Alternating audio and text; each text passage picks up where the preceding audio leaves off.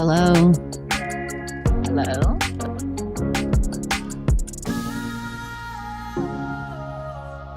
People are entering the room.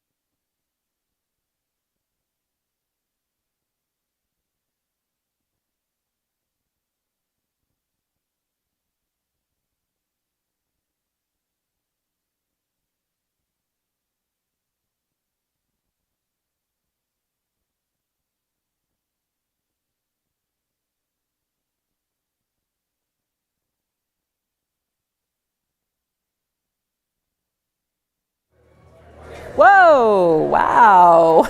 Oh, that's a good morning. We are gonna get started. So come on in, make sure you've got your coffee or your tea or whatever.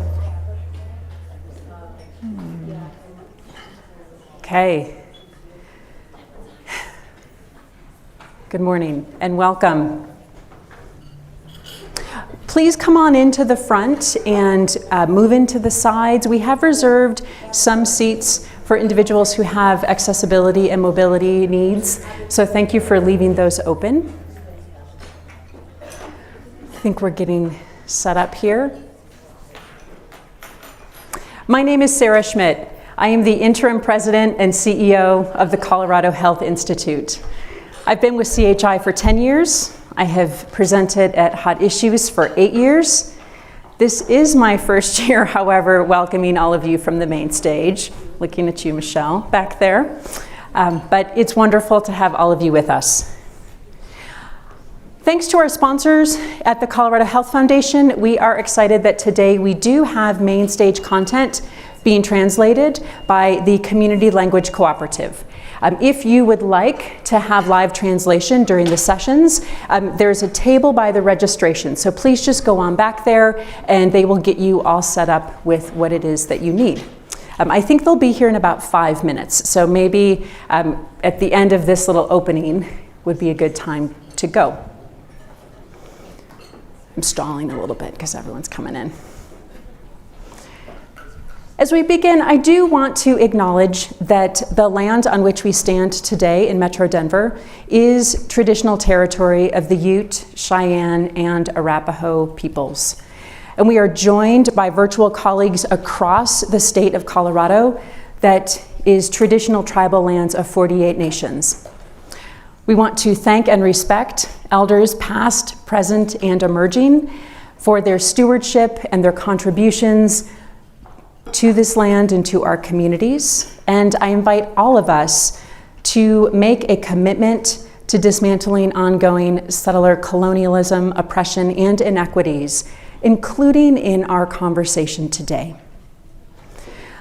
Now I want to turn the floor over, so to speak, to CHI's board president, Angelina Salazar, who is joining us live from Grand Junction. So I don't know how to do that, but there are people in this room who do, and I have full faith and confidence that it's just gonna happen. And just like that.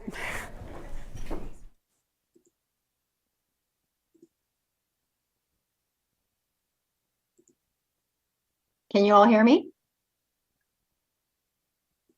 Can everybody hear me okay? All right. We can hear you. Excellent.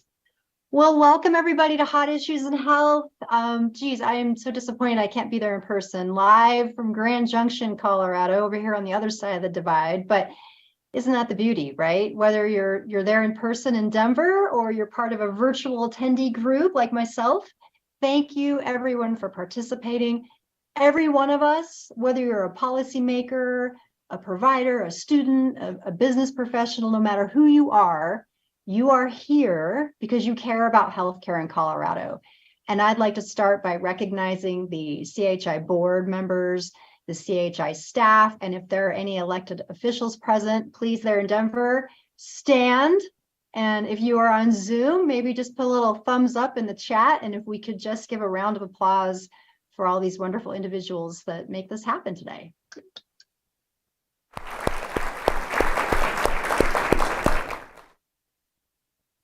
Excellent. So it is indeed an honor to serve as the board chair of CHI.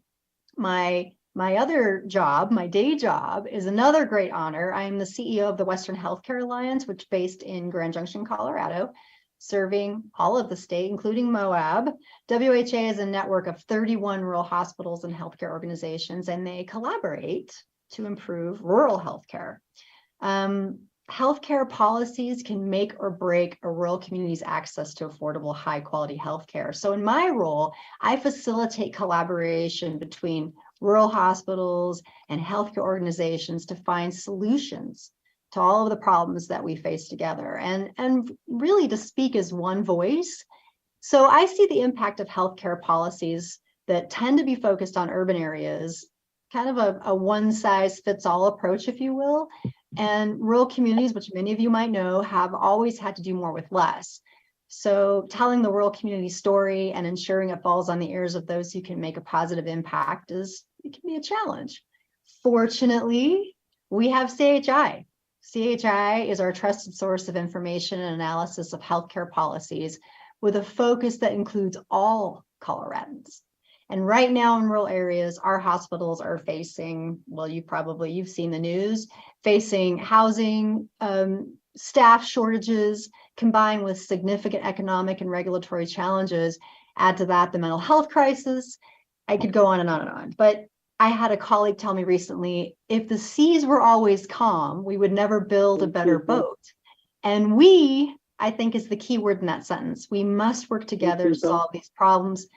And that is indeed, my friends, the value of CHI and this wonderful collaboration that we have today, Hot Issues in Health. So please take advantage of this opportunity, engage with your fellow attendees, make new connections, look for opportunities to partner, and let's build a better boat. So with that, I'm going to turn it back over to Sarah. Thank you.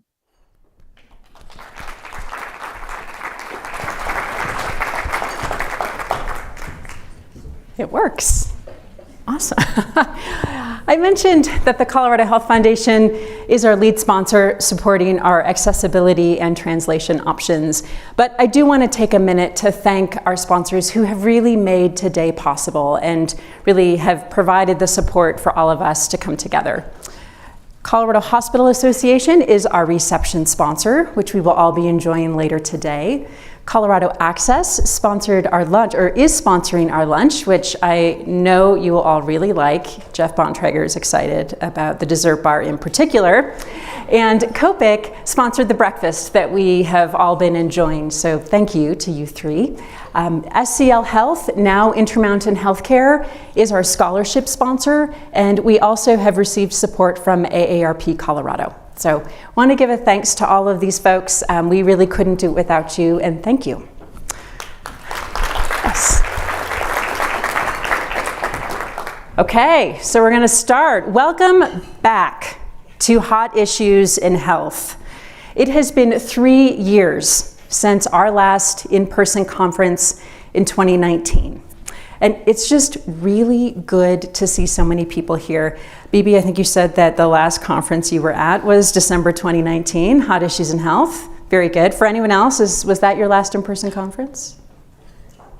Okay, just Bibi, that's all right. Well, we're really excited. We're excited to have all of you in the room. We have so many more people who are both on the Zoom and also watching the live stream today. So we have a really wide, broad audience. And as we get started, for those of you in the room, turn to the person on your right or your left and share one thing that you are excited about for today. And if you are joining by Zoom, type in the chat what you are excited about. So go ahead, just like, what are you excited about?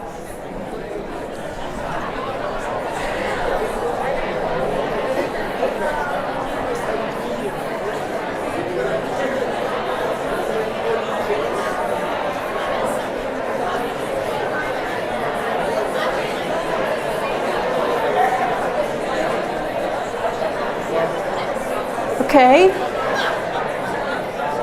Sounds like there are lots of things for which we are all excited. I think we're going to switch over to the Zoom real quick and see what our Zoom colleagues are saying in the chat that they're excited about. Look at all of our Zoom participants. Hi, everybody. And can someone take a look at the chat? Everyone wave to our Zooms. What do we see in the chat that they're excited about? Seeing hot issues back in person, learning about legislative opportunities, and maybe we'll look at just one more. Thank you, Joe. Learning more about issues and opportunities with intersectionality. Great. Thank you, our Zoom colleagues. We're really excited to have you. Let's hear from one or two people in the room. Someone give me something. What are you excited about? Lunch. Fair. Dr. Keller, keeping it real. Whitney, what are you excited about over there? Seeing colleagues again in Seeing colleagues again in person. One more. Anyone else? Learning. Pardon? Learning. Thank you. Yes, all of these are great. We're going to have a good time today, so glad to have you for the full day. And as we get started, we want to remember that though there is a reason why we have not been together for 3 years. Worldwide, over 6.6 million people have died of COVID. That number includes more than 1 million Americans, and we are approaching 14,000 Coloradans. Maybe you have friends or loved ones who are represented in these numbers, or maybe you have experienced other losses over the last few years that have been hard and have been hard to carry. As a Colorado community, we have experienced loss beyond COVID, including Elijah McClain, more recently, 5 individuals at Club Q in Colorado Springs. And we have seen similar types of violence and more across the nation. The past 3 years have changed us. Who we are, what is important to us, how we work together, why we are called to do the things we do every day. But these changes, these issues are not just behind us. Today, we are facing big changes, significant events, and more things are still coming at us. We are still concerned about COVID. Vaccines give us reason to hope, and we are grateful for those, but if you pay attention to the numbers, you see that cases are increasing. Hospitalizations the last couple days have leveled, but they're on the uptick in addition to positivity. Just this Monday, the University of Colorado Leeds School of Business released its 2023 economic outlook for the state and is projecting a 50% reduction in job growth for the coming year relative to 2022. Now, we as a state typically do well compared to the nation, but how will we weather the headwinds that will come at us next year of inflation and labor shortages? And the election is over, but politics has not calmed down. And it kind of feels like the 2024 presidential election has already started. What is next year going to look like with divided government in Washington? And at the same time, Democrats are having the most solid majority that they have ever had. And we also see significant change. We see a lot of big events happening in climate, in our systems of care, in behavioral health here in Colorado, many of which we will talk about on this stage today. We come together today on December 9th, 2022, at an inflection point. At this point between what was and what is coming next. And we don't yet know the potential outcomes. We don't know what lies ahead. All we can see right now is what is behind us and then what we are in the middle of, whether it be the politics or the COVID or the economy. And when we look to the future, when we look forward, we see lots of potential, some uncertain, some risky ways. What is your inflection point? Maybe it's something personal in your family or your work or your community, or maybe it is related to one of the things I just shared that Colorado is facing. Take a minute just for yourself and write down your own inflection point. No sharing, just jot it down.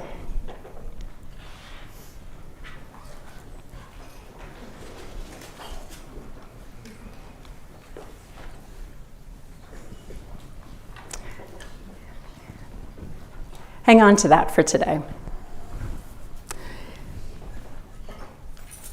The thing about being an inflection point means that the future could turn out in different ways. And the nature of today's inflection point, if we have learned anything from the past few years, it's that those ways must be radically different. So how do we move through our inflection point from where we are to where we want to be? Well, as one remarkable American, the 44th President of the United States, Mr. Michelle Obama, said, It depends on us, on the choices we make, particularly at certain inflection points in history, particularly when big changes are happening and everything seems up for grabs. It feels like that time is now.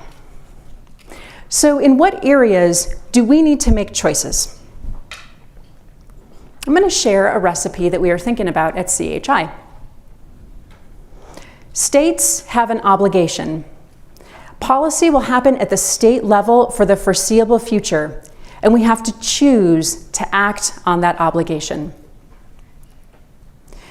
Change does not always come free, and it takes dollars and cents to make things happen, and we have to choose to spend our resources in the service of our goals. And we need motivated partners who choose to roll up their sleeves and get to work. State obligation, resources, and motivated partners.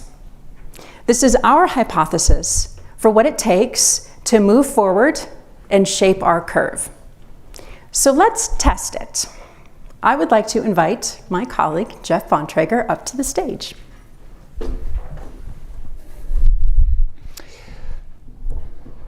Well, thank you very much, Sarah, and it's good to see everybody here today. Thank you for being here. 2022 marks the Colorado Health Institute's 20th anniversary.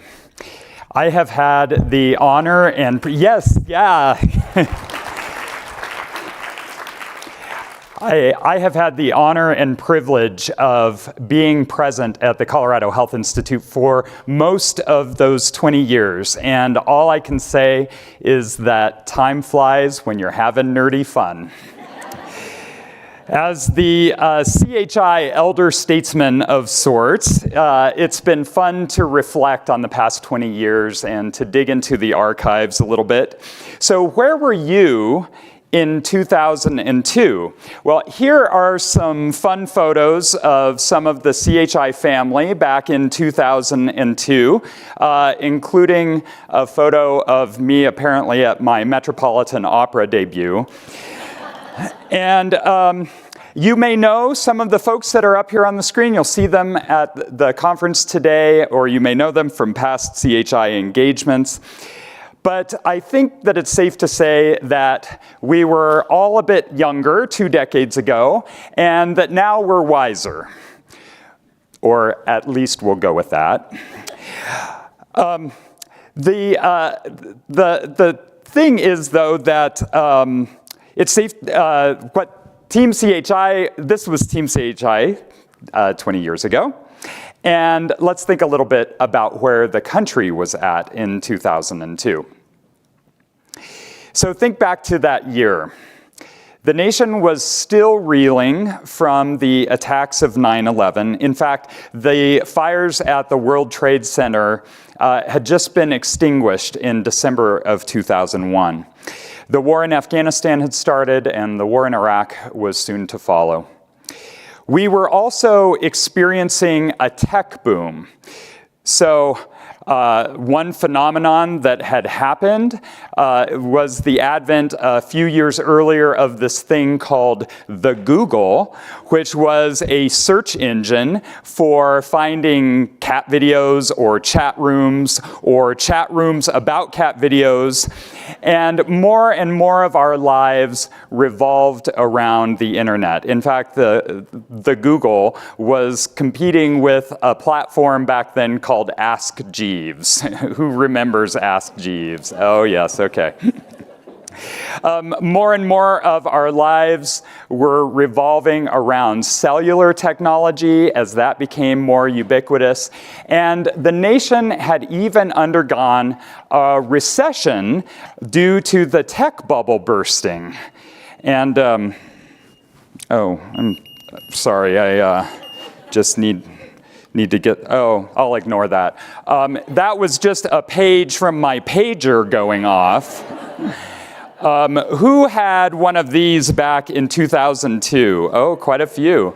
Who had a cell phone in 2002?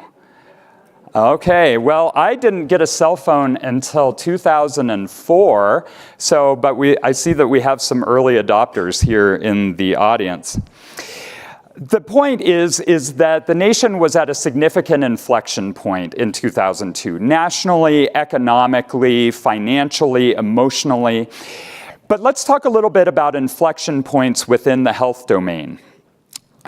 Folk singer Utah Phillips has this great quote that the most radical idea in America is the long memory.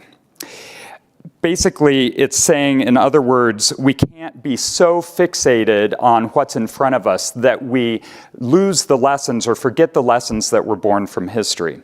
So I'm here to take a look back. I think it's easier to identify these inflection points when we look at them relative to the present day. And when we look back, Colorado has done some pretty remarkable things together. So Team CHI came up with 3 examples that I'm going to go through. The first one is teen pregnancy. So, okay, yeah, Judy. So in the year 2000, among people identified as women in the state health department's data, the teen pregnancy rate was about 29 births per 1,000 in the 15 to 17-year-old age group. In 2021, it was 5 births per 1,000. This represents an 82% drop in the unadjusted teen birth rate between 2000 and 2021. And that is compared to about an 11% drop among all ages. So what were the factors behind this drop? Well, stick with me and we'll go through the hypothesis here. Let's go to example number 2, which is the uninsured rate. In 2011, so about 10 years ago, we were at 16% uninsured. Where are we at today, according to the 2021 Colorado Health Access Survey? Does anybody know? Just yell it out. 6.4, a little higher. I think I heard it, 6.6. Who said 6.6? Oh, okay, Ashley Brown. Get Ashley a raffle ticket. It's a remarkable change from a decade ago. And let's talk about the third example, which is smoking.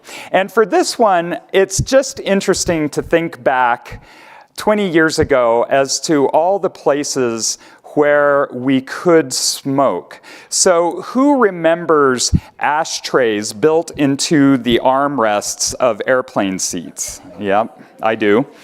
What about bowling alleys where we would take off our heavy coats and jackets, leave them in the car, run through the frigid parking lot to the bowling alley so that we wouldn't have to wash that smoky smell out of our heavy coats later? And I remember working at a Band Boosters fundraiser as a teenager in high school here in Lakewood, Colorado, at a bingo hall, and just praying that I would be assigned to the little aquarium in the corner of the bingo hall that was the non-smoking section. I think it's wild to think about the places where we could smoke or were exposed to secondhand smoke a couple decades ago. And what these examples tell us is that we've come a long way, baby. And who can tell me the name of the company that had this arguably exploitative advertising campaign? Virginia Slims. Okay, I saw a couple people up here. Let's get them some raffle tickets, please. Yes, it's Virginia Slims. So there's a couple takeaways here. One takeaway is that collectively we have done a lot as a state. The second, as Sarah mentioned earlier, is that it begs the question as to what the ingredients were that went into these changes. So we do have a working hypothesis that there are 3 ingredients that really catalyze change at these inflection points. Those ingredients are a state obligation to act, an infusion of resources, and then motivated partners. So, like any good health policy research organization, we're going to go back to our 3 examples and test this hypothesis. So let's start with teen pregnancy. So in terms of the state obligation, we really did not see a whole lot of movement on the federal front around addressing teen births. So Coloradans took action and launched the Colorado Family Planning Initiative. The initiative was funded through a private investment of $27 million that expanded Colorado's family planning services. And in terms of motivated partners, this resource allowed the creation of a network that included public and private family planning providers, family planning service providers, local public health, schools, community organizations, philanthropy, and most importantly, young people themselves.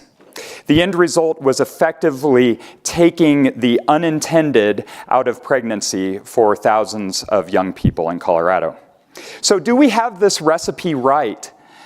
Let's look at our second example. So for the uninsured rate, I think the inflection point and the subsequent state obligation to act came about after the Clinton health plan failed to gain traction in the 1990s.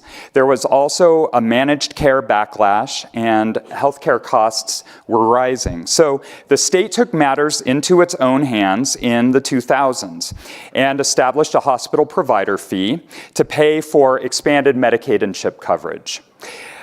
The provider fee, of course, established the resources to expand coverage by leveraging federal match funds. And then Colorado leveraged even more federal funding by going all in on the Affordable Care Act. And in terms of motivated partners, I think one of the most inspiring examples of this is how, quite frankly, a lot of people here in this room came together not only to expand coverage, but to get people connected to coverage and remaining in coverage who may have been uninsured before through extensive outreach and enrollment efforts. So that's the second example. Third example is smoking. So in terms of the state obligation, I think that tobacco litigation in the 1990s and 2000s spurred a certain creative thinking among states to address through public policy this public health challenge.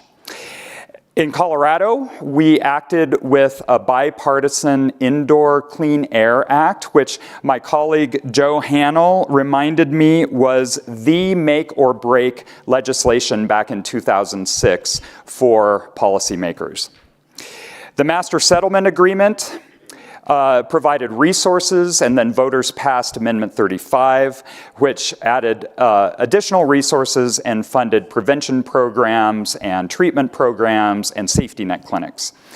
And the motivated partners included philanthropy, advocates, public health, clinicians, many different partners. So we have come a long way, Colorado.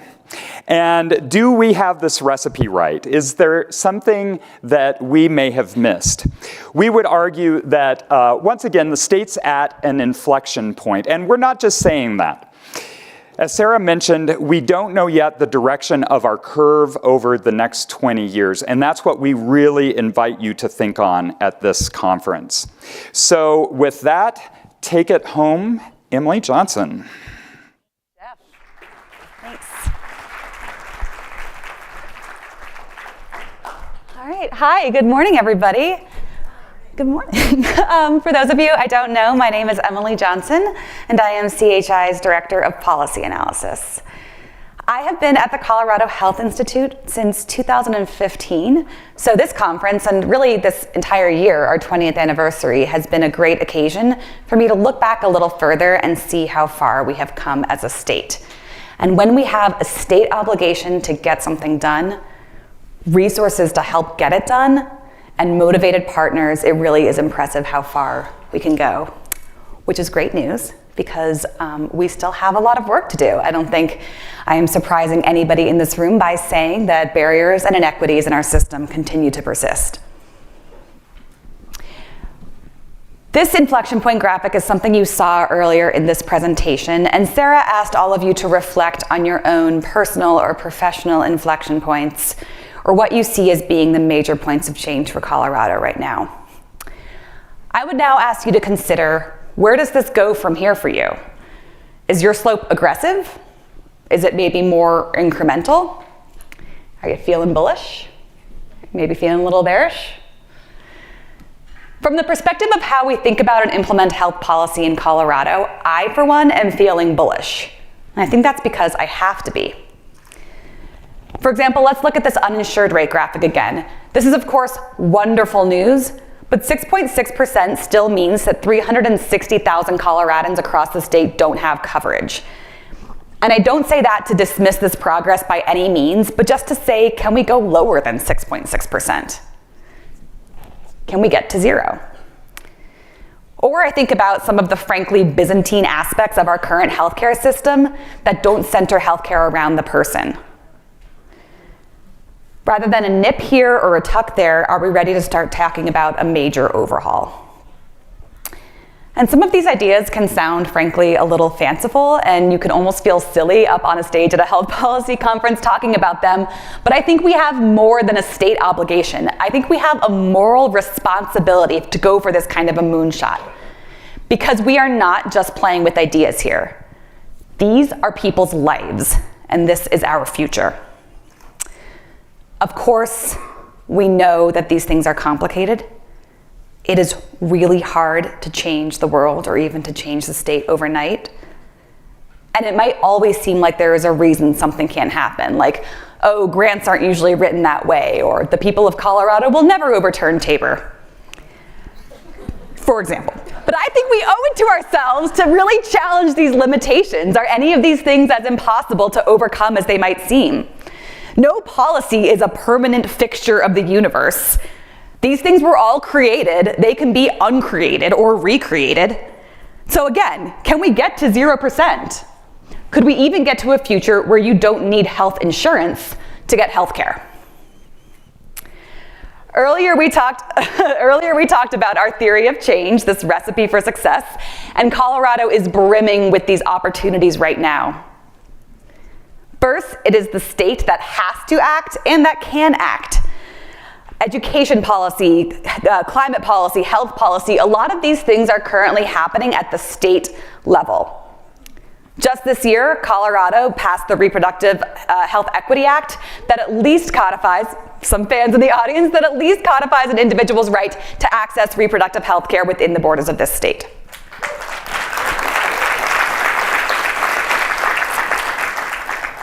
Second, we have resources.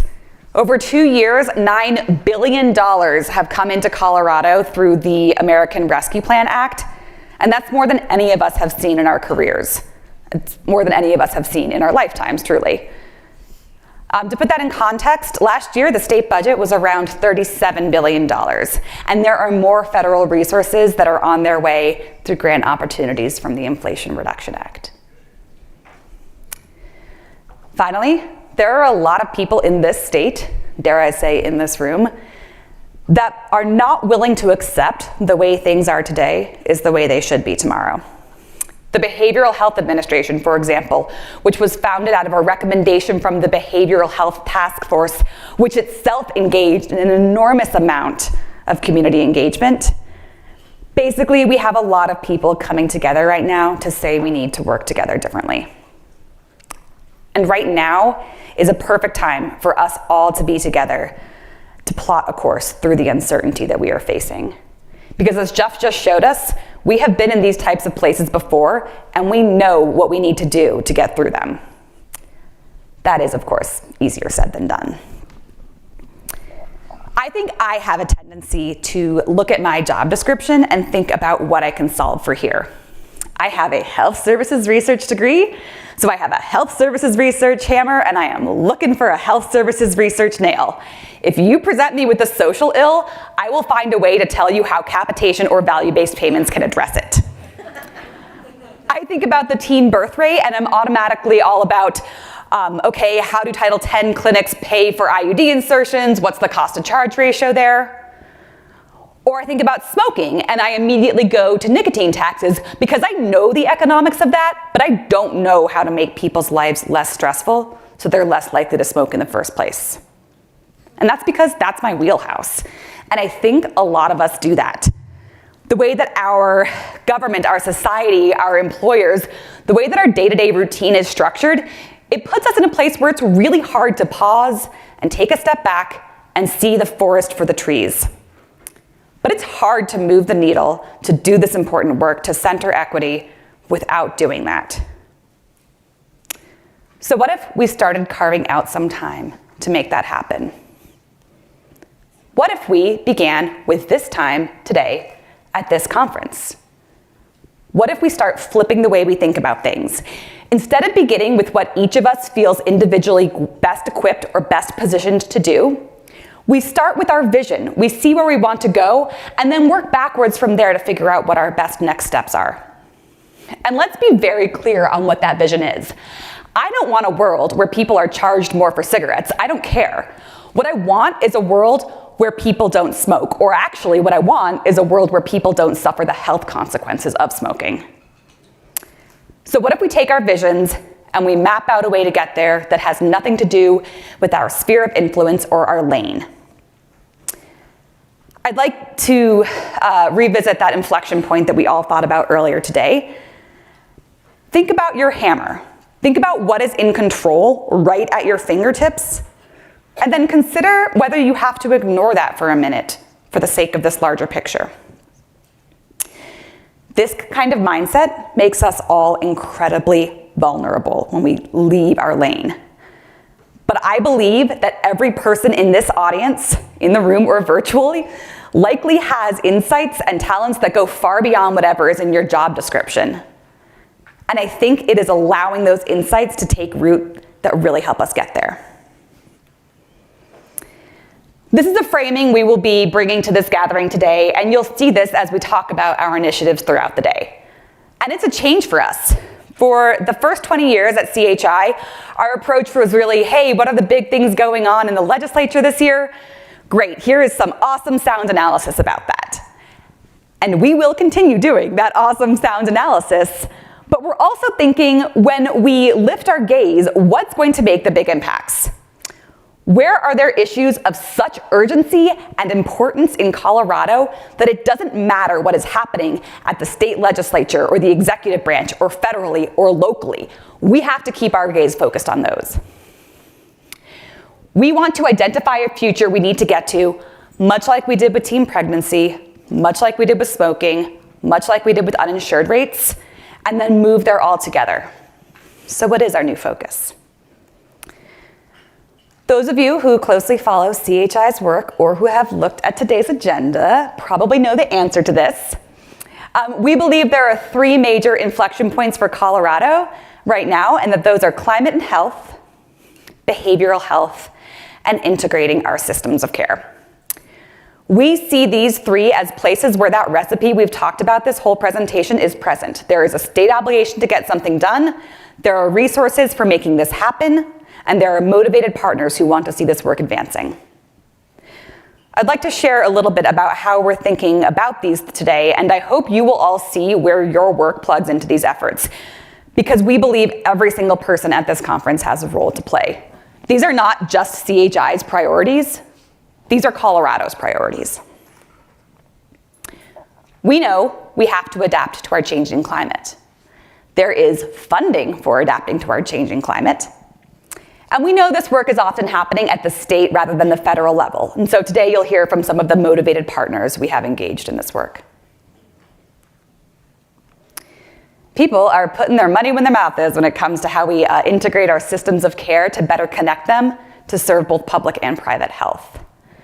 We are connecting state systems here, and there is probably no greater notion of something built entirely on the concept of partnerships than integrating our systems of care. And of course, the mental health crisis is on our minds. There are new state partnerships, federal and state investments, state action across the board, including the formation of the Behavioral Health Administration. And at our session later today, you'll hear more about this and how you can think about change as coming from partners and places you might not expect. These initiatives are not just things we see as key inflection points in December of 2022, but really what will be guiding CHI as we embark on our next 20 years. You'll see these described in the health agenda that you all should have gotten at registration with that beautiful mountain view on it. And we want to keep this conversational. This is truly about engagement with everybody here and more. This is us working through it all together, shaping the curve, driving that slope. And again, we want to make room for that today, whether you're in the room or virtual. So think about your vision.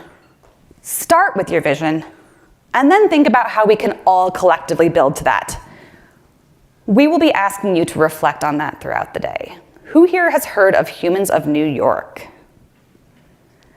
Okay, yeah, a lot of people, great. So if you don't know about Humans of New York, it is a photo blog that features portraits and quick interviews with New Yorkers across the 5 boroughs to showcase that wonderful, wonderful city. We like to do our own version here called Humans of Hot Issues, showcasing all of you. So Brian Clark, hey, CHI's creative director, who is amazing, will be walking around today. And if you're comfortable, we would love the chance to get a photo of you and have you share a little bit about that inflection point that you thought about earlier. Maybe it's your own personal one. Maybe it's something you see as happening for Colorado, but we really do want to hear about it. This is just a fun way of envisioning the spirit that we're hoping to bring today. We don't anticipate any true conflict here. If you don't know Brian, he's great. You'll like him.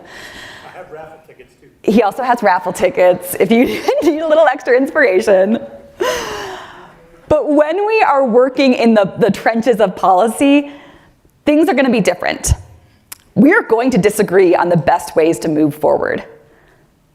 Once the guardrails are off, there's going to be conflict, but there will also be change.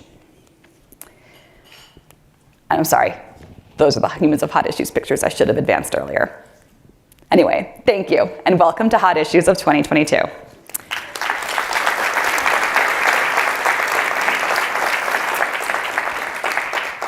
I want to provide a quick note of gratitude to the Colorado Health Foundation, who has sponsored our language justice today. If anybody would like interpretation services from the Community Language Cooperative, you can go to the back, right, Mia? And we can get you set up with some interpretation services. So thank you so much for that. I now have the honor of inviting my colleague, Karim Ahmad, up to the stage to share more about our climate initiative. Karim.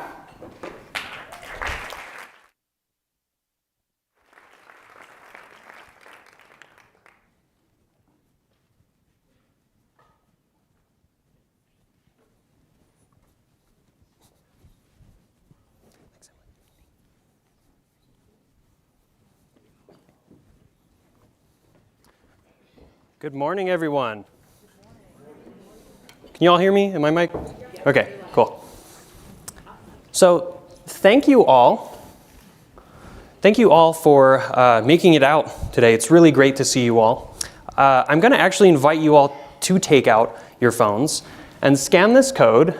Yeah, what conference encourages you to actually be on your phone? Go to menti.com or use the QR code and enter the code 4387567. You're going to need that in just a moment. We're going to have a little interactive activity for you all. So welcome everyone. My name is Karim Ahmad. I'm a senior policy. Oh, sorry. Yeah. No, go.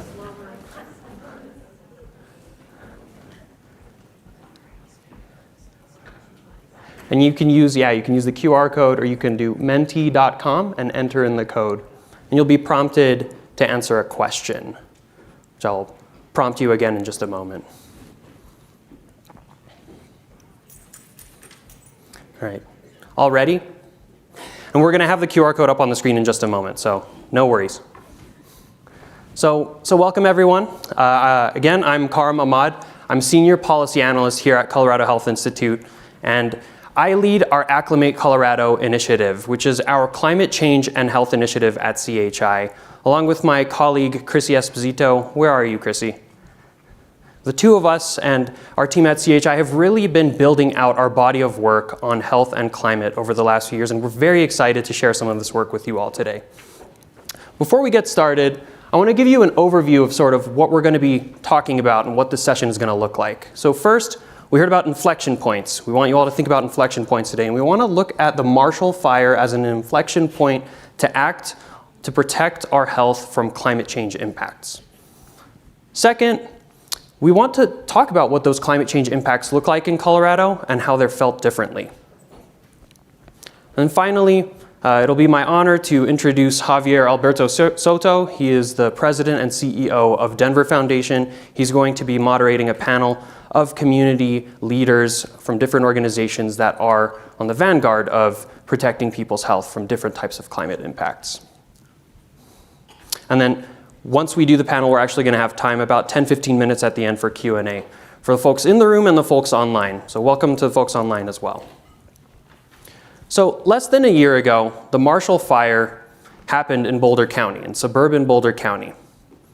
With it, 1,000 homes were burned, and over 35,000 people had to be evacuated from their homes, from their apartments, assisted living facilities, the places they play, from schools. 50 people had to be evacuated from health systems and hospitals, including 5 neonatal intensive care unit babies. This was Colorado's most destructive wildfire on record, and it happened in suburban Boulder County. Now, it's important to emphasize that this is not normal. This is a climate issue, and this is a climate impact that is becoming more and more common in Colorado. And 1,000 homes burned, and in fact, 2 lives lost is 2 lives too many. So if it could happen in Louisville, Superior, this is a map of sort of an aerial view of where the smoke plume was. If it can happen in Louisville, Superior, and Boulder County, it can happen anywhere. When the wildfire was happening, I heard that it was just meters away from where I play soccer in Superior, and it got really real for me at that moment. In fact, my roommate at the time, his mother had to be evacuated from her home in Superior, and she came and stayed with us for a week, so it was very close to home for us. So for scale, that's where we are today, and that's where the wildfire was. And what I want you all to think about is, what would make it very real for you? What are the things that you value in your life? So again, I'd like for you all to take out your phones again. And if you need the QR code again because I'm ridiculous and advance the slide way too fast, you can go to menti.com and use that code or use the QR code again. I want you to think about, what do you value most in your life that climate change threatens? And I want you to hold that close.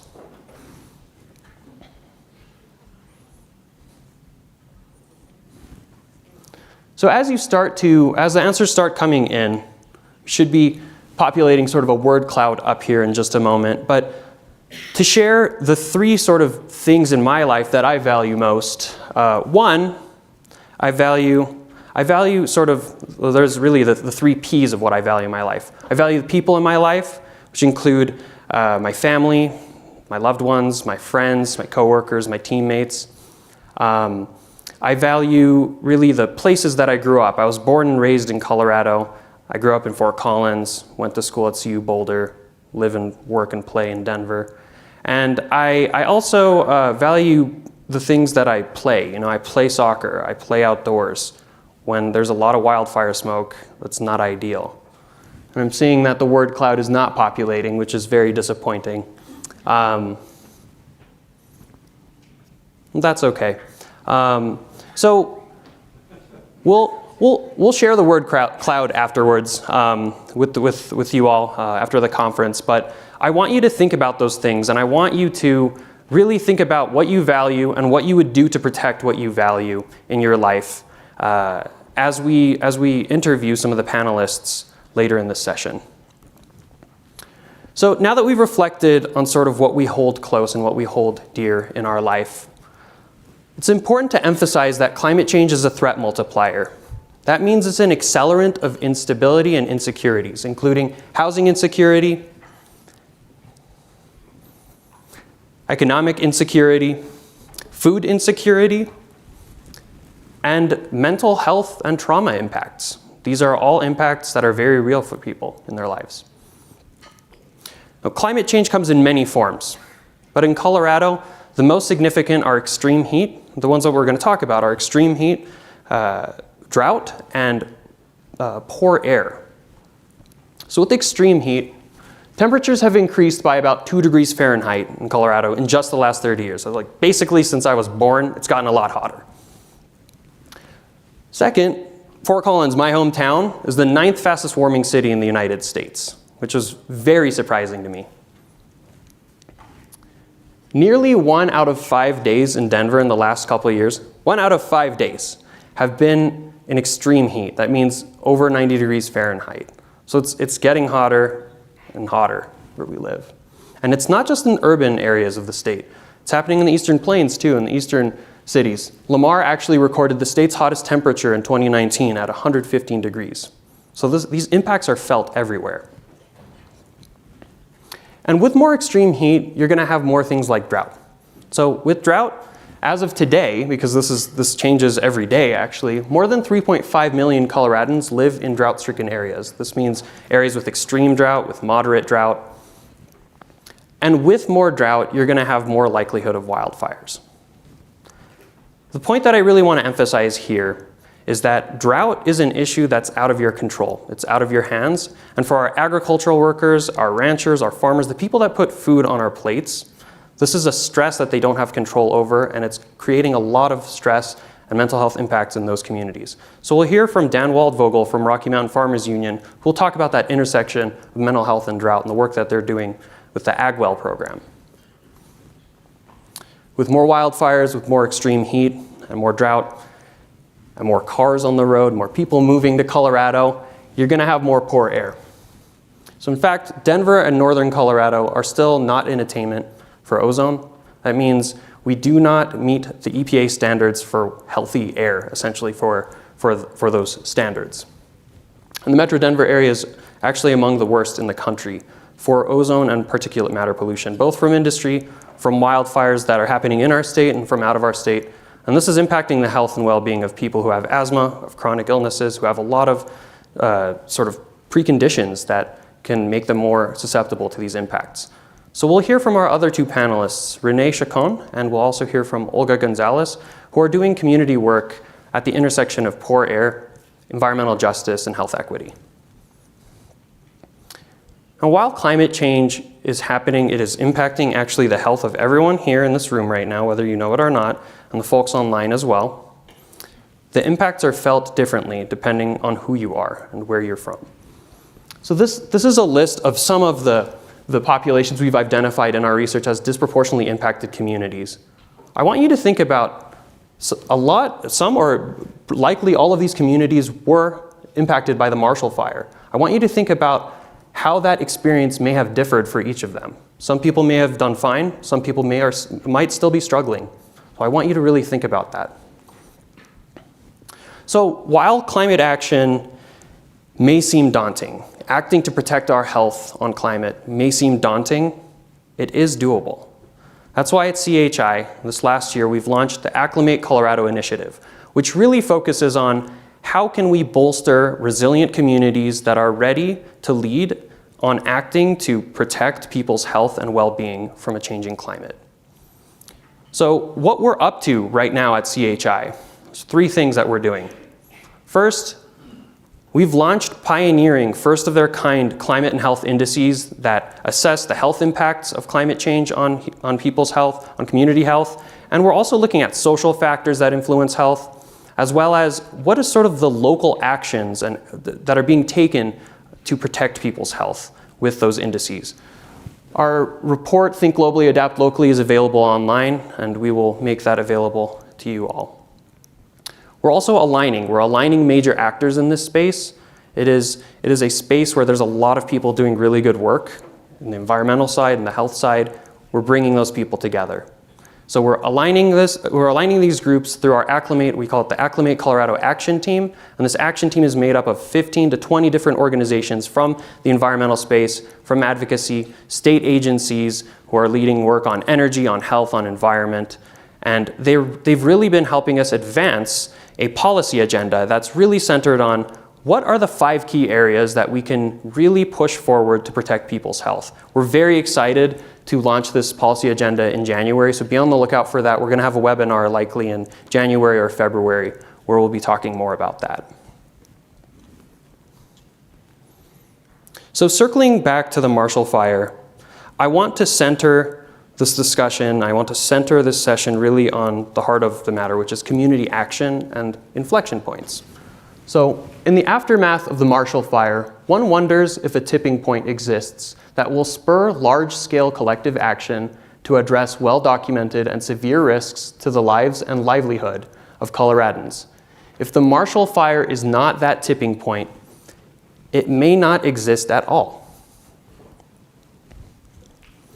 So today we're going to hear from 3 leaders of community organizations that are leading health and climate-related equity work.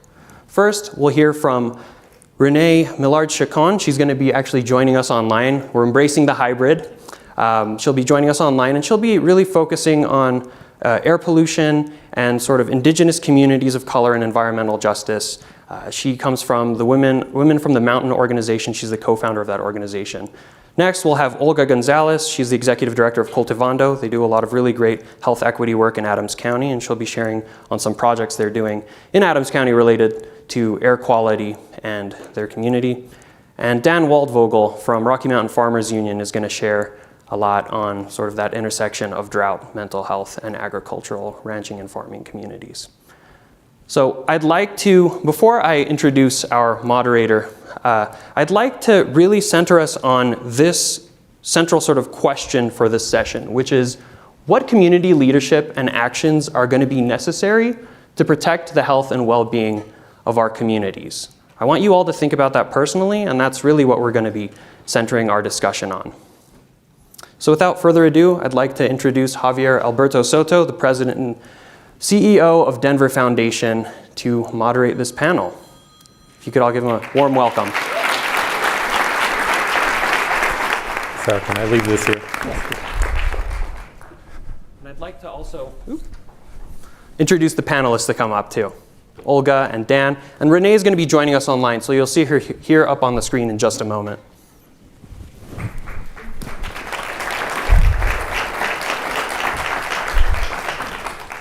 Good morning, good morning. Thank you all for being here. Thank you for this warm welcome. So you said, so Renee is going to be on screen? Yes. Okay. Oh, she's right behind me. Hi, Renee. Hi, Renee. Okay, I'll figure this out. Embrace the hybrid, as Karam said. Right. Well, Karam, thank you for that excellent TED Talk, introduction. I think you teed this up very, very nicely for us this morning. I thought I'd just give a few sort of remarks about the Denver Foundation's involvement in this work and my own personal connection. So I think some of you know that I came to the Denver Foundation 3 years ago, just in time for COVID, from the Miami Foundation. And at the Miami Foundation, during my 10 years there, we did a couple things. One, we embraced policy. And that's something that I think is so important for the philanthropic community, particularly for community foundations that have a little more flexibility perhaps than private foundations in this space, to embrace policy work and to leverage all of our assets towards change and social impact, and not just the grant-making hammer, which tends to be historically kind of the only tool in the toolkit that community foundations and foundations in general tend to deploy. That's changing. And so part of that at the Miami Foundation and now at the Denver Foundation is to lean into policy work quite intentionally. So at the Miami Foundation, what that meant was embracing climate as one of the policy issues that we addressed, and more specifically, sea level rise. So at the time, this was about 10 years ago, there really wasn't a whole lot of attention being paid to the sea level rise in South Florida at sort of the philanthropic level, the local government level, et cetera. So at the Miami Foundation, we assembled a coalition of local governments, pursued a designation by Rockefeller Foundation to be one of the 100 resilient cities. Some of you may be familiar with that program. 100 cities around the globe that Rockefeller had identified to work on resiliency issues, identify your stresses and your stressors, that impact quality of life in the future for that community. And in Miami, sea level rise was one of those, so that was one of the big sort of challenges that we took on. And it helped us to elevate the issue tremendously in Miami. That work continues. So coming to Denver, as I like to say, I moved from a place with too much water to a place with perhaps not enough water. Similarly, our strategic framework that our board adopted a couple years ago, embraces a significant focus on policy work, and then climate became for the first time one of the issues that the Denver Foundation is focusing on as well.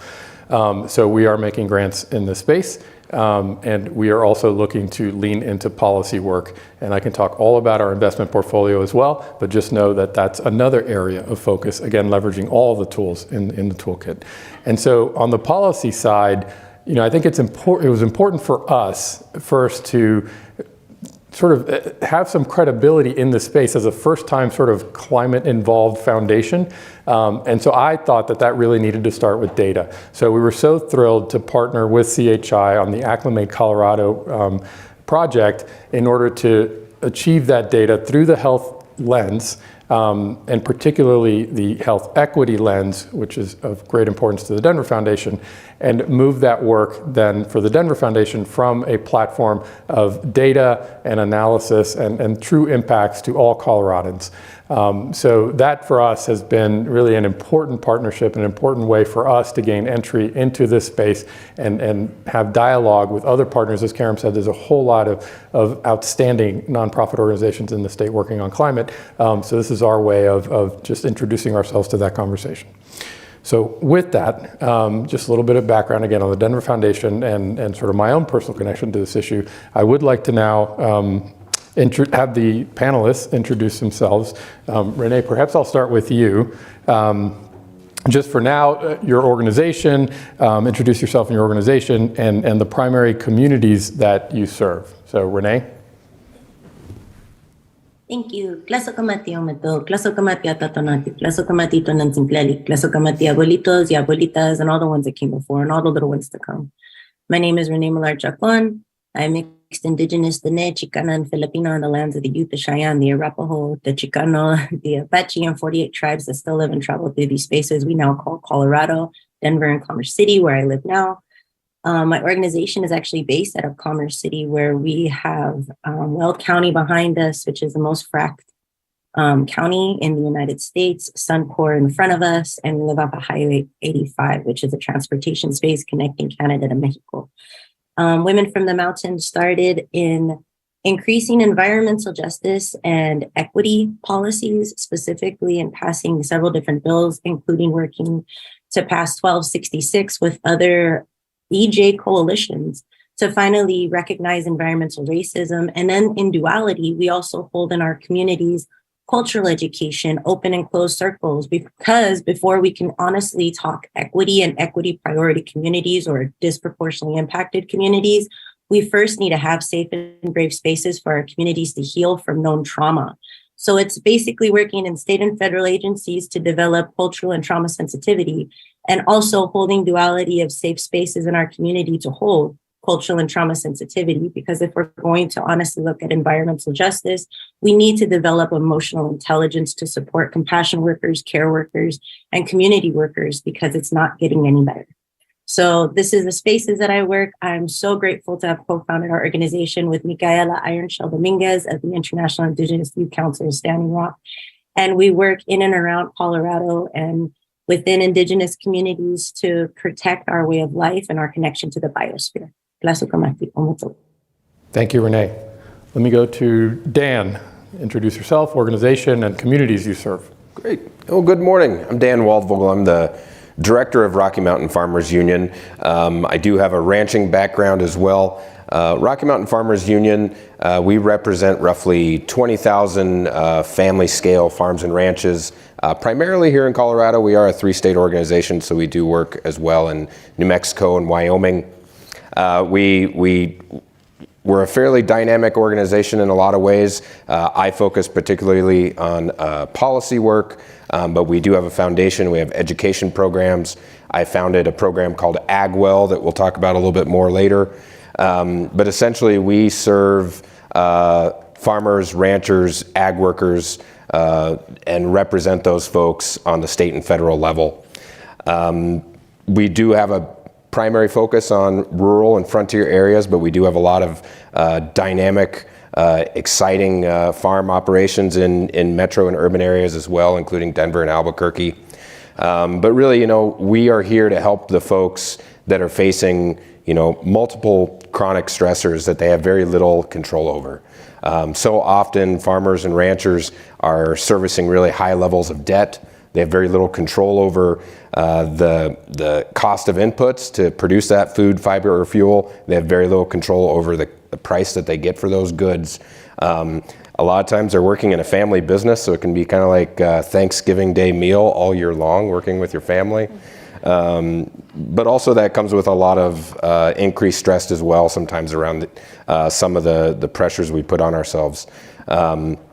Also, the not so silent partner, Mother Nature, has always been a big challenge for farmers and ranchers, but particularly in the last 20 years, it's a whole new game. The scarcity that's starting to exist for water is becoming a very real issue. So I think it comes as no surprise that farmers and ranchers, ag workers, have some of the highest rates of stress-related injuries and death of any industry. And also, we are noticing a lot of increased challenges with substance misuse. So we are really working to help bridge that gap and have a multi-pronged approach towards meeting those needs, helping people kind of find ways to stay healthy and happy and thrive and be successful with a life in agriculture. Great, thank you. And Olga? Good morning, everyone. It's great to see friends and colleagues in these spaces and not on Zoom, so I was excited to be here in person. So Olga Gonzalez, I'm the Executive Director of Cultivando. We are also based in Commerce City, and we work throughout Adams County and actually statewide now. The focus of our organization is really health equity, and the way we do that is through training and supporting Latino leaders in our community through our in-house promotora curriculum, and to really elevate their voice and leadership to affect policy change. And so with that, we've trained promotores throughout the state of Colorado. Actually, one of our projects at the beginning of the pandemic was to do outreach to farm workers in our state. 75% are primarily immigrants from Mexico, so they didn't have access to COVID information or vaccines. So we trained community members to do that important outreach. We also support the mental health and wellness of our community, because we know we can't be at our best as leaders if we are dealing with trauma, if we're dealing with day-to-day stressors and we don't have a community or coping skills. We also support professional development for many of our, call them FFNs, friends, family, neighbors, who provide sort of unlicensed childcare out of their homes, which the majority of the children in Colorado rely on this provider. And so with that, we also hold a lot of workshops throughout the year, a lot of different COVID outreach efforts and things like that. And the reason we're here is because we were approached by our community several years ago when they were reporting that they and their children were experiencing breathing problems and frequent nosebleeds and headaches, and kids were going to school late. And when they went to the schools for support, the schools turned around and wanted to accuse the parents of being negligent for bringing the kids late, later to find out there could be a tie to the toxics that are coming out of the Suncor oil refinery, which has been polluting our community for nearly 100 years. And so the community asked us to apply for some SEP funds that came after a lawsuit against Suncor for violations. And so we are conducting our state's first independent community-led air monitoring efforts, as well as environmental justice education. Thank you. And so environmental justice is a newer area for us, but it does tie directly into health equity, and we are very proud of the work of our community. They definitely keep us on our toes, and we're gathering this data. So we're also doing continuous air monitoring, measuring up to 50 toxics, including radioactivity, which no one is currently doing. And we've started some independent water testing. There is a lot of fear and distrust of government by our community. As you can imagine, many are Spanish-speaking immigrants, and so they're not aware of their rights. So our work is extra challenging because we're doing a lot of education to inform our community about what their rights are, how they can engage in these spaces and get representation and get their voices heard. So thank you so much for inviting us to be on this panel. Great. Thank you all. I think I'll sit over here to better manage the hybrid. But thank you all very much, and we've touched on a number of things, so maybe now we can go a layer deeper into some of those things. So I think we all recognize that Colorado has been leading in many ways on climate issues, but this is clearly a global concern manifesting in local impacts. And so that's really where you all lie, is on the front lines of those local impacts and how the folks that you are working with every day are experiencing those climate impacts. But all of you, as we just heard, are operating in very different communities. So number one, maybe, and you've touched on this, but maybe a little more on what climate change looks like in the communities that you serve, and then the unique roles that your organizations are playing to protect health, well-being, and mental health in those communities. So maybe we'll go in reverse order this time. Olga, can I start with you? Sure. So again, as I've said, our community is not typically a community that has been invited to these tables. So a lot of our work starts with education, just an awareness. A lot of people in our community think that clouds are yellow and the air should smell like rotten eggs. And they don't know where this is coming from. I mean, it's coming from different sources, from, the I-70 overpass that's been going on, a lot of the factories, of course, also from the Suncor oil refinery. And so for our community to be at these spaces, they first have to understand what is happening. So a lot of our efforts have been on that education. Why are we doing monitoring? What does that mean? What are air toxics? How do they affect their health? And then making introductions and connections to local government agencies as well as the state, Colorado Department of Public Health. And so for us, it means educating ourselves about the environment that we're in, envisioning what it could look like when it's clean and healthy for everyone. We live in a community where people don't drink the tap water. It has a strange taste, a strange odor. They report skin rashes. And yet, whenever we've asked for questions and we've had water tasting events, everyone says it's okay. But if you're drinking that water every single day for decades, it's a different story. So you have people that already have lower incomes who are spending their money on gallons and gallons and gallons of water each week, and who can't go outside and enjoy a nice walk because sometimes the air outside is unsafe to breathe. And so it looks like understanding all of these things and coming together to figure out what solutions we can come up with together. Great. Thank you, Olga.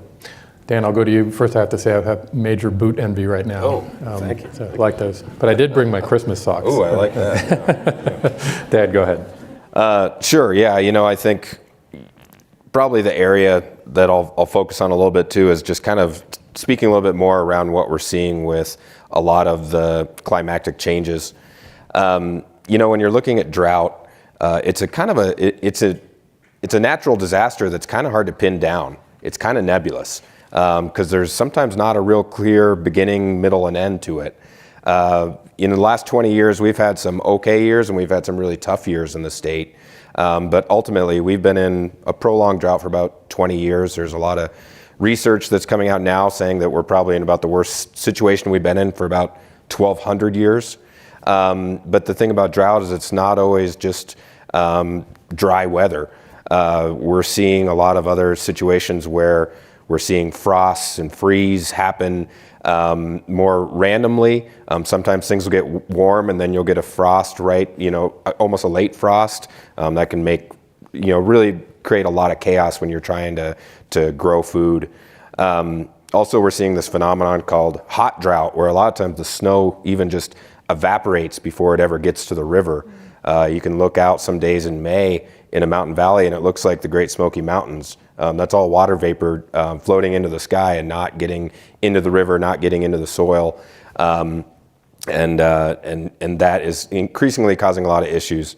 Karim was absolutely correct when it comes to a lot of the extreme heat as well. And that plays makes a really big impact, particularly for ag workers in the field. And then also even things around, like repetitive stress injuries are things that we're really starting to pay a lot more attention to for folks that are operating in agriculture. The change in weather does make some of those impacts worse, because if you have a really big weather system coming in, a lot of times you really got to hustle to get a crop harvested or this or that. So it's actually putting more strain on the workforce as well. So that's one area that we're really seeing a lot of challenges. We have built out a number of things, and I think we'll get even more into it in a little bit, but ways to kind of create a little bit more proactive resilience towards this. We sponsored soil health bill 2 years ago on the state level to help incentivize more climate-friendly ag practices. The ag industry in general is really moving, in the last 10 years has really made a lot of changes. Sustainability is kind of an old, stale buzzword, but it's still a very true concept around the efficiency that we're starting to see as far as creating a lot more food, fiber, and fuel with a lot less inputs, becoming far more efficient, also becoming just a lot more regenerative. So we're focusing on a more holistic system. And in general, the ag industry is really moving that way, and we've had a lot of great support on the state and federal level to start getting there. But really, we need to keep ringing the bell to kind of find ways to encourage all of our farmers and ranchers to really lean into that. The other big challenge that we're starting to see is, obviously circling back to drought, is just that scarcity of water. Colorado River gets a lot of press. We've all seen images of Lake Powell or Lake Mead, but every river in our state is pretty stressed. The Rio Grande Basin is certainly one of those as well. You look at the San Luis Valley, that's some of the areas in the state with the highest levels of poverty. Those communities are extremely dependent on agriculture. Agriculture is the second largest industry in the state, but in many areas of our state it is by far the leading industry. So on tough years, that really has real economic issues across the state or across that community. In addition to that, last year we ran a bill called the Ag Workforce Services Program, and that's meant for creating education for employers and for workers to be able to go to a one-stop shop. It's an education portal on Colorado Department of Agriculture's website, and it'll help employers become compliant with a lot of the labor laws that have changed recently, and it'll help workers understand the rights and responsibilities that should be afforded to them. And ideally, that will also have a lot of resources around heat stress, mitigating those challenges, and then also, repetitive stress injuries, helping just keep people healthy and safe on the ground. So there's a number of things that we're kind of leaning into in that realm, but really happy to be here today to dig a little deeper and to also cheer on some of our partners that have been working with us on this. Thank you. And Renee, if I could ask you to address this from the perspective of indigenous communities. So we deal with benzene, hydrogen cyanide, hydrogen sulfide. These were used in gas chambers once. So can you imagine over generations, especially where we pray, we actually pray in a space that's now, before it was Commerce City, it was Commerce Town. Before it was Commerce Town, it was Irondale. And in this space, it was Derby. So we actually pray off of Dahlia and Derby, where Mika has recounted this as well. The other co-founder will come out of a ceremony and there'll be dust on our cars. This is where we pray. This is where we're actually trying to get well. So our very connection, our very spirituality, our cultural identity, and then where we live and work every day. These are teachers. They're not just prayer leaders in these spaces. These are elders. These are people that hold our cultural preservation as well, that are also dying in forms of cancer. COVID wreaked havoc in our communities, still continues to. And then you have circulatory and respiratory problems as well. 3 different forms of PFAS in your blood. South Platte has been everywhere between 35 particulate pollutants in it, and Green Latinos did a study where it was upwards of 69 particulate pollutants in it. South Platte, I believe, for the whole Eastern Plain, helps with the agricultural space as well. Dolores River is drying up. So it's directly associated to our health and safety. It's directly associated to our erasure on our own homelands. And it's also associated in our erasure in community to where we're also treated as a form of charity when we're talking about equity. That's why nonprofits often have to come in and help our communities. We are not documented well in the US Census block, so there goes a lot of data from the get. We are not documented well in electoral politics for mixed Indigenous communities. And I can't speak for all Indigenous communities. There's 48 different tribes in Colorado alone, both urban and rural. Denver was a relocation city in and of itself.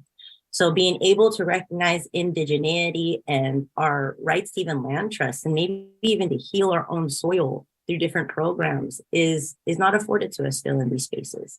So right now I'm actually in Washington, D.C. with State Priorities Partnership 30-year anniversary Impact 22 for exactly this type of collaboration. It's also with Colorado Fiscal Institute of understanding where can we get funding and implementation sooner to these communities while in duality we're working state and federally on state and federal policies directly associated environmental justice to our civil liberties and rights to live in these spaces.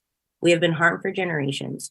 We have been in spaces where community has been, as my elders say, in pendulum swinging. Will be okay to live in one space and then we'll be gentrified back out. And then we're often redlined into these specific zones that we already know have, again, these type of particulate pollutants over and over again. So just as Olga mentioned, we almost become accustomed to this learned helplessness, to this apathy of this is what we're going to get and nobody's going to listen to us. And that needs to stop. We need to understand that when we're coming to these tables now and we're truly going to talk about equity and inclusion, there needs to be a relinquishing of privileges so that our communities can have the platforms afforded to them so we can actually work towards equity and protections at this point. And we shouldn't be forced all the time to be in mitigations, to have to start a nonprofit, to have to be in our community in a whole different level that other communities do not have to represent themselves. And especially as climate change is worsening, this is the sixth mass extinction. Not just in Colorado, but I've been told by other elders, there's been no bees on reservations. They've had to hand pollinate their own crops. There's other spaces that we are dealing with extractive industries selling the last rice fields in Minnesota.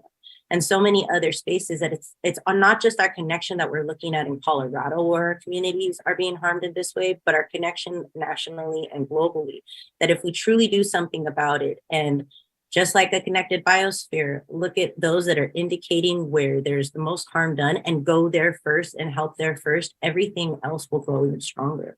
So we need to be really mindful about how, especially for Indigenous communities, we're understanding the historical trauma and even institutional trauma that we have to deal with often. We have to come and tell our stories over and over and over again with no compensation and re-traumatizing ourselves while we're doing it. And hopefully maybe there'll be a policy passed between 5 to 10 years. And then right now we're dealing with projects that have no form of equity analysis and understanding at least a base level of community health and safety and standards.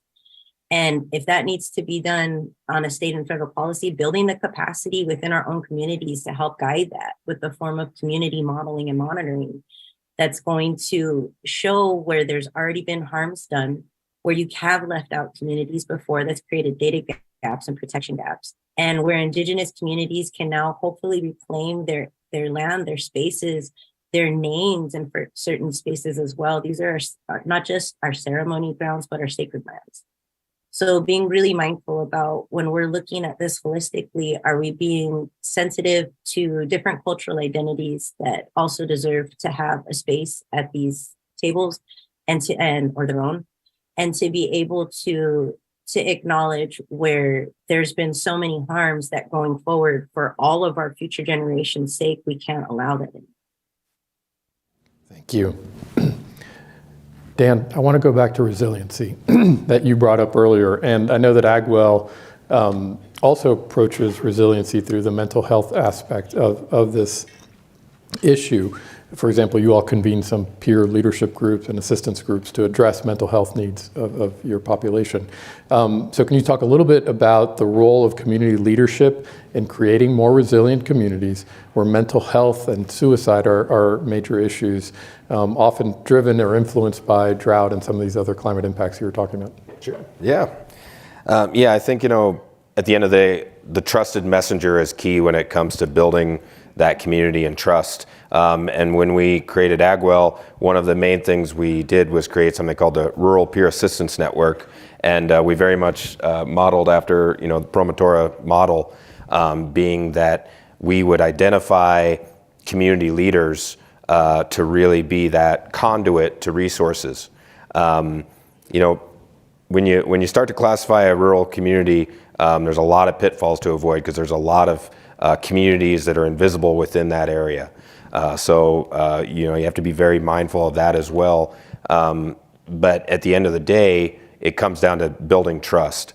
There's a lot of cultural barriers that tend to exist with farmers and ranchers. There's that whole, pull yourselves up by the bootstraps mentality of showing any sign of weakness is one step away from losing your family farm or ranch. So there's a lot of stigma to work through. So we really started out with developing that type of network where we would train community leaders to kind of be that peer network. And then ideally that would kind of de-silo some of the things that exist across the state as well. But we really wanted to take time to identify where we fit within that. So we held, starting around 2019, we held a lot of listening sessions, not only with farmers, ranchers, ag workers, but also with the behavioral health community and other nonprofits and organizations to see kind of where we could fit in. And we really built a lot of partnerships. We built a wonderful partnership with Colorado Farm Bureau, which sometimes I think we have a little co-opetition with each other. We're the two general farm organizations in the state, and we've built out a mental health voucher program. So now with the help of state funding and amazing organizations like Colorado Trust, we're able to offer up to 6 sessions of therapy for any farmer, anybody working in agriculture. And so that's a really great place to start. So people can try things out and see how it fits. But then we're also kind of looking more comprehensively at a lot of prevention, health and wellness. How do you put that oxygen mask on first for yourself? And then how do you bring your friends, families, and neighbors along with you? So we're really excited. Our team is growing, and it's been really, really rewarding how open people have been to this. It seems like not too long ago, you talk about any of these issues, people would shut down immediately. Now you have the courage to speak in a space about it. People really open up and I think are grateful for clarifying that and speaking right to that issue. So we're really excited to talk more about it today. Yeah. Thank you. And I know for a fact that stigma issue is not solely exclusive to the domain of ranchers and farmers. I imagine that's an issue that'll come up throughout the day today. So thank you for addressing that. Renee, I want to stay maybe on the community leadership piece for a moment. And I know, for example, that you also co-chair the Environmental Justice Task Force for CDPHE, which aims to protect community health from environmental impacts. Can you talk a little bit about the role of community leadership and any progress that you've seen community leadership playing in your communities? Ooh, that's a loaded question. And I wasn't co-chair of the Environmental Justice Action Task Force. I was co-chair of the Equity Analysis Subcommittee on the task force with Beatriz Soto. So just to correct that, it was Ian and Tyson that were co-chairs for the actual complete task force. And the task force, honestly, community leadership. I grew up in community where our community leaders held whole infrastructures of sometimes even healthcare, parteras, and healers in some form that we weren't even allowed for not that far generations back to even go to the hospital safely. And we still really aren't. So I grew up where community leaders didn't call themselves leaders, they just led. They were there to do the work and you supported them because you saw how much they changed and transformed the spaces that they live in. And that's the type of leaders we still need, is those that are less concerned about the ego or the tokenization or even the saviorism that some of us kind of get into that can ultimately be predatory in our own communities, but can know when to, if they're not the most talented to step in that space, know how to bring a focus group, a council, something of the most talented around them to try to solve the problem, because ultimately you're trying to transform your space and solve the problem. So community leadership, it can be profound and yet profoundly simple. And that's the kind of spaces that when I grew up, it was those that got things done in our communities. And it did end up falling a lot often to women and elders in our spaces. And that's because they've had to survive different forms of, again, intersectional and cumulative impacts now, as we call it in the task force, of harms. It's not just particulate pollutants, but it's educational barriers. We help now to build job internships, apprenticeships, but again, with cultural and trauma sensitivity, we're going to be working with Blue Green Alliance in the next year of where can sustainable and renewable industries help our youth right now to clean our own water, if that's what we have to do in Commerce City, to heal our own soil, to be in the new solar and wind fields, because we're often left out of sectors as it is, and we might be left out of new sectors if the status quo continues. So being mindful about how we solve these problems, that when we come together as organizations, when we come together as leaders in this space, it's being able to see what each of us specialize in that has been really pivotal in coming together to see where we can either hone the message and the narrative and own it and be able to help our communities and solve the problem, or find a way that if we're not the ones to do it, those that can actually do the hands-on work to get it done in an actual active way, because equity is a verb, to get it done. So I'm really lucky to have been culturally privileged in that space, because I know that not a lot of community does, but it's because of our erasures that I've been able to be in this space and see where leaders, when they're left out of a system, know how to actually step forward and develop the infrastructure it takes to still take care of community. So that's kind of what leadership has been for what I've seen.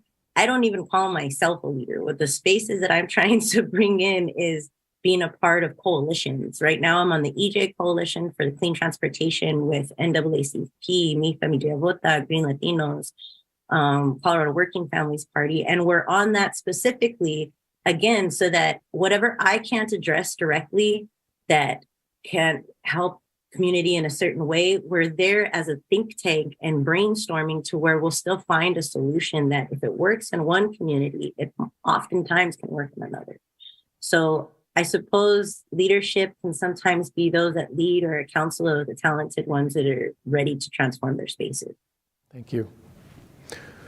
Olga, you've talked about the challenges around air and water quality in your community. You've also touched on the role of community leadership and how that drives the work forward. So if you could talk a little bit more about the impact of that community leadership piece, and also, what you would need. So what you would say to this audience in person and online, you all need to continue to do the work that you're doing and really move the needle on this work. I'd need all day to go through what we need, but we definitely believe, in these last few years where equity became the buzzword, we've said repeatedly what it looks like is that people who are impacted by issues should be at the forefront of developing solutions and not having outside experts or even outside academics or whoever to let community know what they need. That is really a disempowering and disrespectful way. And I think even institutions with the best intentions, without checking in with community, they're bound to cause harm instead of supporting what the community actually needs. And so once again, that's why we work with promotoras, because every person on our staff lives in Adams County, lives in Commerce City, lives in Globeville, Lyria, Swansea, where we're working. And so I always say those are our superpowers, because you have people who are from the community day in and day out, who understand the issues, the struggles, who share the dreams and vision for their families and for the community. You don't spend a lot of time with equity trainings and how do we work. You have time to dream and make shit happen. That's why our tiny team at the time, there were 6 of us, 6 women, mothers, 3 part-time, and we got this grant to do this work because community trusted us and they were part of this process. And so for us, going back to leadership, it's really a lot of what Renee was saying is true for me as well as an Indigenous woman. We were taught that we are serving community and that to be in a leadership role is an honor, and it's not about ego tripping. It's really about what are we being asked to do at this moment, and are we doing it because it's really what is best for community. So when we were first approached to take on this huge effort, I was like, heck no. I said it more explicitly, but I was like, we have so much else going on already, but we were confident that we could do it. We've already allowed our cities to take care of our health. We've allowed the state health department, the Colorado Department of Public Health, to take care of us. And it just hasn't happened. And so community felt like we've given them a chance. We've given these institutions to do right and protect our health. What about giving us a chance to see what we can do? And I think that's a lot about what it is. Give us the resources, give us those opportunities to lead these efforts. Institutions have failed us over and over and over again. Give us an opportunity to make mistakes too. And so it's a lot of what that looks like, and it's been truly transformational. I see my promotoras learning about Suma canisters and meeting with scientists and doing all of these amazing things. And my heart just is so full of pride and joy because these are communities that, as Renee said, are invisible, are asked to stay low. You don't have rights, you don't have a voice. Every single person has a voice, not every single person has a platform. And that's the difference. So when we work with community, we are aware that we are working with leaders. And so that's the premise. As far as what we need, all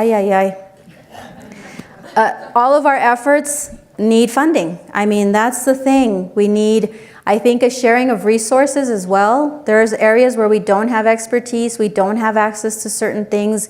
We are not the policy experts, we are not the toxicologists, so we had to assemble a team of support.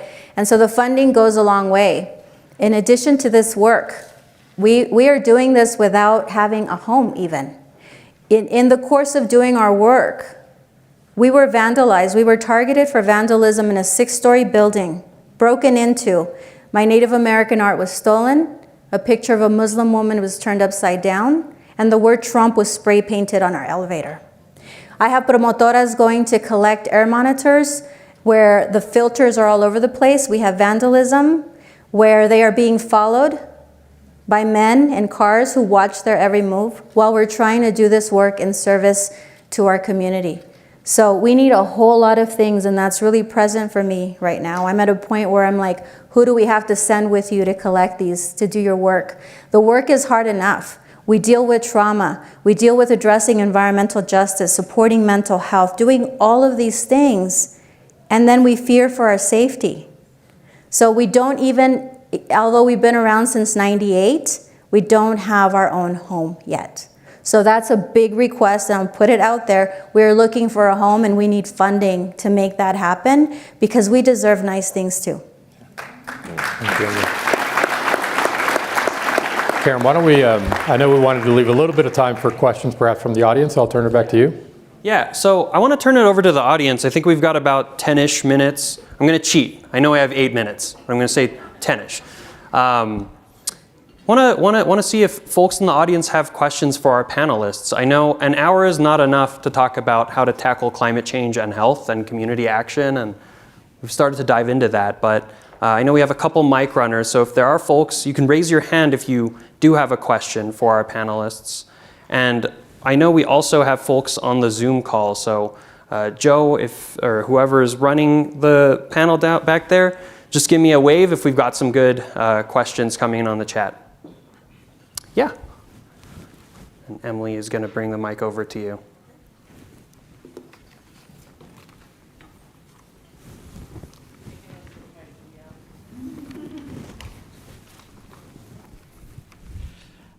So hi, I'm Alexia Eslin from JSI, Research and Training Institute. And one of the things that always strikes me is kind of the difference between our agricultural practices and indigenous practices.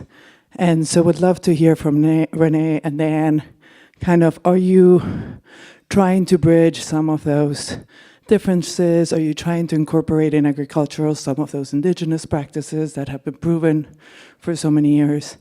So how are you thinking about those pieces?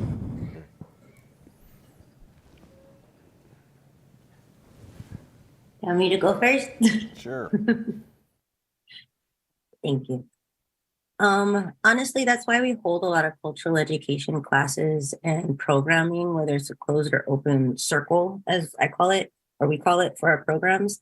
And it's one to preserve our cultural masters, those that have connection to certain cultural education, forms of cultural knowledge that do relate to the biosphere, to health and safety, to different forms of cultural preservation and the modern identity. So we have elders that come in, and these are not elders with doctorates and masters, but they can taste the soil and tell you what's wrong with it. They can also work with different medicines. But what I try to implement in that space is making sure that we can still preserve our way of life, because that's fleeting as we speak. So being able to support those indigenous communities locally, that's why it's incredibly important to have funding and to have those spaces, is a form of jobs and job creation as well. Being able to link youth and elders in those spaces and also transition it over to renewable and sustainable industries and how that relates. Maybe they want to get into policymaking or local protections in their own spaces, and giving that information and resources is incredibly important. So that type of funding is really important as a space and safe and brave space to maintain. But on the state and federal side of that specifically, when it comes to addressing indigenous communities, we have to deal with all the state and federal loopholes. It's legitimately because of a federal loophole that missing and murdered indigenous relatives is still an issue. So we know that there's already issues with respecting tribal sovereignty and being able to build capacities within those tribal communities to even have their own income tax space is incredibly important also, because we have to preserve and maintain just like everybody else has to. We have to have jobs in the spaces. We have to be able to live in the spaces, educate from our own cultural identities. So that's one way of preserving it. But ultimately in these sectors are, especially in agricultural sectors, where we're talking about environmental justice and new renewable and sustainable industries, are they themselves going to be the same status quo as industries have in the past? Or are they actually going to implement, with cultural and trauma sensitivity, restorative justice measures? Where can you bring in indigenous ecology and knowledge, support that capacity, build that capacity, have a whole space to educate and bring it in this space? As far as I know, that doesn't truly exist. And that's kind of why we're creating so many coalitions and trying to bring in indigenous communities. But we have to address the elephant in the room, is that these communities already have historical inequities. And we have to first establish a baseline of equity there, that they have accessibility to this space so we can have an indigenous modern identity, help us shape new sectors, new state and federal policy, knowing these past harms and current harms, environmental justice, how it relates to global climate, and how we can actually move forward with our local community now to implement these today. Being able to clean the water, being able to clean the soil, being able to clean the air. So I wish that we lived in a world that the indigenous communities had access into these spaces immediately, had capacity to be able to implement spaces, but we don't. So I always tell many spaces, work with duality, help invest in our communities just as much as you invest in yours, so we can have that form of restorative justice and ultimately land back, and be able to move forward to where we can reclaim that identity for future generations and hopefully preserve the biosphere, because globally, it is indigenous communities that preserve 80% of the global biosphere and biodiversity on our planet. So I wish and hope that that's the goal that we can work towards. And I do see allies and accomplices working with us in those spaces, especially in funding and trying to understand that sensitivity. But we have a long way to go if we're going to talk equity priorities with cultural and trauma sensitivity when it comes to policies. Thank you. Exactly what she said. No, I would really say that, I couldn't agree more. There's so much work to do, so it's hard to know really where to make that impact and how to really move the needle forward on some of this stuff. Working on state and federal policies are extremely important. We have the 2023 Farm Bill, a huge piece of legislation that should be written this year if Congress can get their act together. And that's the first place to start. But looking at the way a lot of these policies work, also looking at much of the historical discrimination that has existed, particularly on a lot of federal agencies. And then also really evaluating things like generational wealth. I am a big fan of family farms and ranches. I have a family ranch, but we really need to consider how some of that has created inequities within our society as well, and learn how to be able to pass things on to our kids and grandkids, but also make sure that we're engaging and supporting and lifting up our entire community.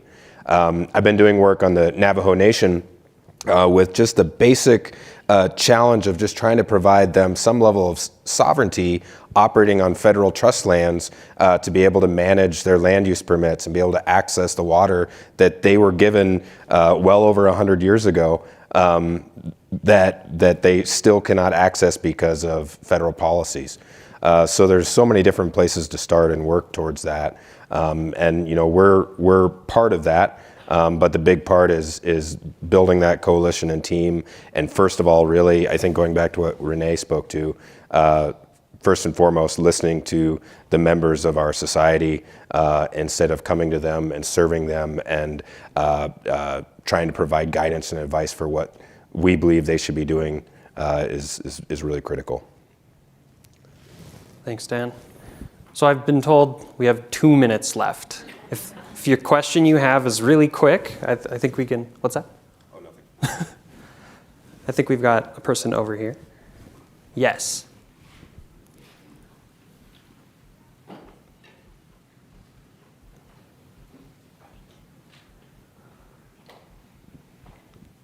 I always really hello. I always really struggle with conversations about what's happening with the environment without going also to what can we individually do as human beings on this earth. And there are so many policy solutions, yes, but how many people drove here in an SUV? How many people continue to eat red meat on a regular basis? How many people have not looked at how to make their homes more efficient? How many people have investments in their 401k or their 403b that promote the oil and gas industry?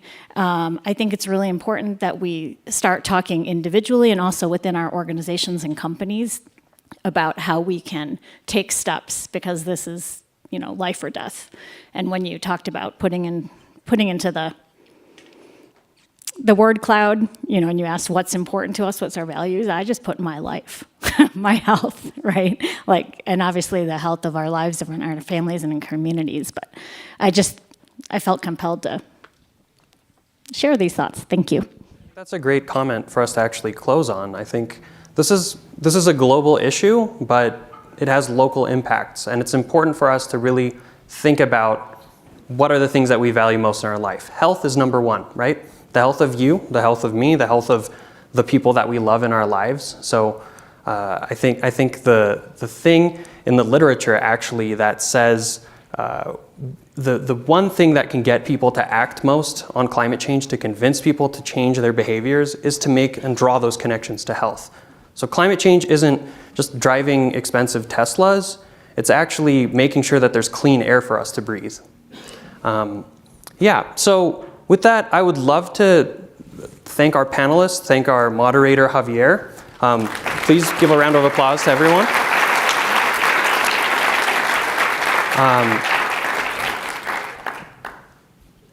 And so I want to remind everyone, up next we've got Governor Polis to give us some remarks at 10:15. Those of you who are watching on the live stream, you might want to move over to the Zoom because this session with the governor is going to be interactive. I also want to invite the folks from Community Language Cooperative up to the stage just before we break. So right now you're all free to break. It's a bio break right now, whatever you need, and we will convene at 10:15.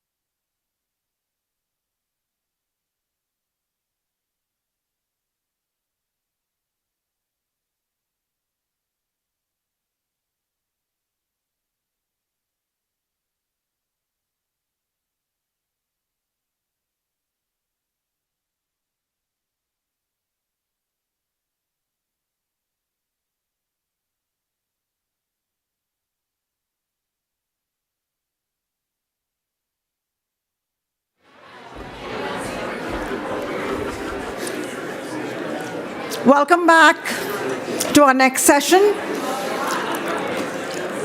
I am K. Ramachandran, CEO of Marillac Health, federally qualified health center for Mesa County, and a long-standing board member of CHI. It is my honor today to introduce you to our governor of Colorado, Governor Jared Polis. Governor Polis is an entrepreneur, a leader in education, a dynamic, dedicated public servant who has strengthened our economy and preserved our way of life in Colorado. He's done this by focusing on some key issues like healthcare, education, expansion of housing, and strengthening our workforce. He's also made some very impressive strides in achieving the goal of 100% renewable energy by the year 2040. Please join me in giving a very, very warm welcome to our newly re-elected Governor of Colorado, Governor Jared Polis.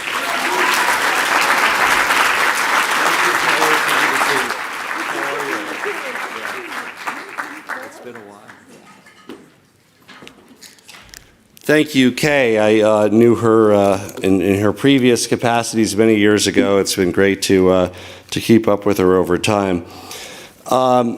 I just started to look through your program, but boy, healthcare has a lot of hot topics. I mean, at the 20,000 foot level, America does this very poorly. We spend 16.77% of our GDP, actually even higher now, that's a 10-year average, on healthcare costs, and most of the EU and other nations are around 8 to 10%. So we spend close to twice as much on healthcare, let's say 160, 180% more, and we're in the middle of the pack on results, meaning longevity and health, and actually a little lower than the middle on the industrialized wealthy countries. So you know, something ain't working, and we're trying to figure out what we can here in Colorado. I hope you're trying to figure out what we can today. Obviously, some of it needs to be dealt with nationally. There's no question about that as well. But we want to innovate. I think, you know, coming from a business background, the key thing that I think needs to happen is we just need to align incentives better, avoid moral hazards, those exist in healthcare, in that, you know, people don't, you know, pay, and payers aren't responsible for outcomes, and they're different than providers. And by the way, there's many different models among the countries that do it better. And by do it better, we're going to look for ones that it costs less and they get more, meaning they spend a lower percentage of their GDP, they have universal health care, and they have greater longevity and health. So that's like good. For less, they're getting more. So, but there's not like one way of doing that. You still see a variety of countries that do that in different ways. But clearly the way that we do it is one of the worst. And we're challenged you to do it better. So hopefully you'll tell me how by the end of the day today, right? Happy 20th birthday to CHI. Next year you'll be old enough to drink. It's your 20th birthday this year. And I'm grateful for the very strong health policy community here in Colorado. You're hopefully working really every day to find solutions and improve access and affordability. I'm proud of some of the steps we've taken. We know it's not enough, but we've really focused in my time on saving people money on healthcare. Reinsurance is one of the ways we did that, saving people 20 to 30% in the exchange. People who buy their own insurance don't get it from their employer. Particularly 35% savings in some of the highest cost areas of our state in western Colorado. Colorado Option coming online. Hospital transparency, helping make the market function better. And we continue to work in a multi-pronged way to lower the cost of prescription drugs. That's one common element that all of those countries have, is they pay less for the very same prescription drugs that we pay more for, every single one of them. We do that a little bit. We actually have the VA system that pays less. We have the the allotment for hospitals for low income that does less, but by and large, we pay more than everybody else for the same thing. And that can't continue. We're trying to address that here in two ways. One is we just filed this last Monday, this week, our reimportation application with the FDA. And we've already set up relationships with Canadian distributors. We just need to go ahead from FDA to be able to do this. The other is the PDAB and pharmaceutical pricing negotiations. So we want to negotiate for prescription drugs. Congress, to their credit, finally took baby steps in this direction, as you know, on Medicare, and so there are going to be some negotiations there for prescription drugs as well. As I mentioned, our VA system already does this. That's a relatively small buyer in the scheme of things, but it's something that we need to do across the economy. And as I said, every other country that pays less and gets more already does. And we know that prescription drugs alone are usually somewhere in the 15 to 20% of cost range, but they're actually more in a kind of hidden way because they cost so darn much in our country, we have poor compliance, which leads to higher healthcare costs. So, I mean, when somebody is worried about rationing, their drugs, they can't afford the out-of-pocket, they can't afford the prescription, they're taking half as much, they a month on, a month off, they have, poor health outcome requiring hospitalization, emergency services as a result. So we sort of say, oh, it saves this much, but it actually saves more because you got to look at what it can do around improving compliance and health outcomes when, as in most countries, it's not something that people have to worry about. So we're excited to make every step. If you have any other ideas for the state, let us know. Obviously, the federal government took some baby steps, and hopefully we'll take more as well. But I truly appreciate CHI's convening role. Your role as a trusted partner for Colorado. Evidence-based insight, analysis, promoting health. Obviously, some common ground between everybody is behaviors that promote good health, and we've certainly focused on initiatives around reducing and smoking and vaping, particularly in youth, and a number of other initiatives around reducing obesity and improving health. Voters recently approved meals for all the kids in the schools. And by the way, I was in Congress when we upped the nutritional standards on those meals, because you all remember when you were in school, and those meals were not that healthy. Wouldn't have necessarily been a step forward for them to be free. Now they're much better. I mean, whether it's whole grains, whether it's vegetables, it's really, if you've been in a school lately, you have kids in a school, you've seen it's really been a revolution in the last 10 years on that. And frankly, Colorado and many school districts are actually ahead of even the national requirements. And we're very excited to continue that work to challenge our school districts to improve health as well and to view that health mandate broadly across all the work that they do. So thank you for your work. We look forward to collaborating to improve healthcare access and reduce costs in Colorado and America. And I look forward to your questions. Thank you.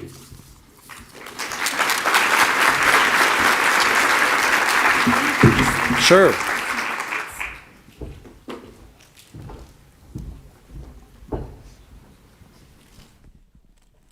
Thank you.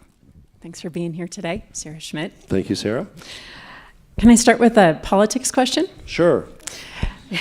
It is a policy conference.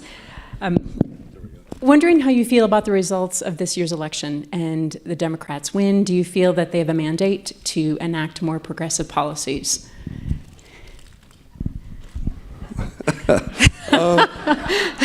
You mean, so I think you mean in Colorado more. Yes. So nationally, Yeah. it was a pretty good night for the Democrats, but what that meant was even, they did lose control of the House of Representatives, but they actually gained a seat in the United States Senate, and that'll pave the way for judicial appointments and approval. So that's moving forward. In Colorado, it was a landslide night for Democrats.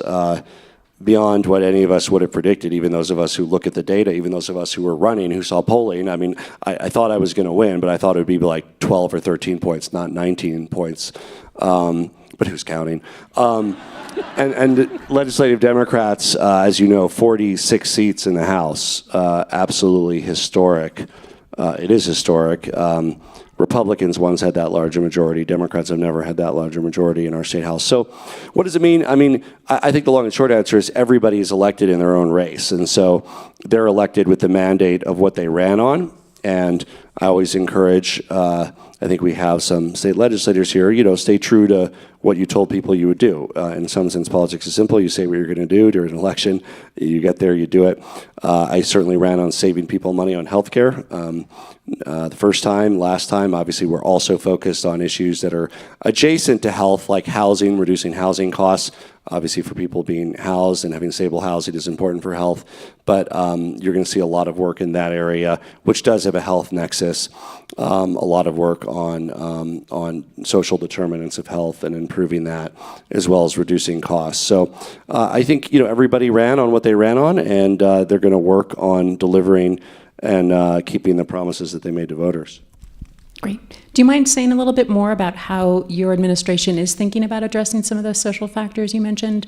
Housing, access to transportation, food Yeah, security? I mean, they're all incredibly important. So first of all, obviously there's a lot of direct healthcare work, and you're going to spend probably a lot of time on that. But in many ways, there's broader coalitions and sometimes less controversy around addressing the social determinants, and I should say bigger, larger impact around the social determinants of health. So this legislative session is going to be a very, I think, exciting one around housing and tying that in to transit, air quality, sustainability, kind of make sure that people get more opportunities to live close to where jobs are, thoughtful development along transit corridors that empower more transit, reduce air pollution, reduce traffic. These are very exciting topics that are important for many reasons in our state. I mean, housing costs is a frustration of everybody, from businesses to parents who have a 26-year-old living in their basement to everyone, but it is also very important from a health perspective, and it very much ties into air quality, sustainability, and the viability of transit in transit-oriented corridors. We actually just wrapped up a discussion about climate change. We had a panel of people joining us across the state. What would you like to talk about? How do you feel the state is working to protect Coloradans and their health as our climate is changing? Are there more things we can be doing? Well, first of all, Colorado is, as you know, we should be very proud as Coloradans of what we're doing on reducing our emissions, and we are going to be at 80% renewable energy in just 7 years by 2030. 100% by 2040. However, climate change is happening globally, and what Colorado does is just a small piece of that. We want to lead, we are leading, but we also have to adapt and be resilient. So we established a climate response office. Now we're focused on kind of that long-term planning, how it affects our ecosystems, how it affects business, how it impacts health.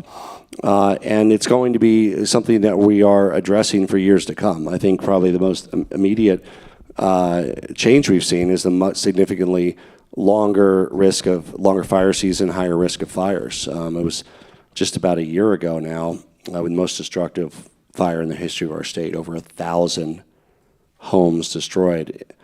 And then, of course, the summer of 2020, the 3 largest wildfires in the entire history of Colorado in 1 year. And that year will occur again. I mean, there's going to be another 2020, sadly.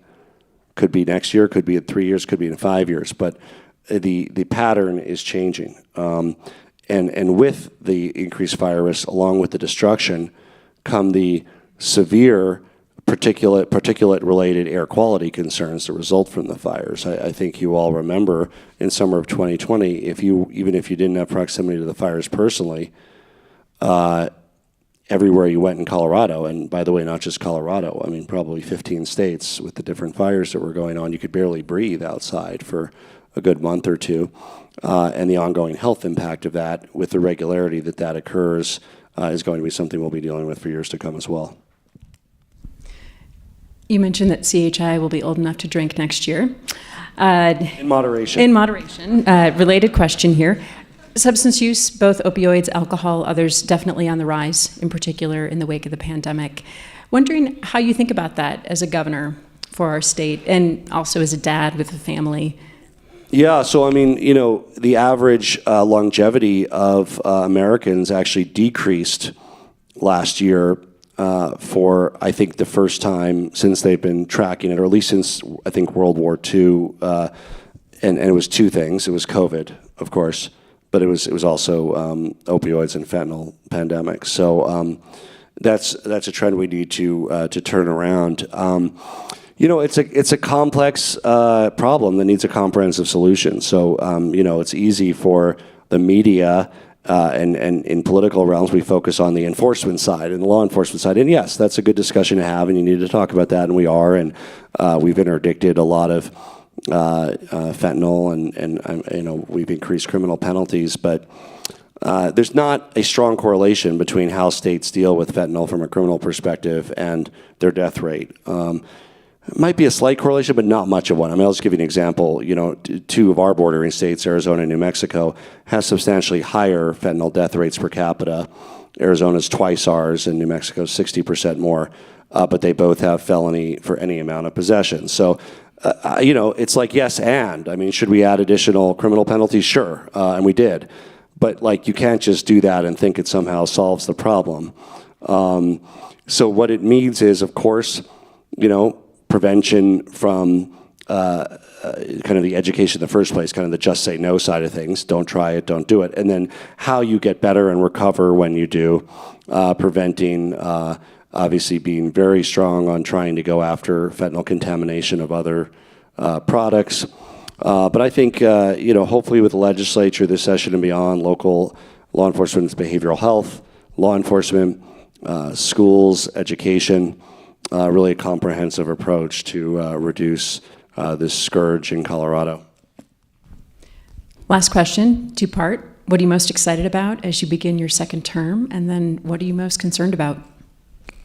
Well, we have a great state. Colorado is an amazing place to live and work and retire and raise a family. And we want to continue to make Colorado an even better place. So my goals over the next few years are to make housing more affordable. Number one, we have to do that. It ties to health, it ties to economic competitiveness, ties to quality of life, ties to sustainability, air quality. Second, make Colorado safer. And that encompasses fentanyl, it encompasses property crime. We want, you know, Coloradans to be safer. That is a public health issue, public safety. And we need to do a better job making sure that no matter where you live in our state, both your property and yourself are safer. Anything else? Those are the two big ones. Obviously, I'm very excited about the rollout of universal preschool next fall. We've worked hard on that, and every child will be able to go to preschool next fall. We're really excited about that. We also have created consolidated early childhood programs in a new agency, Department of Early Childhood. So we're really focused on making Colorado the best state for kids, moving from laggard to leader in early childhood, well underway. That has lifelong dividends, of course, for public safety, for economic development, but also for health. Making sure that kids can get a strong start, no matter their economic background or where they're from, and also, of course, saving young families money, you know, $6,000 a year that can otherwise go towards supporting their family and their kids. Governor, thank you for being here today. Thank you, Sarah. Appreciate you. Thank you, Sarah.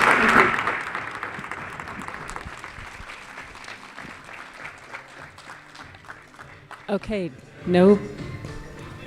nobody move, because we're going right into our next session.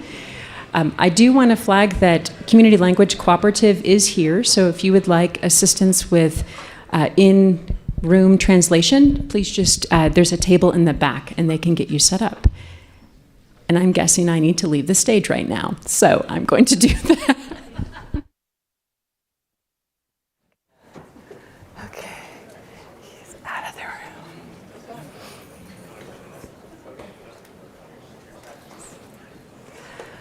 Hello, Hot Issues in Health. Are you ready?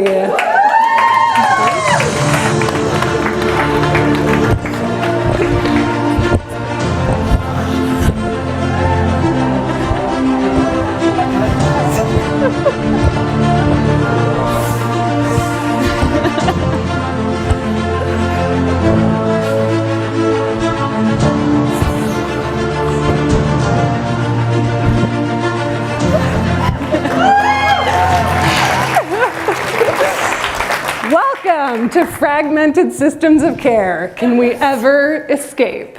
This is a health policy escape room. You will solve 3 puzzles, escape the room /Zoom, and go to lunch.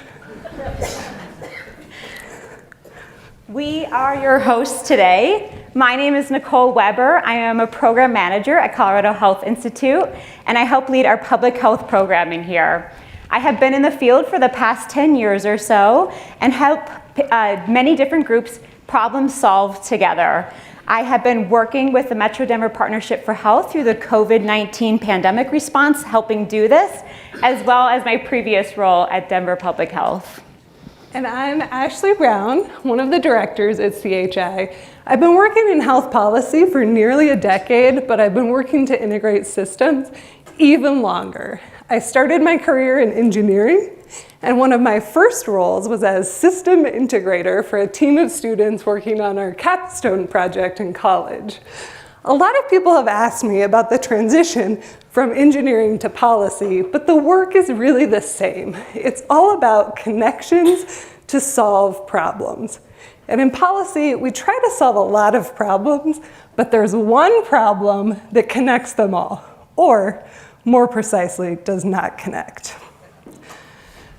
Systems of care exist to provide services and supports to individuals and families. Systems of care include healthcare, public health, human services, transportation, and more. These services can provide vital support, but when someone needs more than one service, it can turn into a literal family circus. People end up chasing one referral after another, running into wrong numbers, inaccurate information, and closed doors along the way. This is clearly a problem that needs solving. So now, imagine a world where all of these services and resources are coordinated and connected to serve the individuals and families, Jude is excited, that we're trying to serve. This is what we mean by integrated systems of care. So, if this idea is familiar to you or you've seen some version of this diagram before, please raise your hand. Great, I like it. If you have personally drawn some version of this vision before, please raise your hand. Yep, a lot of you, these are my people. Thanks for being here. Now, raise your hand if you think our systems are working seamlessly. This is not a problem we need to solve. Anyone? No? All right, so this vision is nothing new, and many of us have been working on it already for a really long time, which can make it feel a little bit like an escape room that never ends. This one will end, and at no point would those doors actually be locked, so if anyone's feeling nervous, you're free to leave at any time. But we know that this work is really complicated, and of course, there's a state obligation here, as we've been talking about. It's also going to require a lot of resources, but the heart of this work is the motivated partners. And so we're going to spend about half of our time today building those partnerships here in the room together, because the relationships that we need to solve this problem are going to help us solve this problem, but also many problems long into the future. At CHI, we believe that problems come and go, but problem solving is forever. So how do we solve problems? CHI serves as a trusted convener to help partners come together to make decisions. This is really complicated work, so we try to keep it simple. And in essence, it boils down to 3 steps. First, we have to build relationships among decision makers. And as we've heard all morning, that includes the people who should be making the decisions, the ones who will be most impacted by the problems and the solutions. Step 2 is to achieve consensus amongst those partners and really build on the relationships that we built in step 1 by understanding different perspectives and finding a path forward together. 3 is to implement those decisions. And this is where it gets a little bit harder. That can include technology, legal agreements, people to enforce the rules. We need to monitor the implementation to make sure that what we're doing is having the intended outcomes. And this can get really complicated really quickly. It can take a long time, and that's why there's never enough time to do this work, so we're gonna spend some of our time today doing it together. But first, we wanna highlight one example of how this is happening in the Metro Denver area. Thank you, Ashley. All right, we're going to talk a little bit about the Metro Denver Partnership for Health. The Metro Denver Partnership for Health is a group of key stakeholders committed to improving health in the Denver metro region. That region includes Adams, Arapahoe, Boulder, Broomfield, Denver, Douglas, and Jefferson counties. Those represent about 3 million Coloradans, or 60% of the state's population. So why do we work together? We know that health does not stop at county borders, and it takes lots of strong and multi-sector partnerships to make change happen. Our vision is improved health in Metro Denver through regional collaboration, and we do that by building partnerships between our agencies and across sectors to increase our capacity. So who is a part of MDPH and how do we get there? The first piece of the puzzle, as Ashley noted, is building relationships.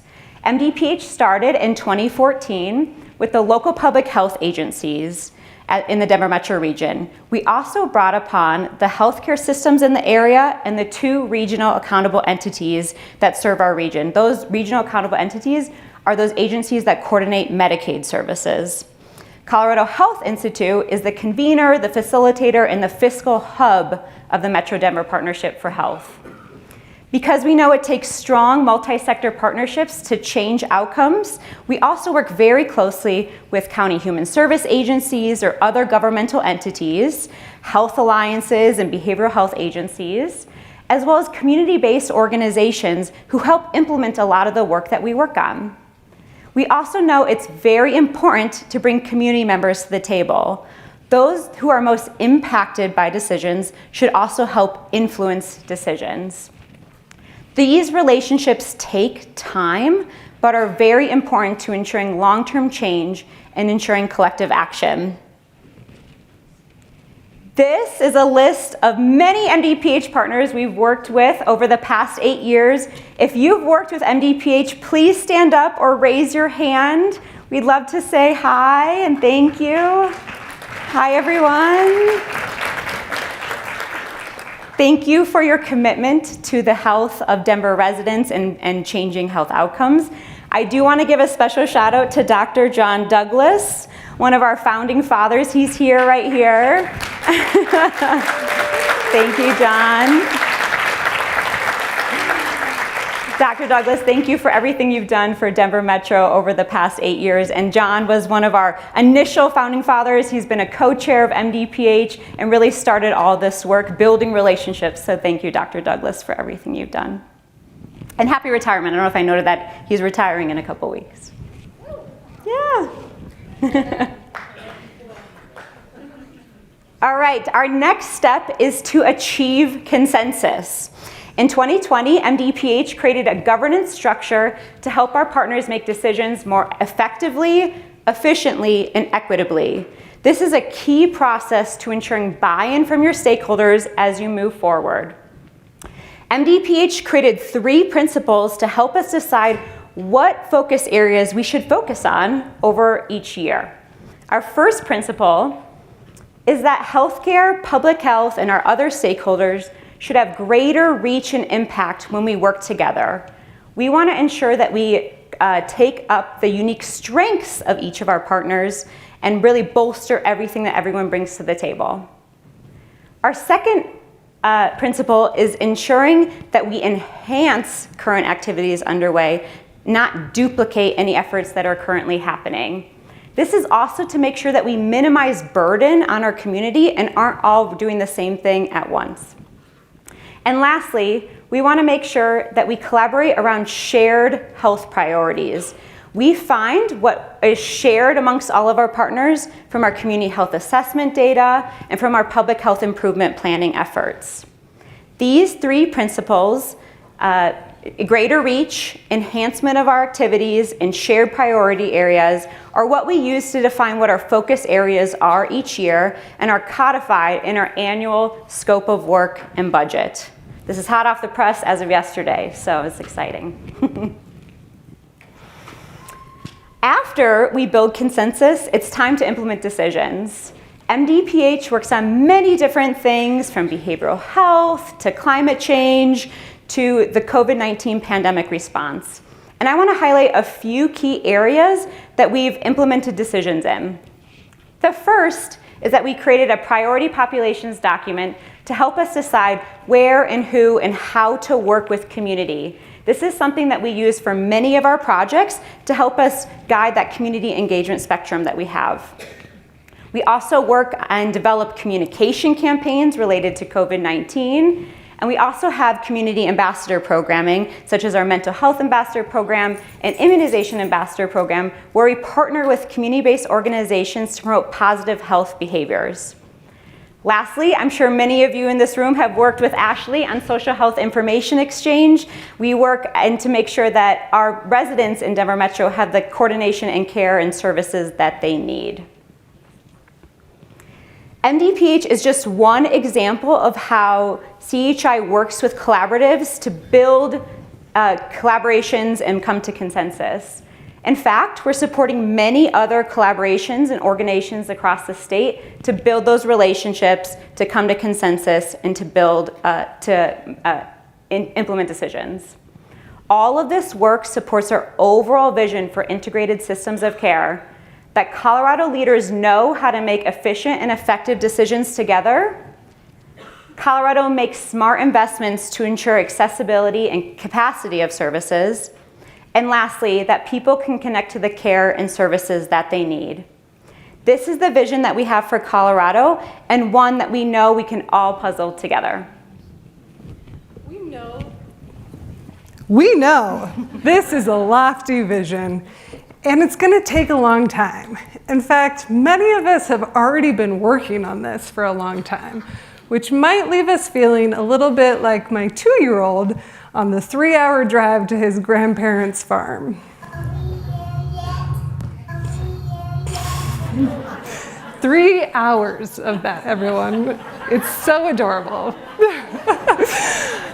So we'd like to know, how long have you been on this journey? Please put your hand in the air and give us a fist for, I haven't started working on this yet, we're going to recruit you today.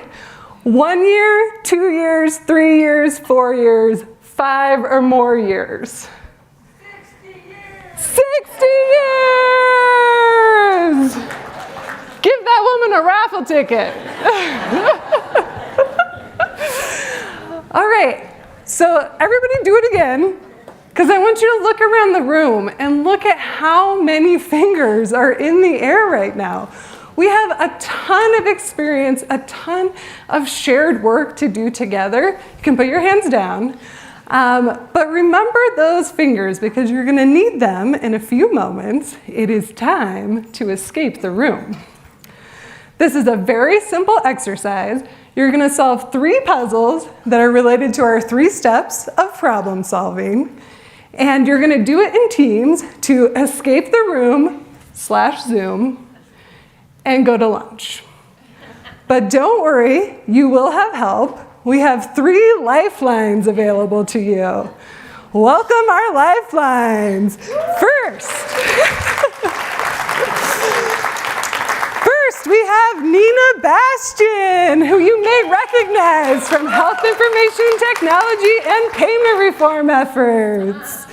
Summon Mather, who's working on early childhood comprehensive systems and our Accountable Collaborative Phase 3 that's about to kick off. And finally, last but not least, Kirsty Clavercamp, who's our expert in all things social health information exchange and care coordination. Thank you, Lifelines. If you have any questions during the exercise, raise your hand and one of these 3 will come to help you. You can Go to your positions, lifelines. All right, puzzle number 1, build relationships. Your task is to find a partner or two that you don't know, which might mean you need to move because I suspect many of you are sitting with people that you know. But we're trying to make new connections here, so please try to find someone you don't know. Then you're gonna add up your combined years of experience and get to know each other. Partners who have been working to integrate systems of care, tell your partners what you're up to. Partners who haven't yet, ask your number 1 question about this work. You'll have 5 minutes, and your task is to add up to a combined 5+ years of experience. That's how you solve puzzle number 1. Virtual attendees, you're also playing, yay! And you'll be auto-magically paired with other virtual attendees, and Nicole is already there waiting for you. All right, everyone ready? Your time starts now.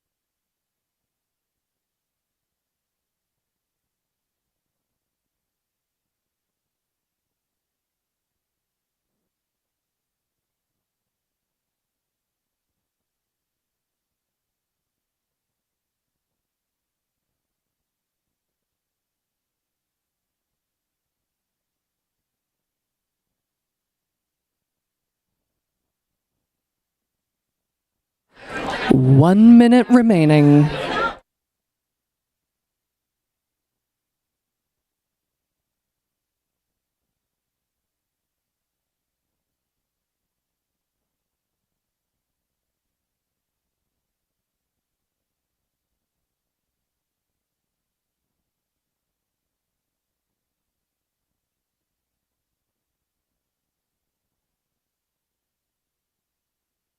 Yeah.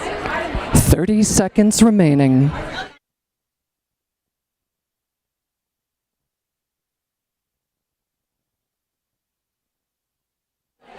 20.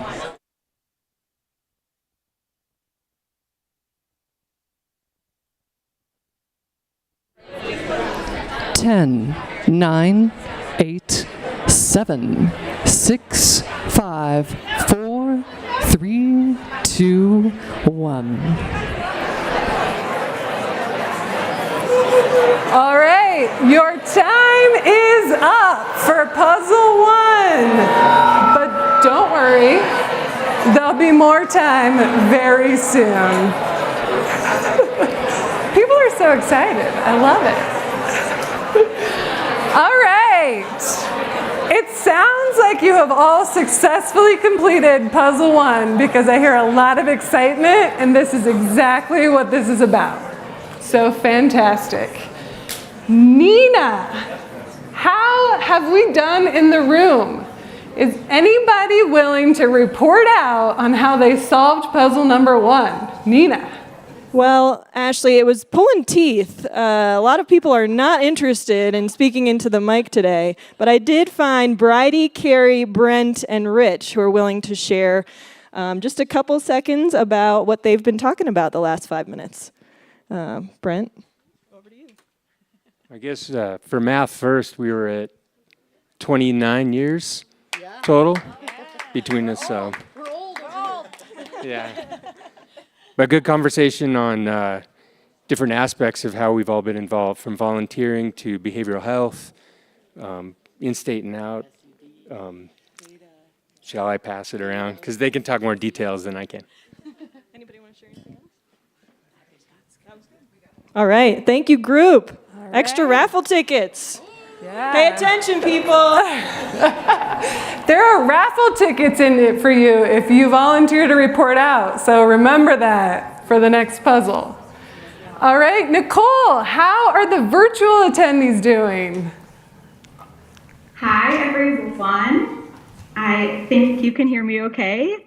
The breakout rooms are doing great. We have heard a range of experiences as well, from 5 years to 10 years to 0 years, and just really getting into this over the past 9 years or so. So it was great to hear a little bit more about what everyone's working on, from holistic care to clinical care systems work to interaction with the systems as a whole. So it's going to be some great breakout rooms and learning from each other with everyone's range of experiences. Thank you for reporting live from the Longs Peak room. All right, puzzle number 2, achieve consensus. So for this puzzle, you're gonna take your group from puzzle number 1, merge together with another group, so now you've got a mega group, and you're gonna discuss this question. If each of you had a magic wand, what is one thing that you would do to improve our systems of care? And remember, that's healthcare, public health, human services, transportation, all of the things that help keep us healthy and thriving. Your goal is to identify a common theme across the answers in your group that you can all agree, this is something really important that we should try to do something about this. You'll have 10 minutes this time, twice as long because this puzzle is twice as hard. And your time starts now.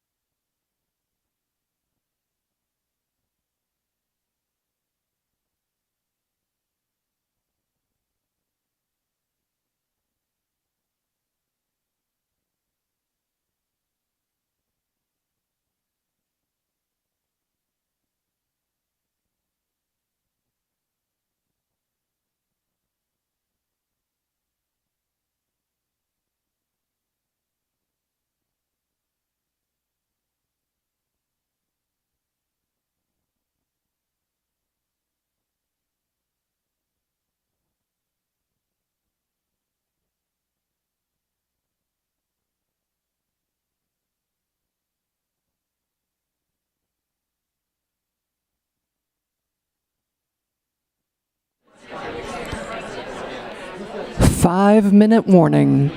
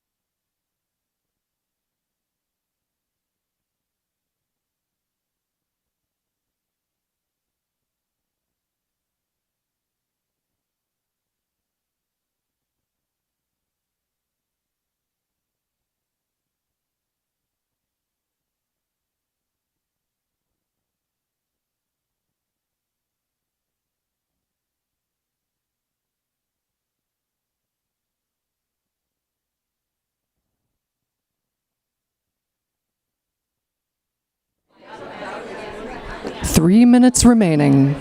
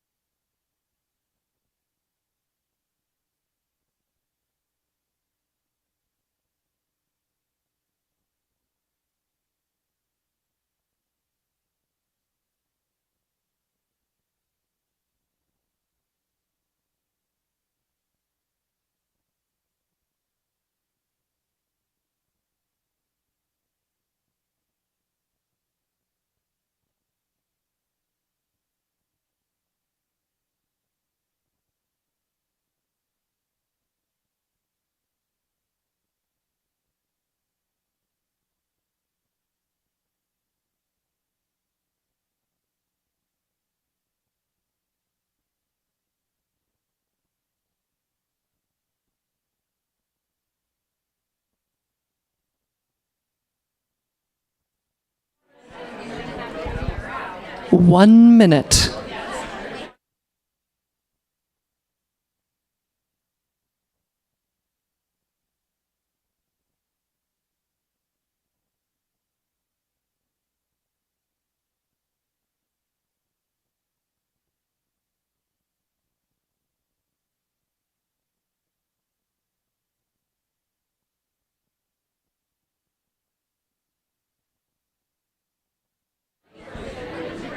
Thirty seconds.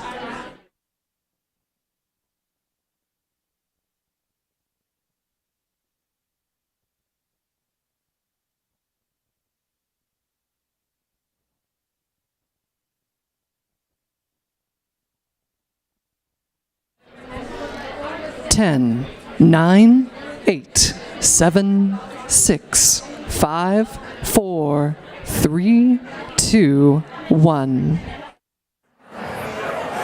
And your time is up for puzzle 2. Hopefully everyone has achieved consensus on one thing you can all agree needs to change about our systems of care. I'm just gonna keep talking. It will work. I've done this before. All right, it is time to report out. Kirsty has a volunteer. Dr. Douglas and his friends kindly volunteered with a little coaxing with some tickets. Dr. Douglas, I'm going to pass it over to you. Are any of these tickets guaranteed to win? There's no guarantees.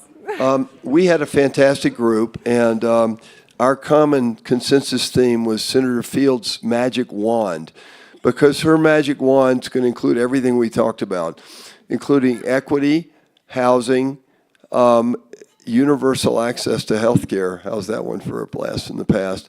And then what I thought was an incredibly interesting and maybe even common theme idea, which is systems creating incentives for integration and collaboration, not just creating siloed centers of excellence, but creating incentives that actually encourage those areas of excellence, or maybe not so excellent quality, to work together.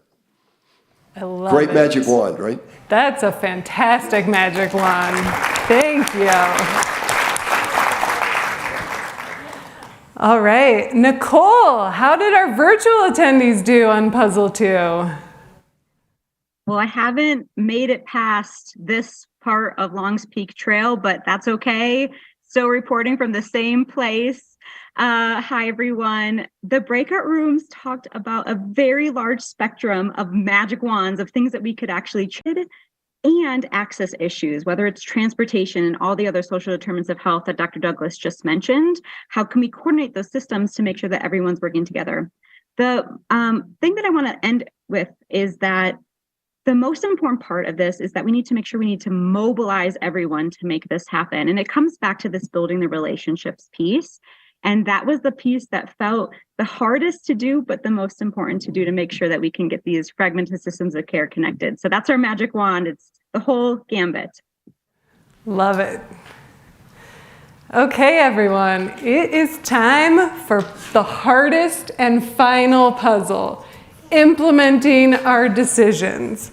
Your task is to stay in the same group and discuss what is one thing that each of you can actually do in the next 2 weeks. So we're making it actionable today. These are big ideas. This is why this puzzle is so hard. And then, if you feel comfortable, we'd love for you to exchange contact information with the group so that you can hold each other accountable to actually doing that one thing that you're going to decide. This might be sending an email, might be getting coffee with someone, something that you can really actually do. I can't emphasize this enough, because this is how system change happens, is 1 week at a time. So you'll have 10 minutes, and your goal is to identify that action and then follow up with each other in 2 weeks. Zoom attendees, you'll also be back in your groups. Your time starts now.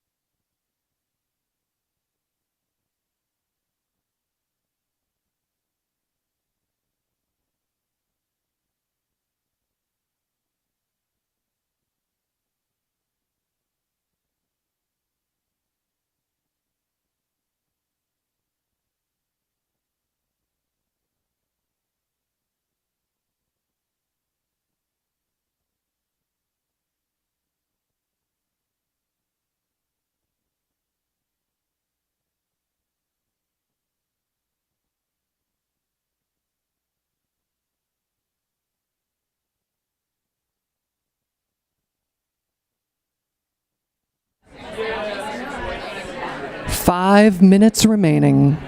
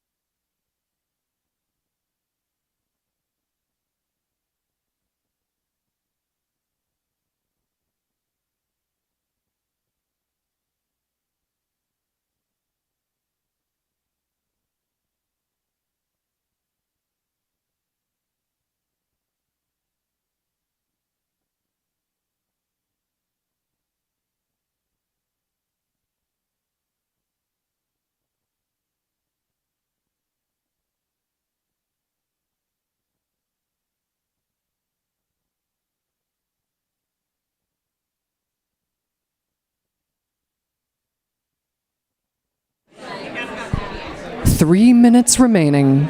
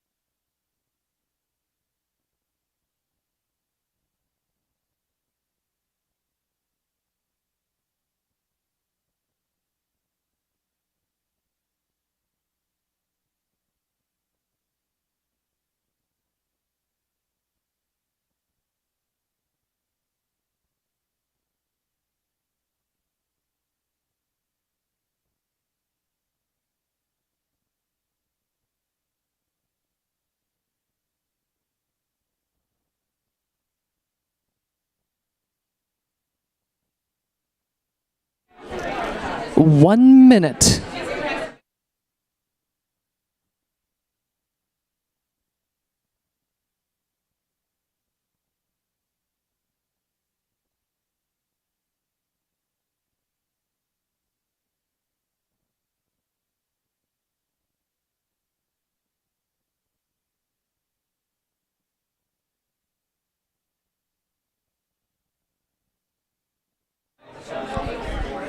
Thirty seconds.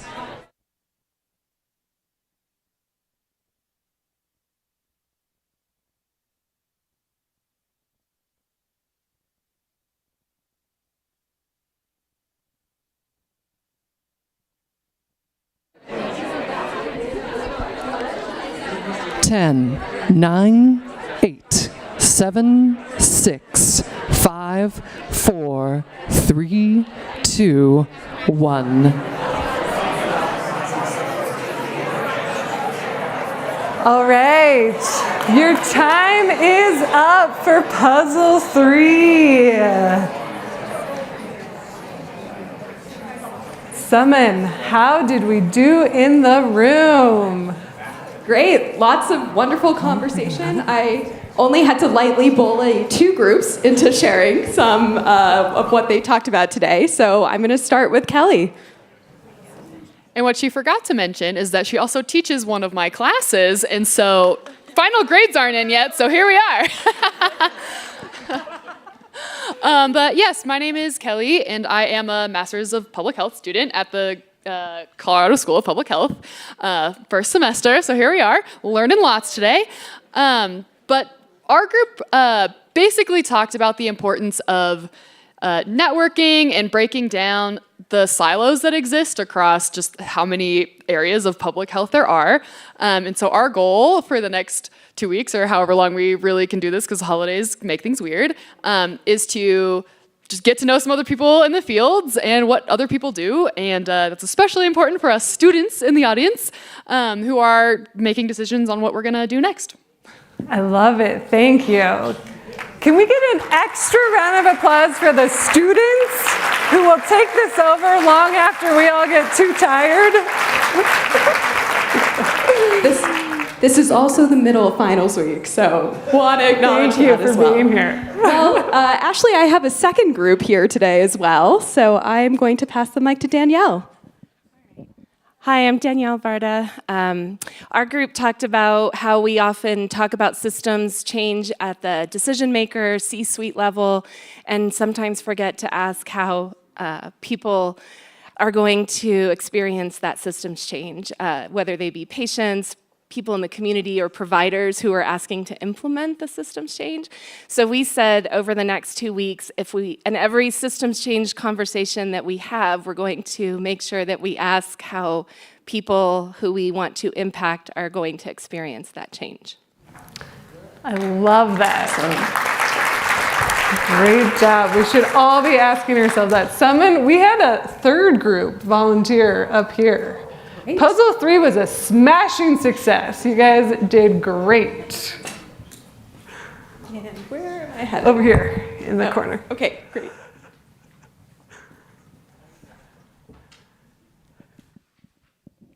Oh dear. We had 3 really good ideas, I think. One is that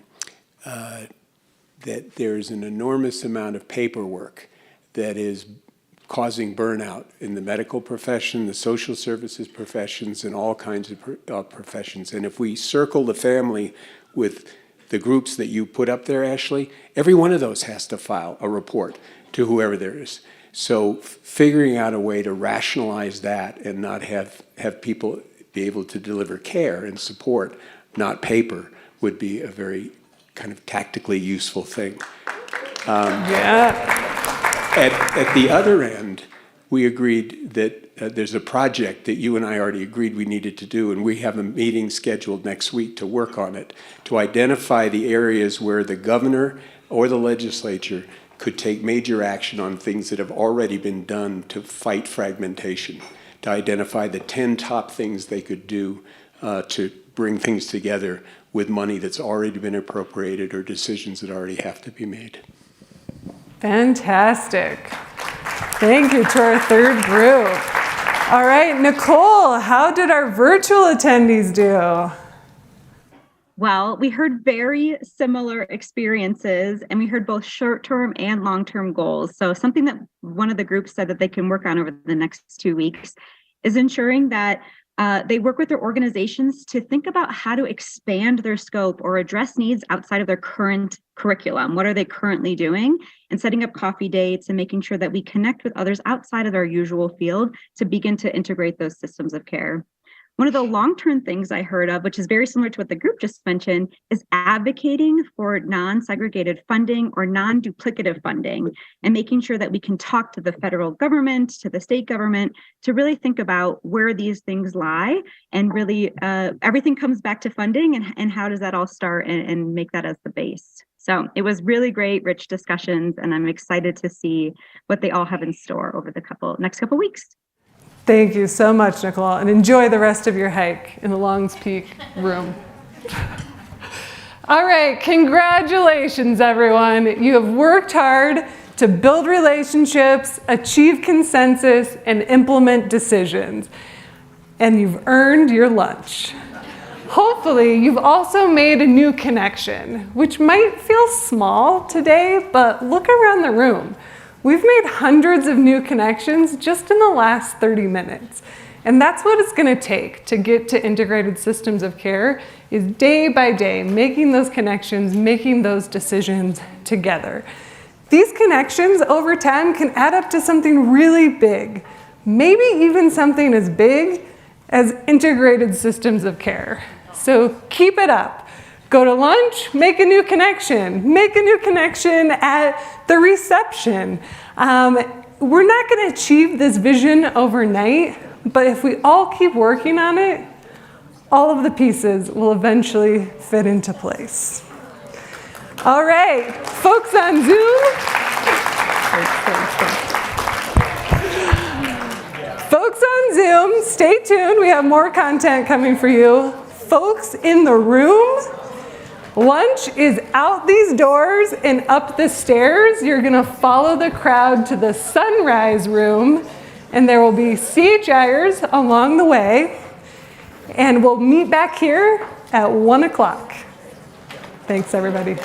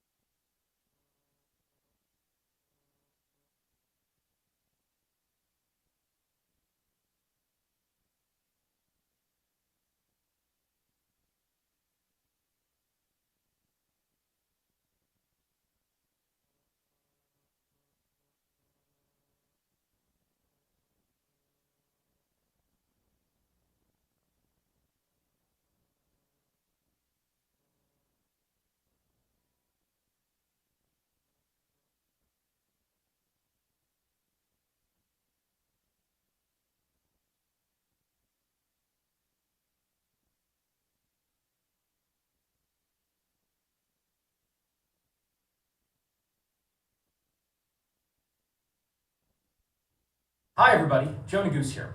I have the privilege of representing Colorado's 2nd Congressional District in the United States Congress, and I'm so glad to have the opportunity to wish the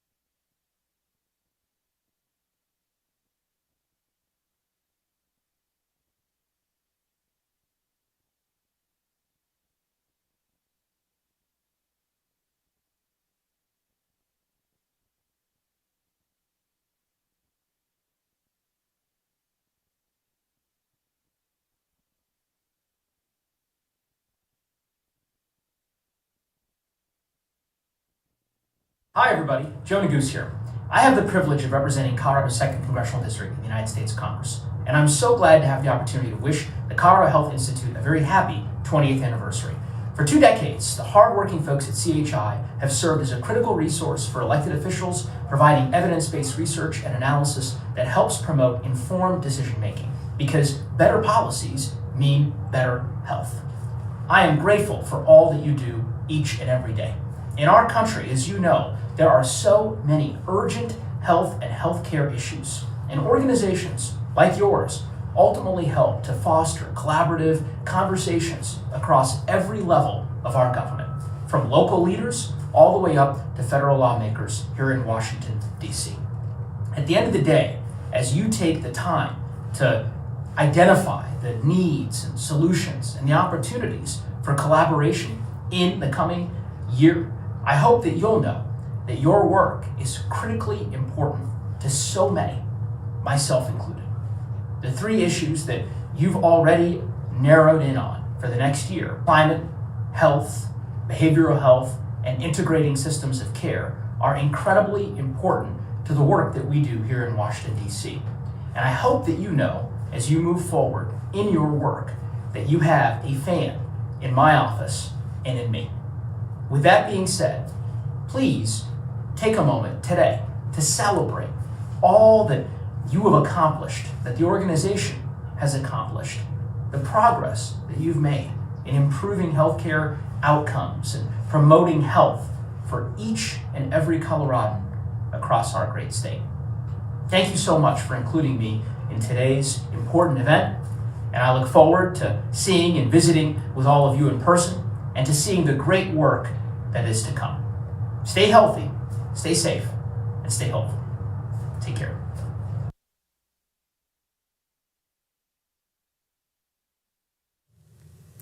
Hi. Thank you all for having me here virtually. It's great to be with the Colorado Health Institute in honor of your 20th anniversary. What an accomplishment. CHI has served as a critical resource for 2 decades, providing independent, data-driven analysis on our most pressing healthcare issues. Much like you, in the Senate, we're focused on addressing the healthcare needs of Colorado and the entire nation as well. That includes improving access to behavioral health care, reducing costs, and making sure our public health infrastructure is prepared for the next pandemic. We've provided critical investments in behavioral health services through the bipartisan Safer Communities Act, the first major piece of gun safety legislation in decades. But more needs to be done, and the recent shooting in Colorado Springs is a painful reminder of how important these services are. We also worked hard to include key provisions in the Inflation Reduction Act to help Coloradans save an average of 52% on their health insurance and address rising drug costs for seniors and families. Because of this law, Medicare will finally be able to negotiate prescription drug prices. But we have to keep looking forward. It's critical that we invest now to prevent another pandemic from wreaking havoc. That means investing in both life-saving research and making sure our public health workforce has the tools they need to respond effectively. There's much we've done and much we still have to do, but I look forward to working with you on the issues important to us all. Thank you again for having me join you. Yes, thank you to Senator Hickenlooper, as well as to my congressional representative, Representative Joe Neguse, for contributing and sharing with us virtually as we continue to embrace the hybrid, as Cara Mulves notes.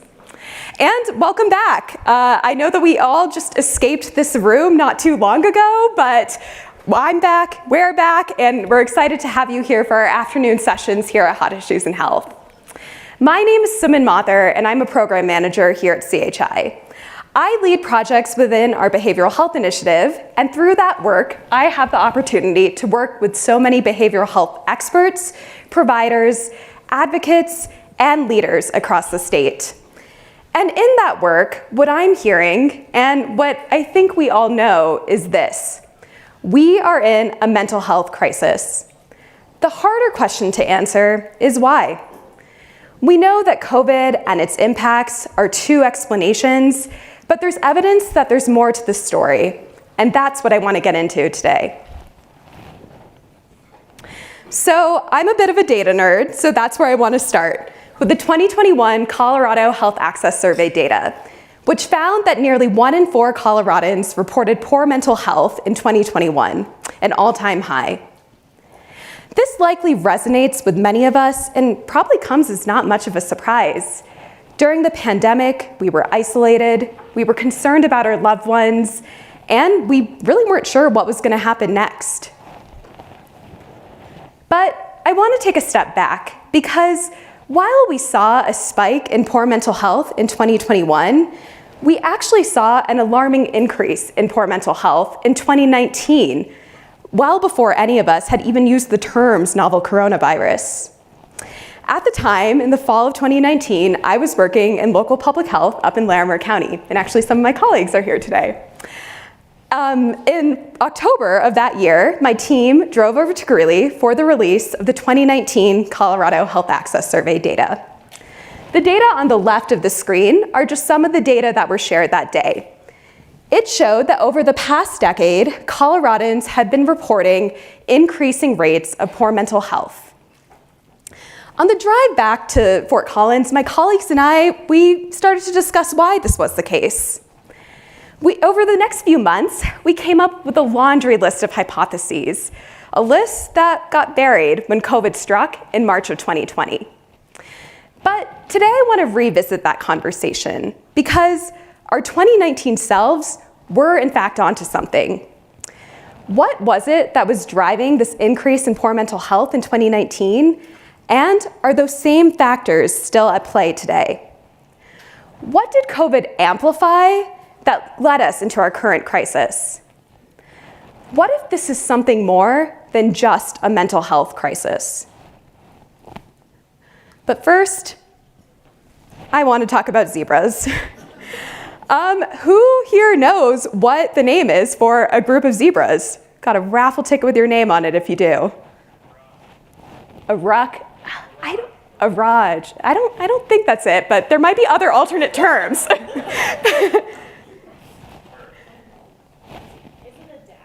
A dazzle, yes, that was what I was going for because it's a fun word. But back to the point at hand, which is, I want to tell you a story about a book I read when I was studying neuroscience in college. I read this book called Why Zebras Don't Get Ulcers by Robert Sapolsky. In it, the author tries to answer just that question. And it turns out the explanation is actually pretty simple. Zebras tend to experience most of their stress episodically, like when they're being chased by a lion. Beyond these occasional flares and stress, zebras do a pretty good job of calming their bodies down. Other than lions, zebras actually have it pretty good. They have a safe place to sleep and shelter, and they get plenty of social support from within their dazzle. But us humans, we're different. Sure, we all have the occasional lion. It's those days that you get a flat tire on your drive into work, or perhaps you're giving a presentation to 200 conference attendees plus many hundred more virtually. But our stress, it tends to be chronic. And we know that chronic stress can impact both our physical health, those ulcers, and our mental health.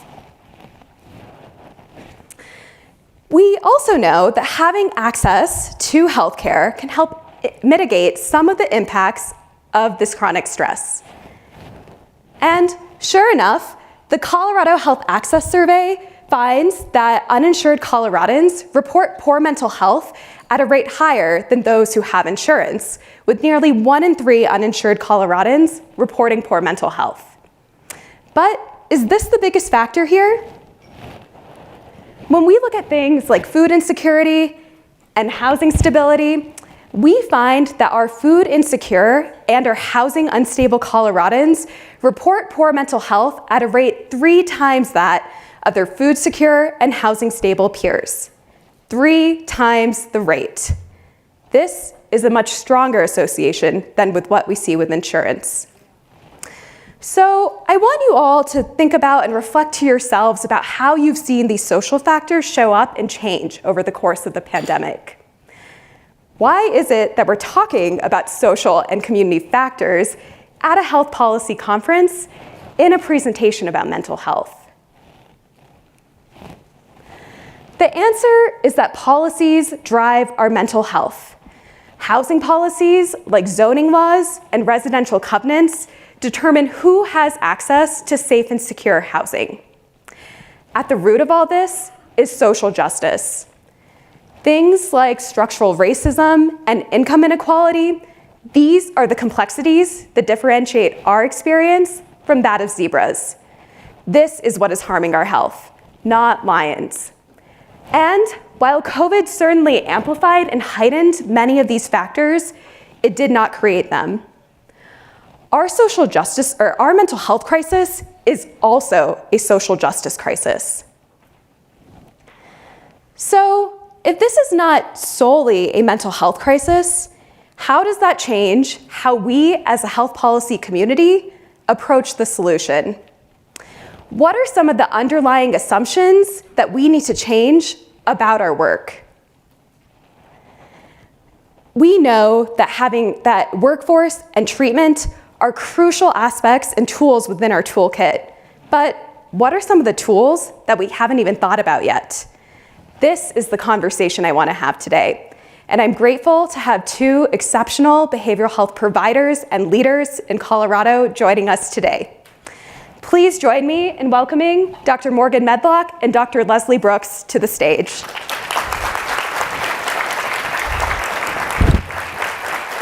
Dr. Morgan Medlock is the Behavioral Health Commissioner for the state of Colorado.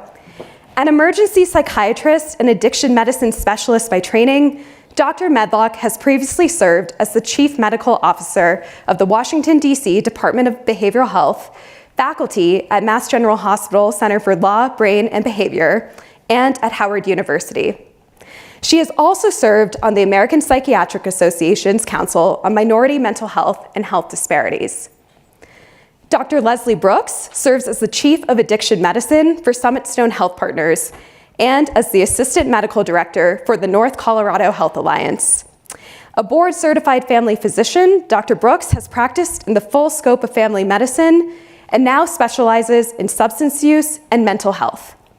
I also am fortunate to have been able to work with Dr. Brooks in supporting care for people experiencing homelessness with behavioral health needs during the COVID-19 pandemic. Thank you and welcome.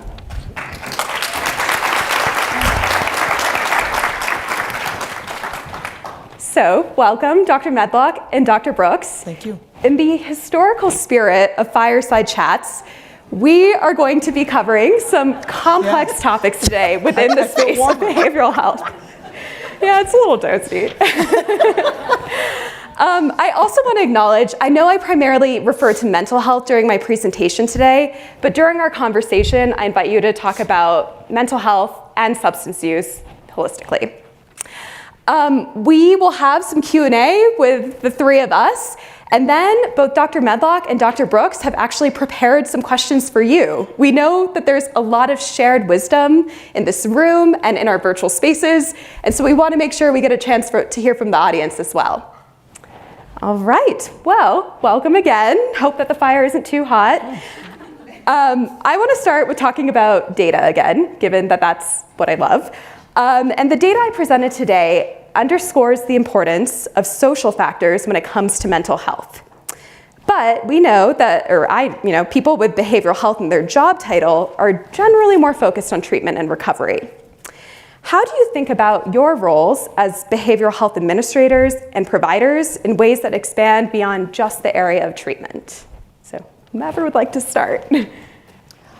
Yeah, it's incredibly important, right? You have to look beyond the exam room, right? And you have to recognize that there is more than the patient and the provider in that exam room, right? The insurance company is in that exam room. There's a whole bunch of other factors in that exam room, and it is really important for us to, as providers, to look up and ask ourselves, who's coming to our clinics? Who's not coming to our clinics?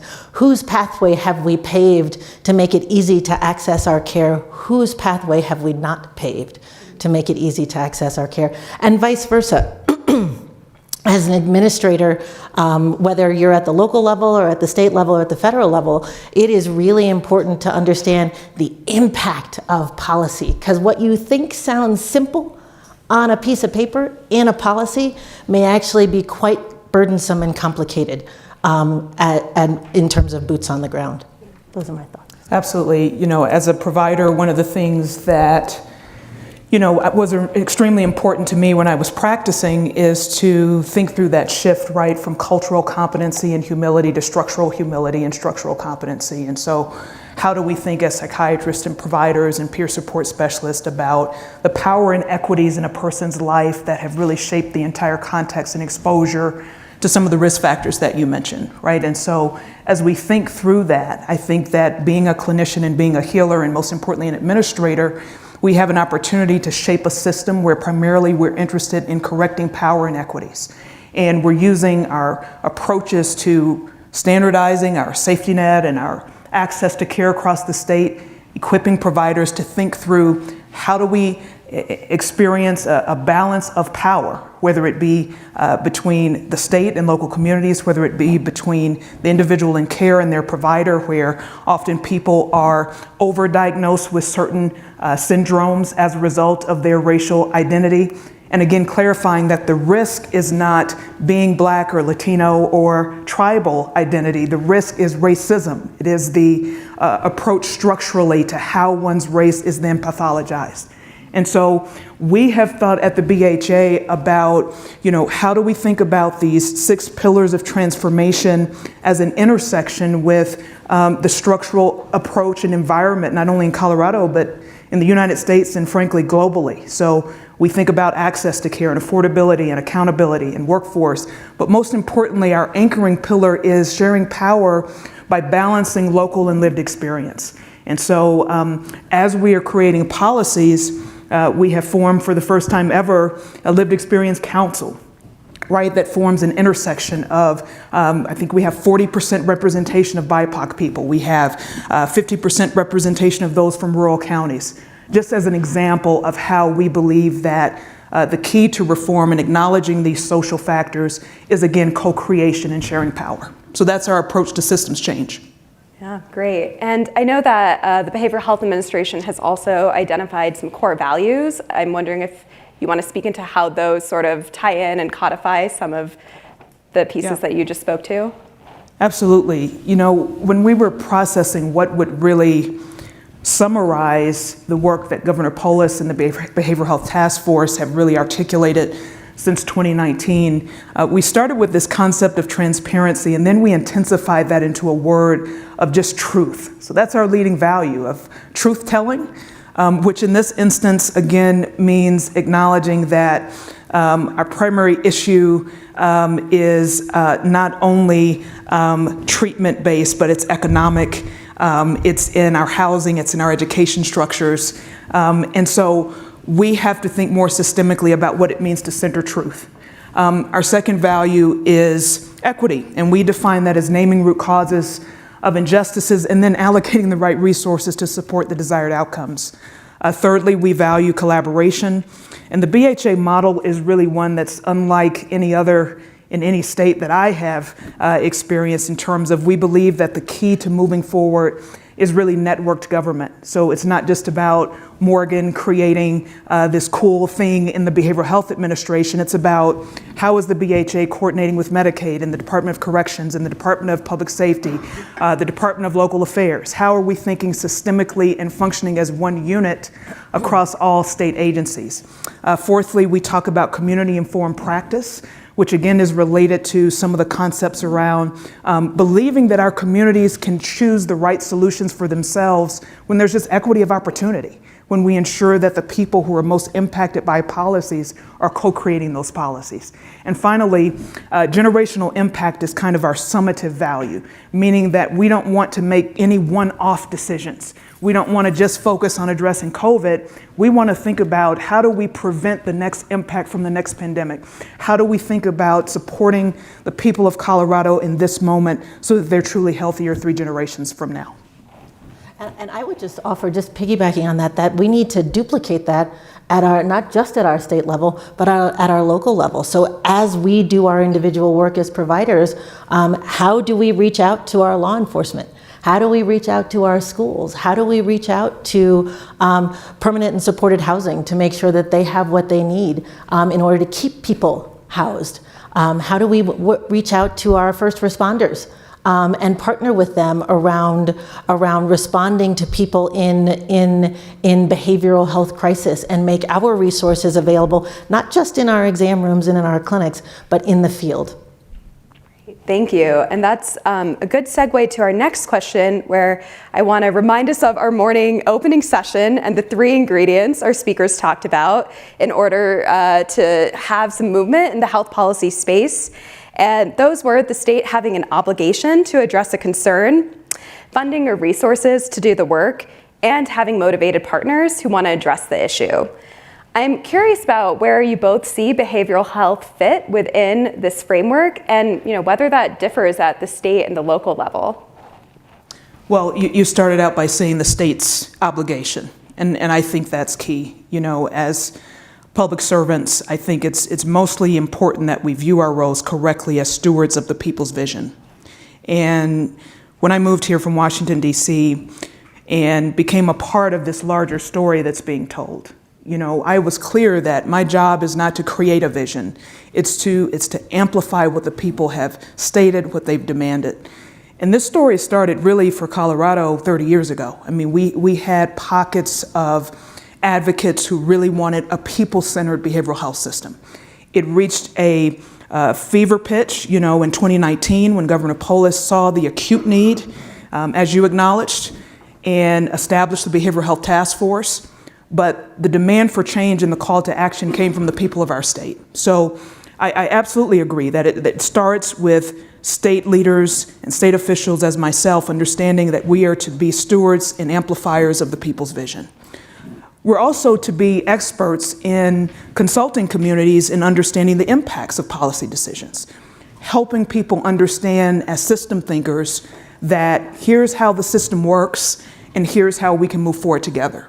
So the way I view my role is not necessarily as an expert in behavioral health, but I am an expert in policy, and I can at least come alongside the people of Colorado and say, this is what I think you're trying to do. Here's what I think are some policy levers that we can push together. And so that's how I view my role, a consultant, someone to inform our process collectively as we move forward. And so I think you said the third value is community guidance. And so absolutely that's one of our core values and principles. Thank you. Dr. Brooks. Yeah, no, I think those three core values, I think or core ingredients, right, are a huge start, right? The state's obligation, the funding, right? Like I participated earlier this year with many people in this room on the Behavioral Health Transformational Task Force, where it was our job to make recommendations about how to spend $450 million in behavioral transformational funds. We will not see that kind of money again in our lifetime. That is generational money. So we have the financial and fiscal resources to do this work now, and I think that is a really important ingredient. And the last ingredient was having motivated people, right? Motivated partners. And I mean, I think in this state, in this room, we have, we've got all the balls are in the air for us to do incredibly transformational work. I would offer, so I think we are really strong in all three of those ingredients. I would ask us to really, again, the policy work I think is really important. I was telling these guys during our prep call, I read a book recently called How the Word Is Passed. And the central thesis of Dr. Brown is that the stories we tell ourselves, and I know we're gonna get to this, the stories we tell ourselves create these narratives, and these narratives dictate policy, and it is policy that dictates the material conditions of people's lives. And I would ask us to just double down on the policy that dictates the material conditions of people's lives. You know, the zoning policy says that you can have a multi-family dwelling unit in this part of town, but not this part of town. Our school funding policies say that we fund schools in one way. Our municipal policies and county policies say that we draw the school lines this way versus that way. And those different ways of drawing those lines will create one type of school versus another. We need to really understand the impact of policy and how that can change the material conditions of people's lives. Because as you said, Dr. Medlock, the risk factor isn't being black or brown. The risk factor is the structural inequities that we bake into policy.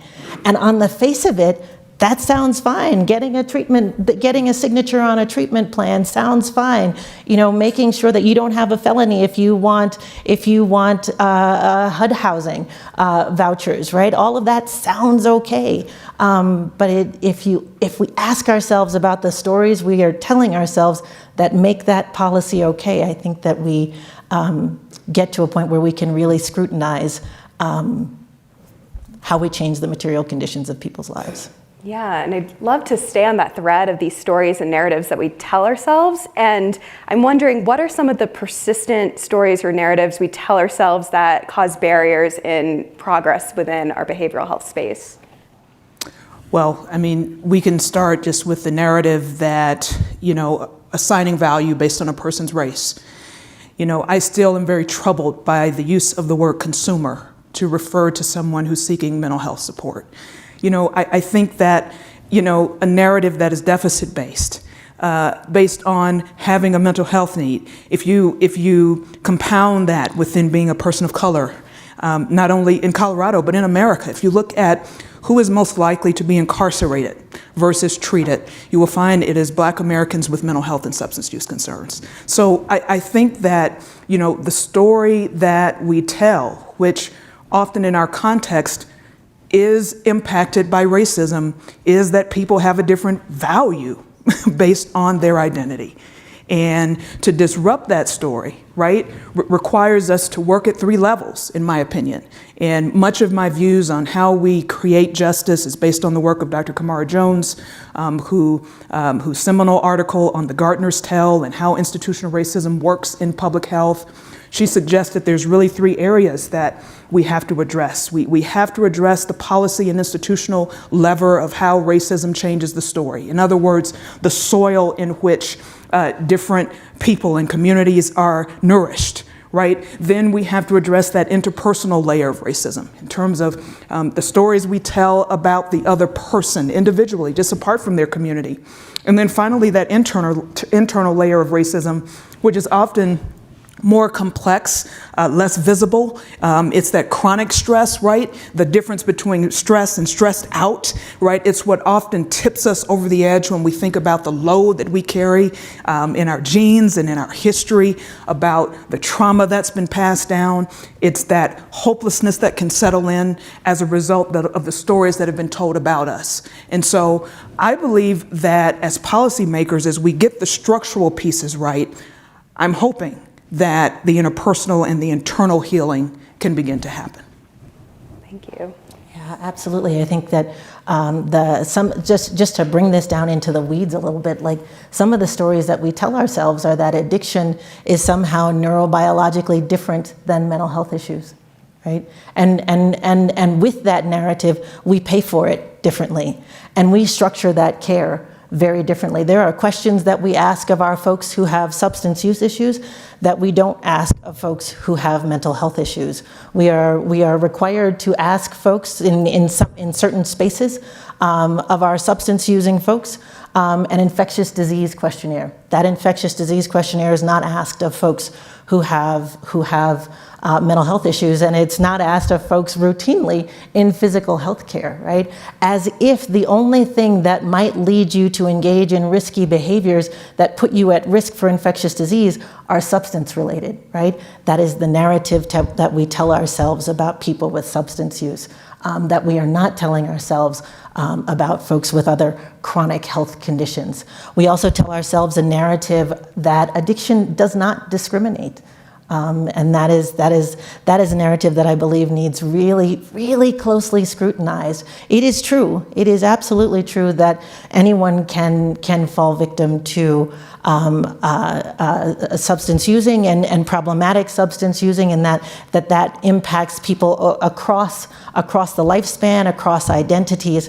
But when you look at who suffers the extreme adverse consequences of substance using and who has trouble accessing care, addiction absolutely discriminates.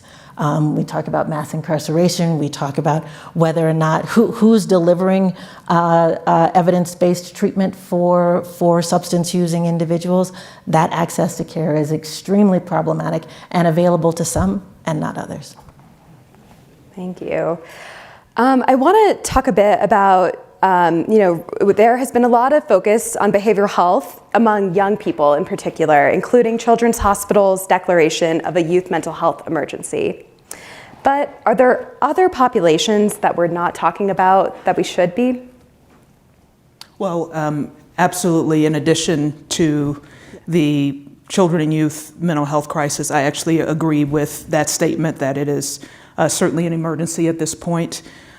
We are looking at the Behavioral Health Administration to add some additional assessments to the health access survey that you mentioned, such as in the past year, have you been discriminated against because of your migration status?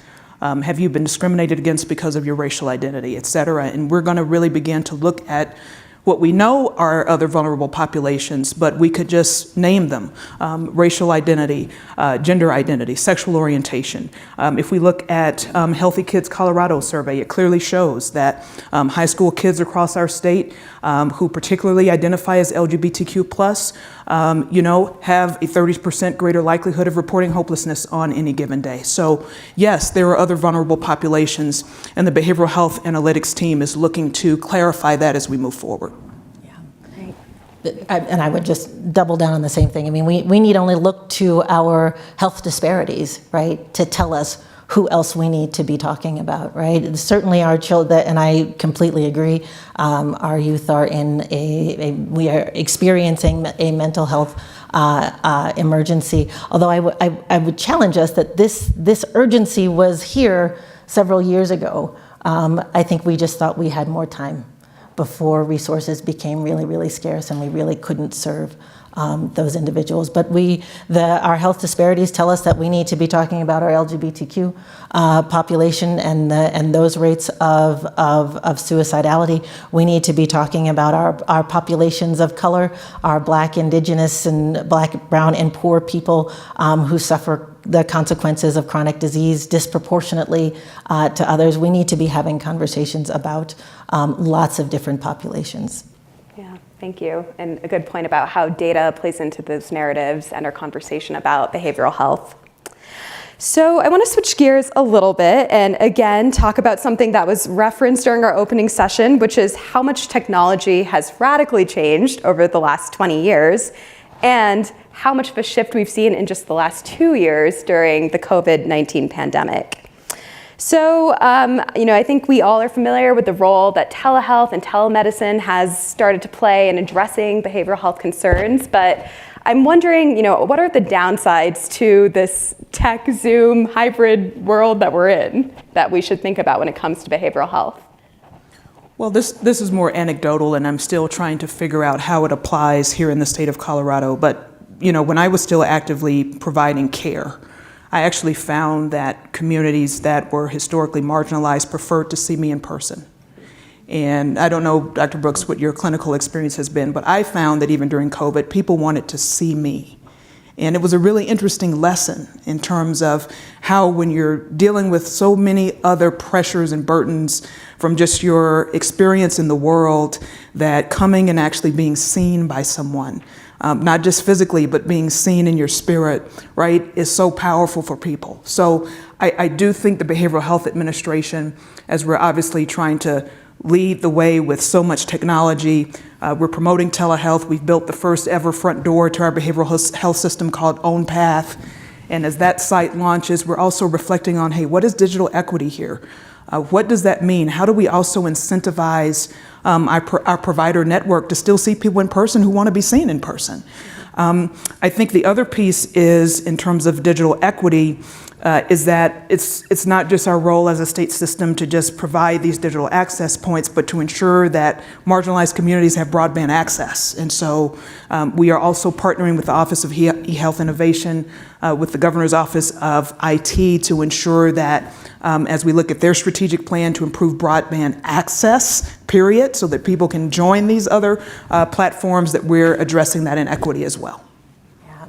It's a both and, right? It's a both and. I mean, before the pandemic, I bet half the people in this room were part of, work groups at their clinics and at their offices, talking about how we were going to make telehealth and telemedicine available. And these were, think tanks that we're going to take. We're going to need at least 18 months to figure this out, right? And then the pandemic hit, and we were like, oh, guess what?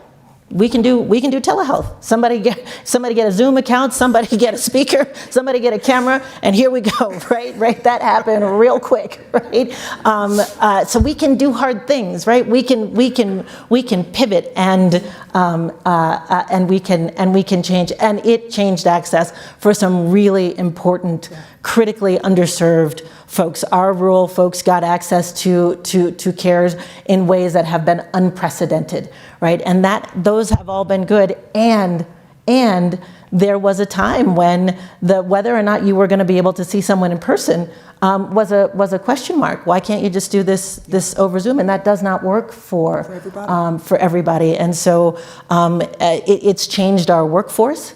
Right? We now, probably everybody in this room has a bit of a hybrid staff, and maybe even some people who live out of state, right? Not just working remotely from a place in Colorado, but maybe working remotely from another state. And those are good things. And I think we also have challenges with our, oh no, we only have 20 minutes. We also have challenges with our kids and social media, right? With inside our youth mental health crisis and the behaviors that you engage in, right? That everybody in this room I know has a story from being 12 or 15 years old that you hope to God nobody tells, right? And TikTok and other say no more, right? If you have a teenager, TikTok, does that make you tachycardic just a little bit? It does me. Right, these things have changed the way our children engage, and what's okay and what's not okay. And I think we have work to do to level set and create some good banks of the river for that kind of engagement. And I think we all know that engagement can be incredibly harmful, and has led to, if not caused, some significant behavioral health issues. And we've got work to do to figure out how do we take this incredible tool and make it healthy and make it user-friendly for our children. Yeah, definitely a learning curve. Also, I think that was the first time I heard someone seamlessly use the term tachycardic, which I probably am saying wrong in a sentence. So I appreciated that. Really because we only have a little bit of time left, and I want to make sure we're able to hear from our audience, I'd like to ask you both, if you could change one thing to improve mental health and behavioral health in Colorado, what would it be?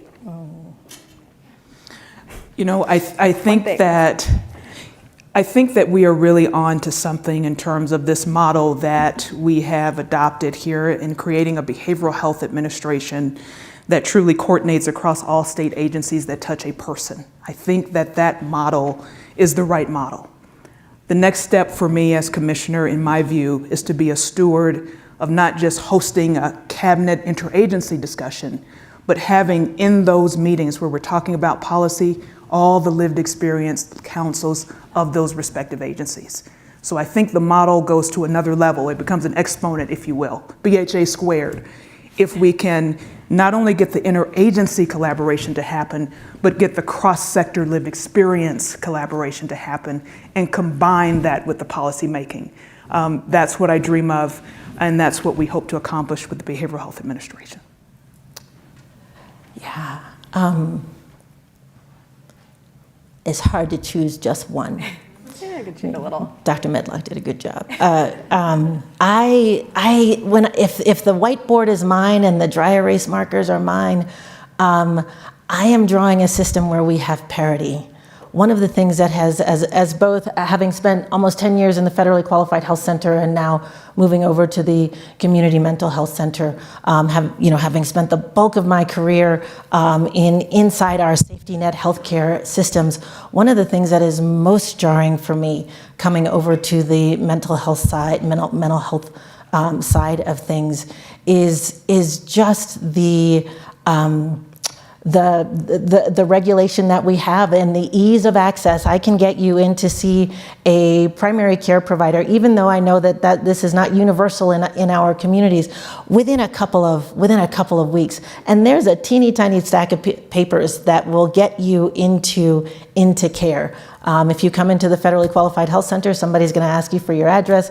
How many folks live in your home? Do you have a payer source? We have people who will get you a payer source. We have folks talking about collaboration who will register you to vote inside the federally qualified health center. But that access is relatively easy, and we have a continuum. If you have a heart attack, we know what to do with you in the field. The paramedics know what to do with you in the field. We bring you into the emergency department. We can get you to the cath lab and get you to an open vessel and get you back down to the floor and back out to the community, seeing a cardiologist and your primary care provider. We've worked out all of those steps. We have, and it doesn't always work well. I'm not here telling you that we got it worked out on the physical health side. There's lots of challenges, but we don't have that continuum on the mental health side of things, and we don't have that access. There are ways in which the access to our community mental health supports is really, really challenging.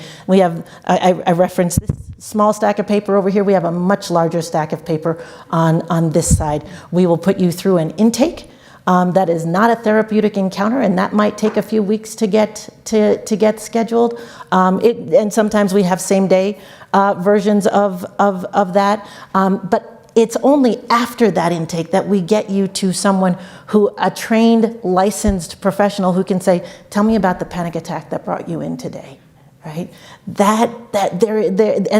There's lots of places where there aren't corollaries between our mental health system and our physical health system in terms of how easy it is to access, and we really need to scrutinize those things. So if the whiteboard is mine, I'm drawing parity, and I'm also drawing upstream access, upstream focus on the things, we talk about in public health, we talk about this river, right? The river, and we pluck people out of the bottom of the river, and we really need to get upstream, right? And I feel like part of the fallacy is that people just benignly trip and fall into the river, and suddenly they're on a bumper car ride of calamitous events that get them to real, tremendous illness. But I think if we're telling ourselves the truth, people don't just trip and fall into the river. Some people are born in the river. Some people they trip and fall over terrible schools. They trip and fall over poverty. They trip and fall over lack of access to healthcare. They trip and fall over lack of generational wealth. They trip and fall over so many things. And there are some people, again, who are born in the river. So I wanna march upstream and talk about neighborhoods soaked in poverty, neighborhoods, referencing our talk this morning, proximate to environmental hazards, right? Proximate to interstates and noise pollution and light pollution and railroads and things like that. Those are not accidents that vulnerable communities are proximate to those things. So sorry, I did two things. No, thank you. And thank you both. Sure. I would like to hand my imaginary mic to you both to pose some questions to the audience as well as our virtual audience. So, Dr. Brooks, why don't we start with you? Sure. So, with all of the, to those three ingredients that we were talking about earlier, right? We've got a state who is activated. We have got financial resources that we have never had before, and we've got motivated partners. So we are in a state where we have incredible evolution and dare I say some revolution in our behavioral health systems. So I'm curious, with all of that change, what are people most excited about? And if you would like to respond, please raise your hand and one of our mic runners will safely and slowly run to you. I see a hand in this middle aisle. Looks like Kendra's. I'm excited that we are finally maybe going to get decent wraparound services for children and youth in this state. Yes. Would you like to repeat your question once more while people Sure. What are people most excited about? And I think that wraparound services for children is fantastic. Yeah, and I see a hand in the back there. Thanks. Hi, Catherine Mulready from the Hospital Association. I want to thank you because as I think about the landscape of all of the challenges that lay before us and amongst us in this area, I'm really thankful for your leadership. So Dr. Medlock, thank you. Dr. Brooks, thank you.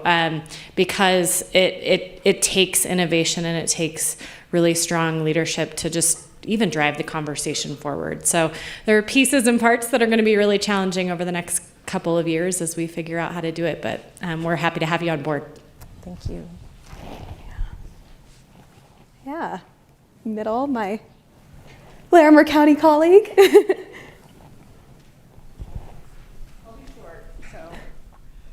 Yeah, and we have Dr. Leslie Brooks here, and I think something I'm excited as a long-term resident of Larimer County that we're very close to having Longview Behavioral Health Center.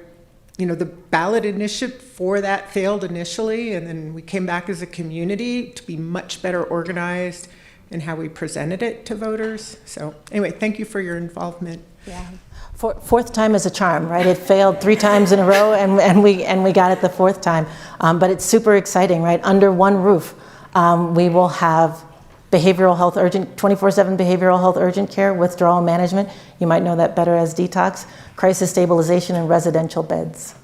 So keep your fingers crossed that it all comes to fruition. And I'm going to actually, let's go ahead. And I think we have someone beaming in from Zoom. Really quick, just excited to see how then we're going to get the workforce to help provide the services. Isn't that the truth? Yes, yes, yes. Pipeline development. Allison, you are on the screen.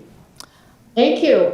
Well, what I'm excited about is some of the community engagement funding opportunities and the power to leverage the collaboration and the great will of spirits of communities working together.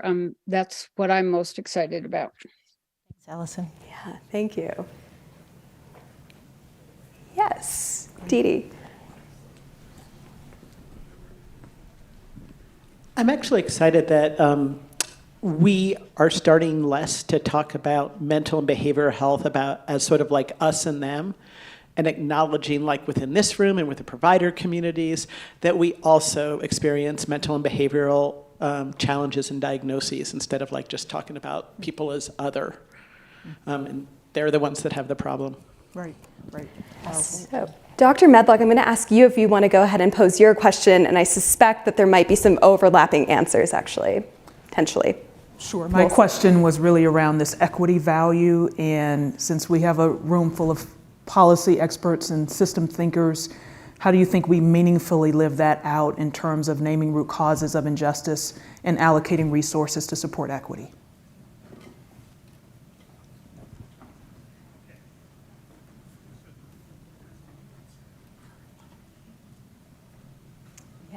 Here, we can get a mic. Oh, okay, I think we're gonna go back there first. Looks like Guadalupe has a mic at the ready.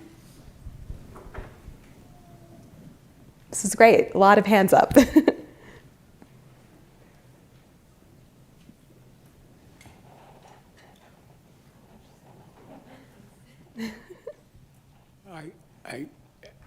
My hope is that we get Senator Fields her magic wand. I'm very excited about the possibilities, but to go right to the question, Abraham Zindi says a really important thing, which is if you're looking whether something's racist or not, look at the outcomes. Does it increase racism or does it increase the disparity or lessen the disparity? And we don't do enough of that. We say, this is a good idea. I think this will help. I think this will help, instead of just measuring and looking at the outcomes and calling out the outcomes and holding ourselves accountable. So I'm hoping that all this conversation about IT and information is going to have that one right at the top. Thank you. Thank you. And Kendra is there. Yeah, thank you.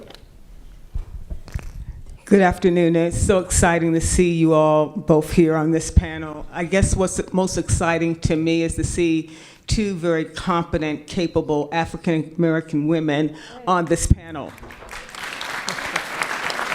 I'm in a lot of places and spaces, and oftentimes people who are talking about this issue don't look like me. They don't look like you, but they're providing lens and they're providing support.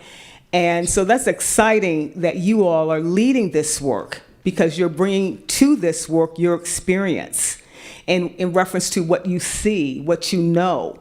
And a lot of times, if you haven't lived it, then it's hard to see how to overcome it. Yeah. So that's the most exciting part for me, is to just have you guys in this leadership role that you have right now as we try to create something that has really never happened across the nation. And to have you all being in the role of orchestrating what that's going to look like 2 years from now, 3 years from now, 5 years from now is exciting. But when I look ahead, the road is not clear. It's kind of bumpy. I see hail. I see potholes in it, because the journey is not clear sight. But I have confidence in the leadership. And that's where we're going to need your help and your support, is because we're all on board in reference to what needs to be done. The work is how do we go about doing it as it relates to what you mentioned, Doctor, as it relates to the connectivity and putting together all the networks to making sure that we're doing the right work and it's not a patched approach, that it is harmony moving forward. And that's the challenge, and that's exciting, but I'm so glad that you guys are leading this work for the state. Thank you.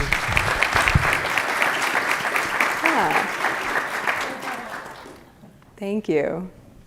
We're so glad to have you here today, too, joining us. Thank you.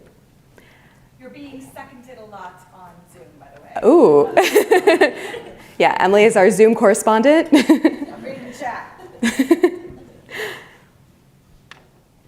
Well, Dr. Brooks, I know that you have one other question that you wanted to pose. Well, I just thought, you asked us what we thought was the most important thing. If we could change one thing in Colorado to improve behavioral health, what would that be?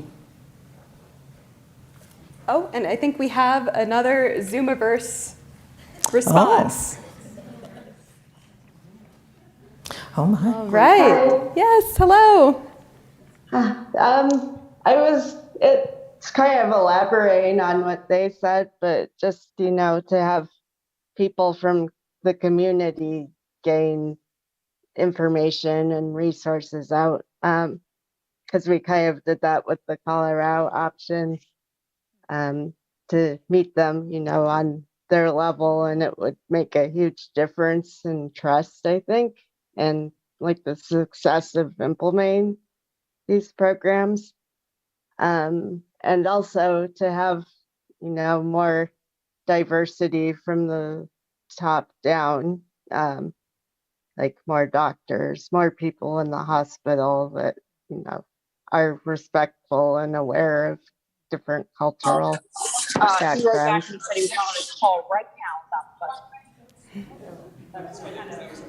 Hybrid. Oh. Thank you. Great. Thank you, Danielle. What else? Who wants to, our final word, or one of our final words here today?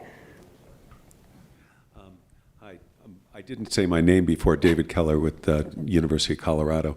I would say, picking up on something Dr. Medlock said, I think we need to think about the continuum of mental health needs from prevention to treatment, and we need to pay for prevention. We never have, and we need to. Well said. Yeah. Okay, well, please join me in giving Dr. Medlock and Dr. Brooks another round of applause for the time today. I know that I certainly would love to continue this conversation, so please come find me at the reception or beyond today at CHI. Certainly want to keep this going. We are now at a break until about 2:15, and then please return for our final session of the day, our 2023 legislative preview. Thank you all so much.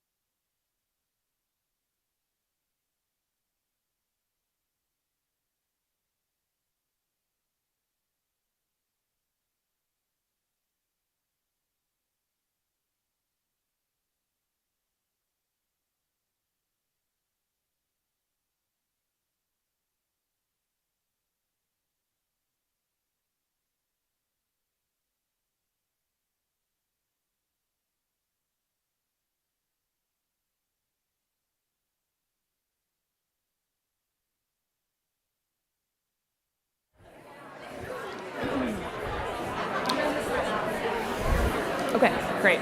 Just to that side? Great. Thanks. All right. Good afternoon, everyone. We are going to go ahead and get started. I know that folks will be trickling back in. Hopefully everyone's got some caffeine or whatever you need after lunch. We are honored to provide your final content session of the day before we move on to our reception at CHI's annual legislative preview presentation. Oh, thanks. As with all election years, just a caveat that our preview presentation is part recap and part forecast, but we are just super excited to have the chance to wrap up the afternoon with all of you, looking ahead to what to expect in 2023. I have been asked to share some quick housekeeping. I think there are raffle tickets in many of your pockets, if you have pockets today. If you have those filled out, my colleague Mia is going to be walking around the outside to collect some of them. So if you have raffle tickets ready, fill them out, pass them down. Hopefully no one sabotages your raffle ticket, and Mia will collect it at the outside. There will be another chance, though, to drop your raffle tickets in the bin after the session, but we don't want you to forget. All right. Great. So with that, some quick introductions. My name is Allie Morgan, and this is me in July 2002 with my very first cell phone.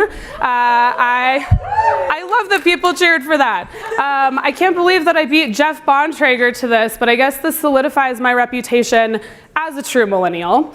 Anyway, I'm the legislative director at CHI, and I have been with the organization since 2014.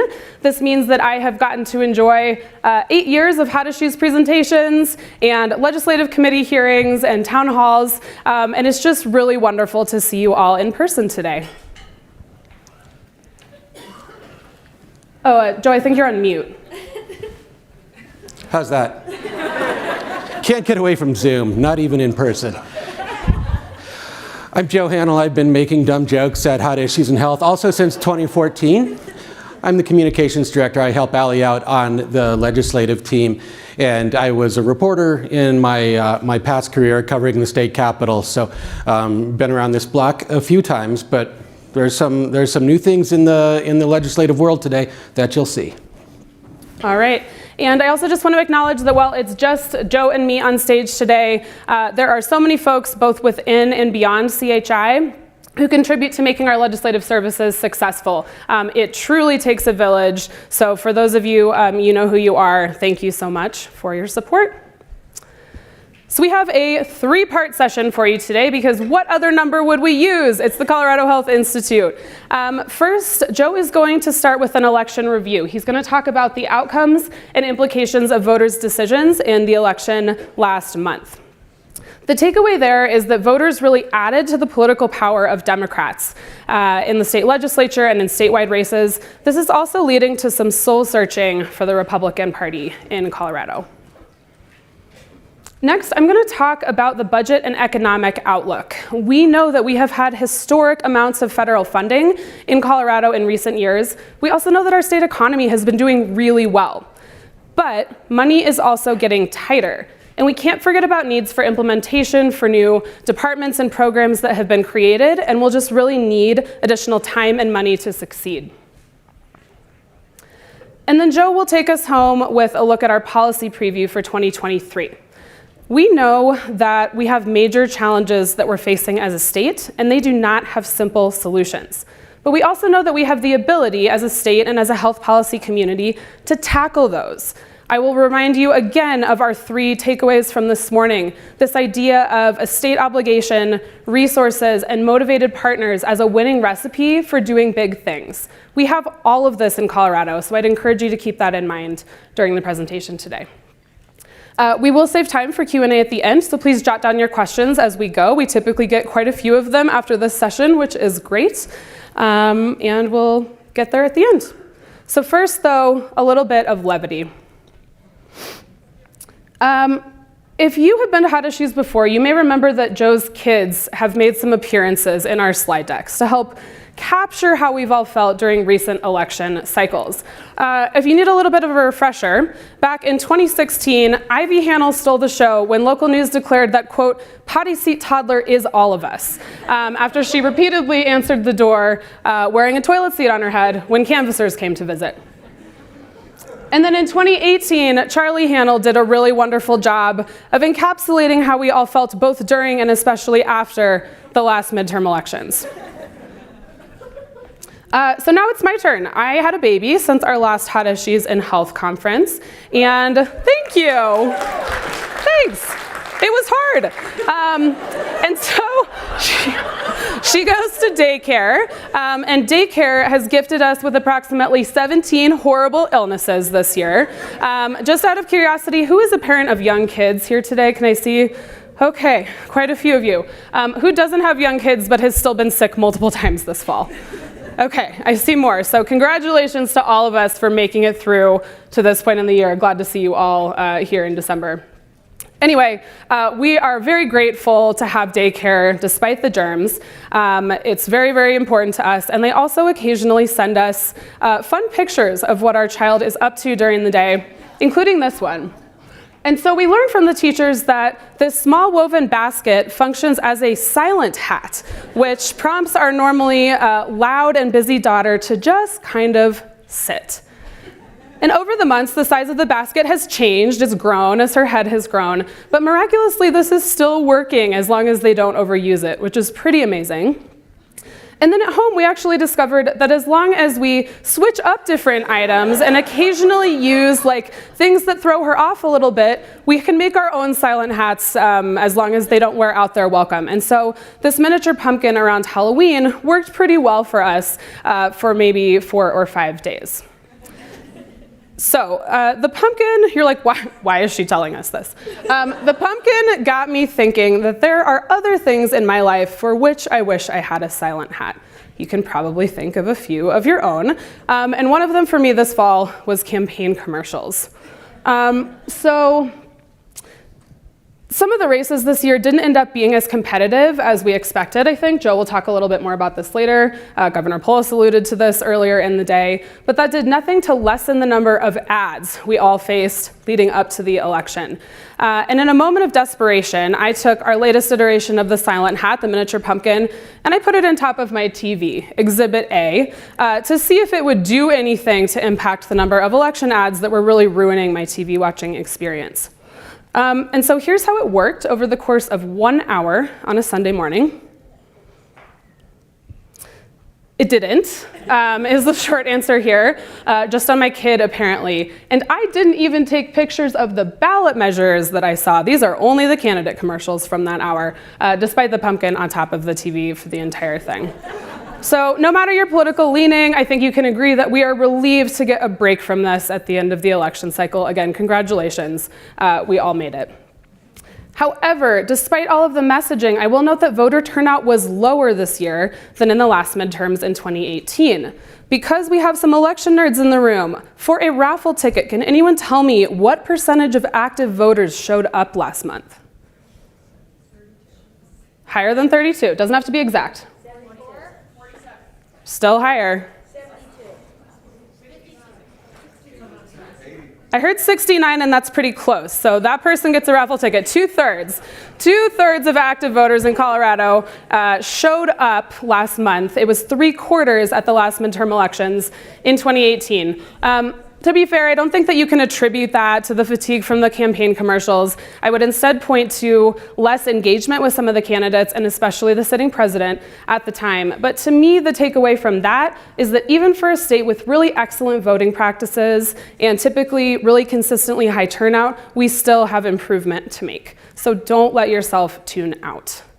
And with that, I'll turn it over to Joe for our first content section. Thank you so much, Allie. Well, we're about a month out from that election, and it's probably enough time to draw a few conclusions. We do have a few. First of all, the electorate that turned out here in Colorado was way more progressive than any we have seen in previous elections, even though the trend has been going that way. That means the Conservative Party, Republicans, are in a world of hurt in this state. And it also means the terms of the policy debate shift from a left-right dynamic to more like a center-left dynamic, and we'll be talking about that throughout this session.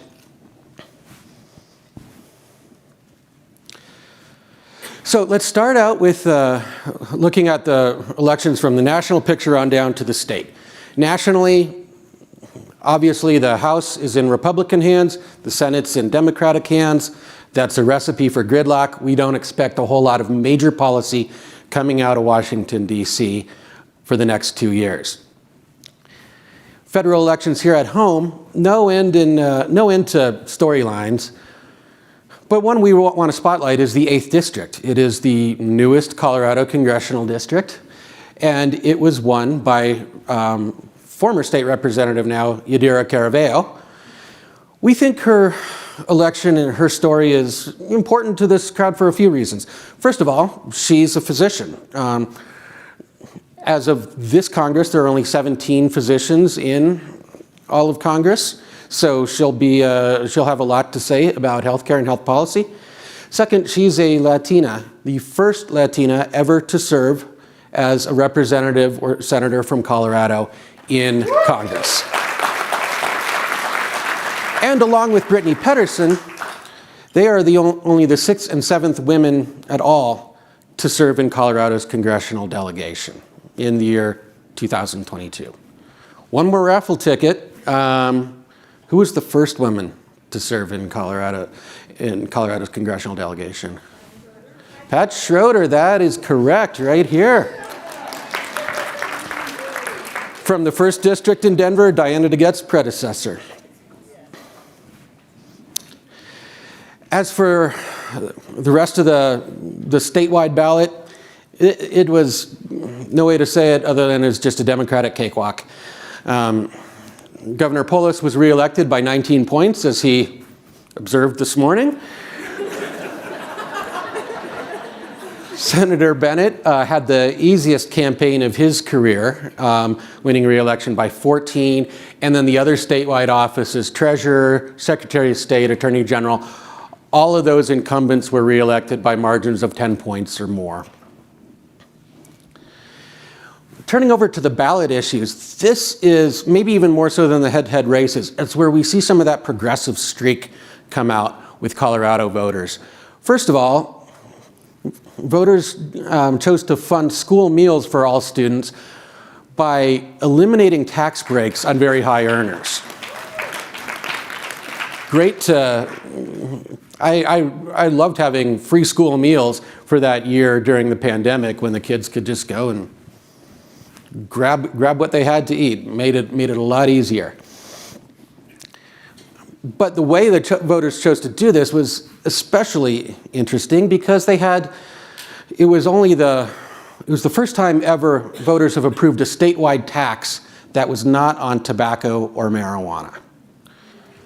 Voters also decided to legalize the personal possession and use of psilocybin mushrooms. That makes Colorado just the 2nd state behind Oregon to do this. Voters decided to set aside $300 million for affordable housing.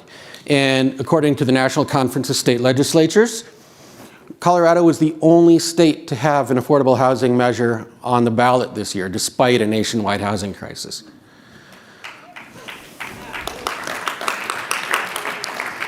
And probably at least what I see is the lone bright spot in statewide elections for conservatives is a conservative-backed ballot issue to lower the income tax rate passed by a very wide margin.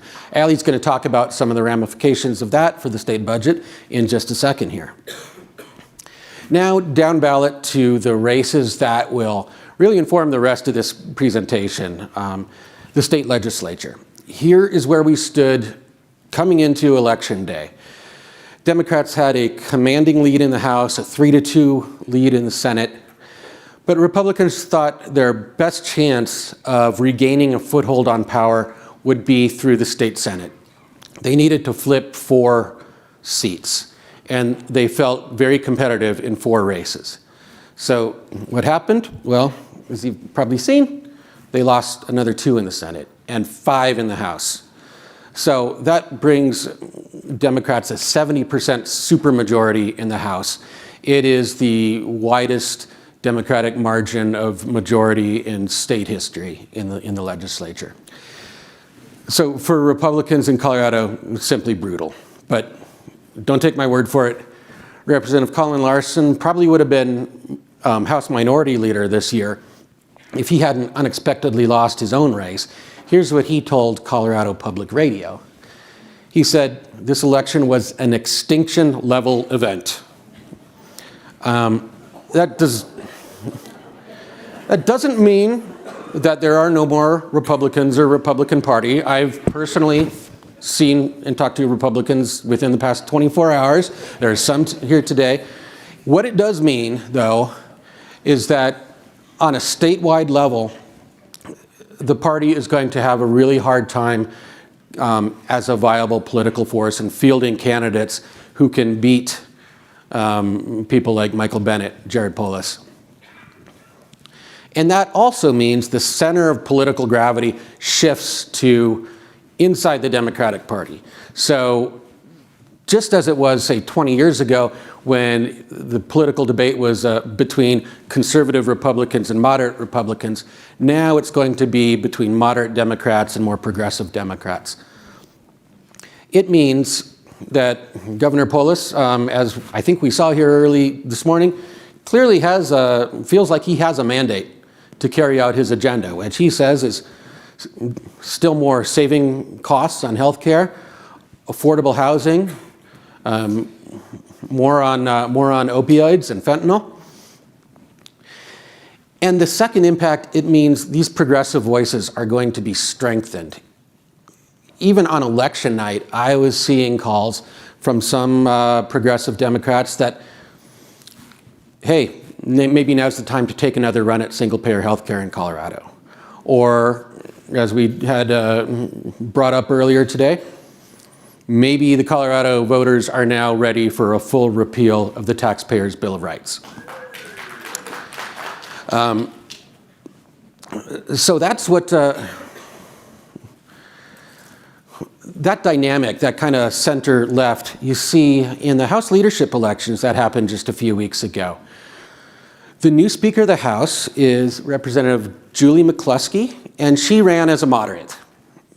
She ran as somebody who comes from a rural district, did not win in a landslide, unlike a lot of Democrats from the Denver-Boulder area who got like 80% of the vote. And she pitched herself to her fellow caucus members who elected her as somebody who knows how to appeal to rural and moderate voters.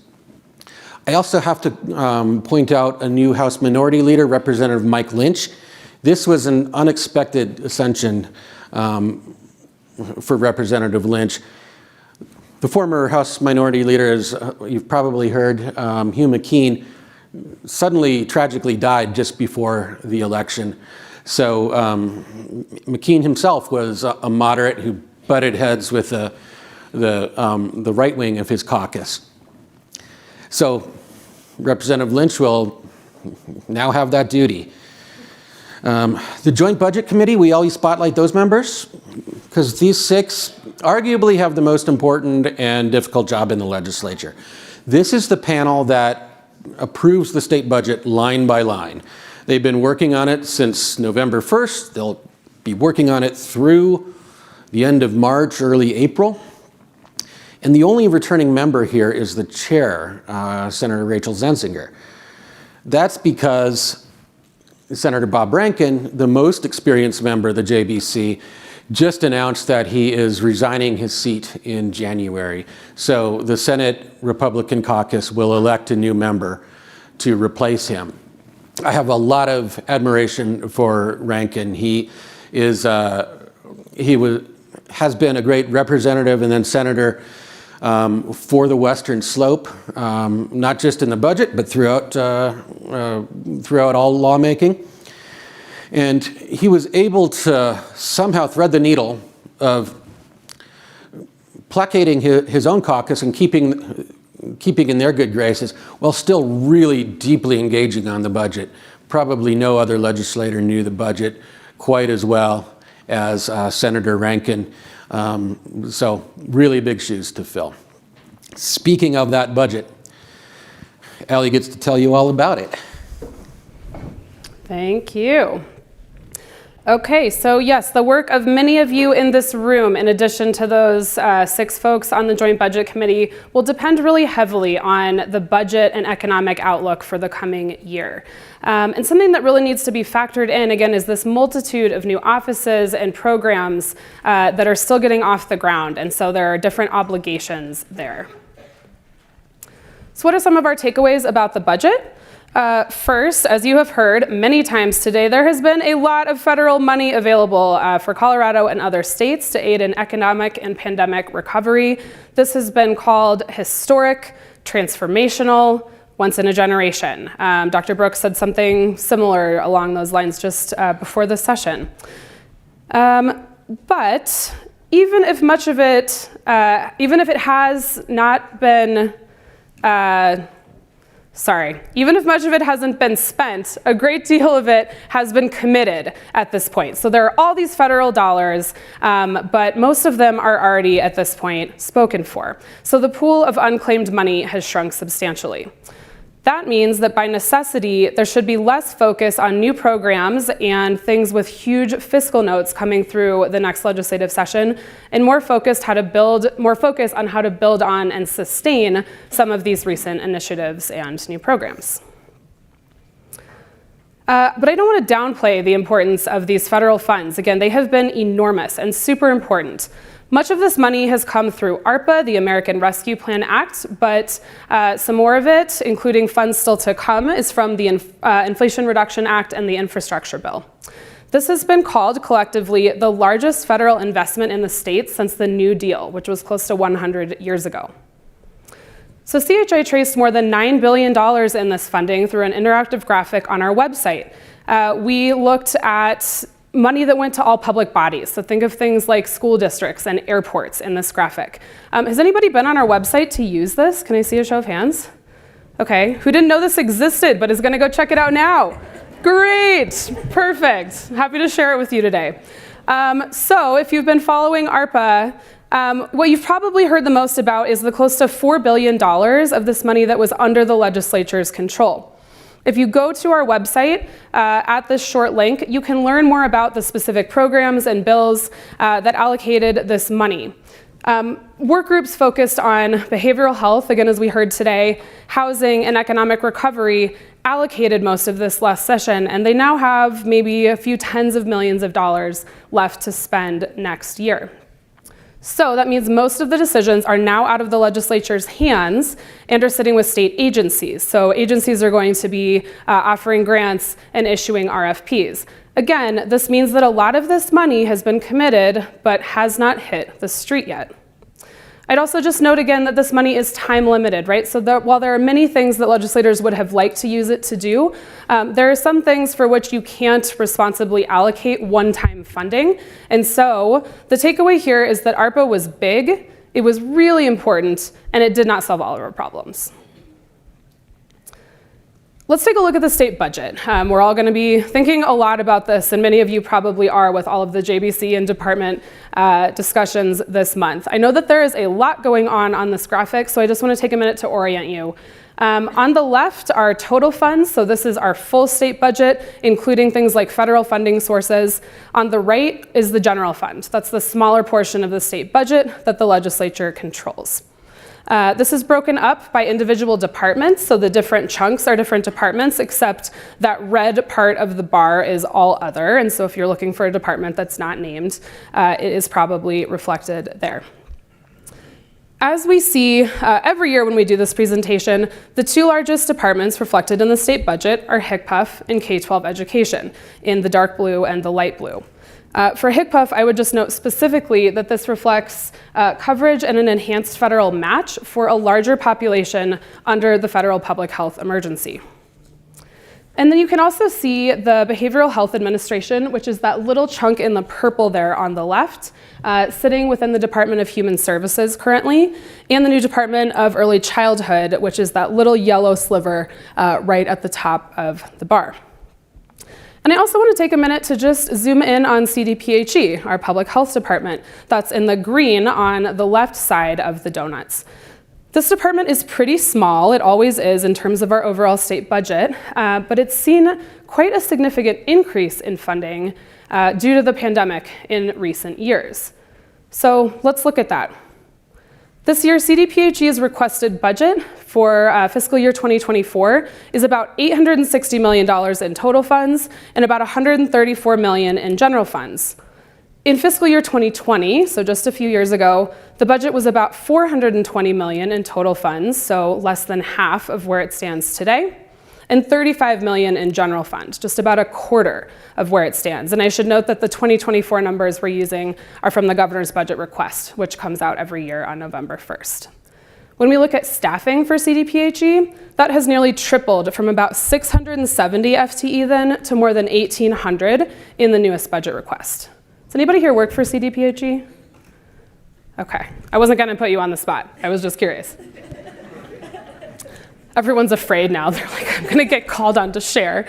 Okay, so to zoom back out a little bit, I wanna acknowledge the revenue forecast that we have. So quarterly, Colorado has a revenue forecast presentation. The last one was in September. The next one is coming up soon on December 20th. But we're looking back at the September numbers for context as we look at next year's state budget. Excuse me. We learned in that presentation in September that state revenue grew by nearly 24% over the prior year, which is a really significant increase.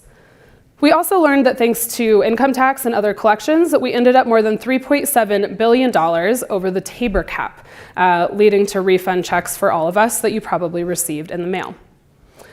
We know, and Legislative Council staff talked about this in the presentation, that consumer spending is strong and so is job growth, but that inflationary pressures are growing too.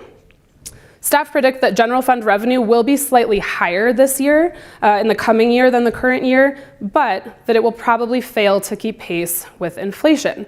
So that means that we will probably be contending with continued yet slowing economic expansion, layered with the looming threat of a national economic downturn, as they detailed in this quote from the report.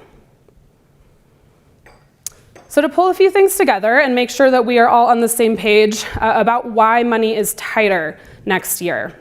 In addition to the cooling economy and this economic downturn threat that I just mentioned, we still have Tabor and the revenue cap that it imposes. Tabor, again, is based on this equation involving inflation and population growth. And what that means is that we're not able to keep additional funding in years when the economy is doing really well and we bring in money, right, to put toward new state programs or set aside for other purposes. A couple of these recently passed ballot measures will also lead to this economic pressure. So voters chose to lower the state income tax rate, as Joe noted earlier, which was a little bit of an anomaly in terms of the trend that we saw with our ballot measures this year. The cut was only 0.15%, which sounds pretty small, but the estimated impact of that is more than $400 million in reduction to the state revenue. We also approved, as voters, that commitment of $300 million to affordable housing that Joe talked about. This is a mandate for the legislature to spend a certain percentage of the state budget on that purpose going forward. And so again, when we take those things together, that just means that, especially in less prosperous economic years, the legislature will just have a little bit less leeway in determining what to do with their pool of available funds. And in addition, as I mentioned, ARPA dollars have really already been directed. Those can go out the door for the next 4 years. So we'll continue to see that money being spent, but most of it's already spoken for. So given all of that, Legislative Council staff told the JBC recently that they won't actually have much money left to spend on new things next year once all of these obligations and contextual pieces are factored in. In fact, they're predicting that the state will have just $85 million to work with. And who knows how much of that will be spoken for over the next 3 to 4 months before the long bill is introduced. That typically happens around the end of March. When we think about recent programs and implementation needs for next year too, what are some of the things that should be on our minds?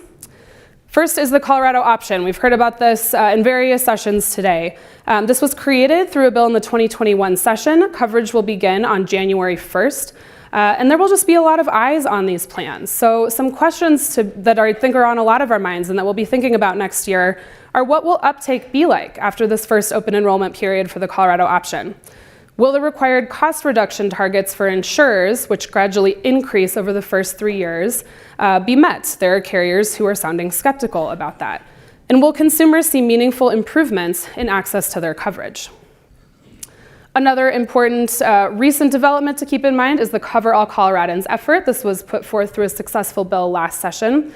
And as a result of this, beginning in 2025, HCPF will offer Medicaid coverage for low-income children and pregnant people who would otherwise have qualified except for their immigration status. The state estimates that this will benefit about 3,500 people, at least initially. So will that estimate hold? How might this interact with other new efforts to expand coverage and benefits for undocumented people in Colorado? And what are the remaining gaps for supporting these families? And in addition, our state has really leaned into advancing health equity in recent years. That's been done through legislation and through executive orders from the governor. As a result of that, there are new requirements like DEI training for staff and both state and department-specific equity strategic plans. Some of these plans are pretty robust. HCPF's plan is shown on the screen. It's more than 80 pages long if you haven't looked at it. So what will come from these strategic planning efforts, and how will we measure success in addressing and tackling health disparities in Colorado? I know that none of us in this room want to see this turn into a box-checking exercise. And then, of course, there are these recent changes in terms of departments. And so some have been created, some have been elevated in the last couple of sessions. First, of course, is the Behavioral Health Administration, or BHA.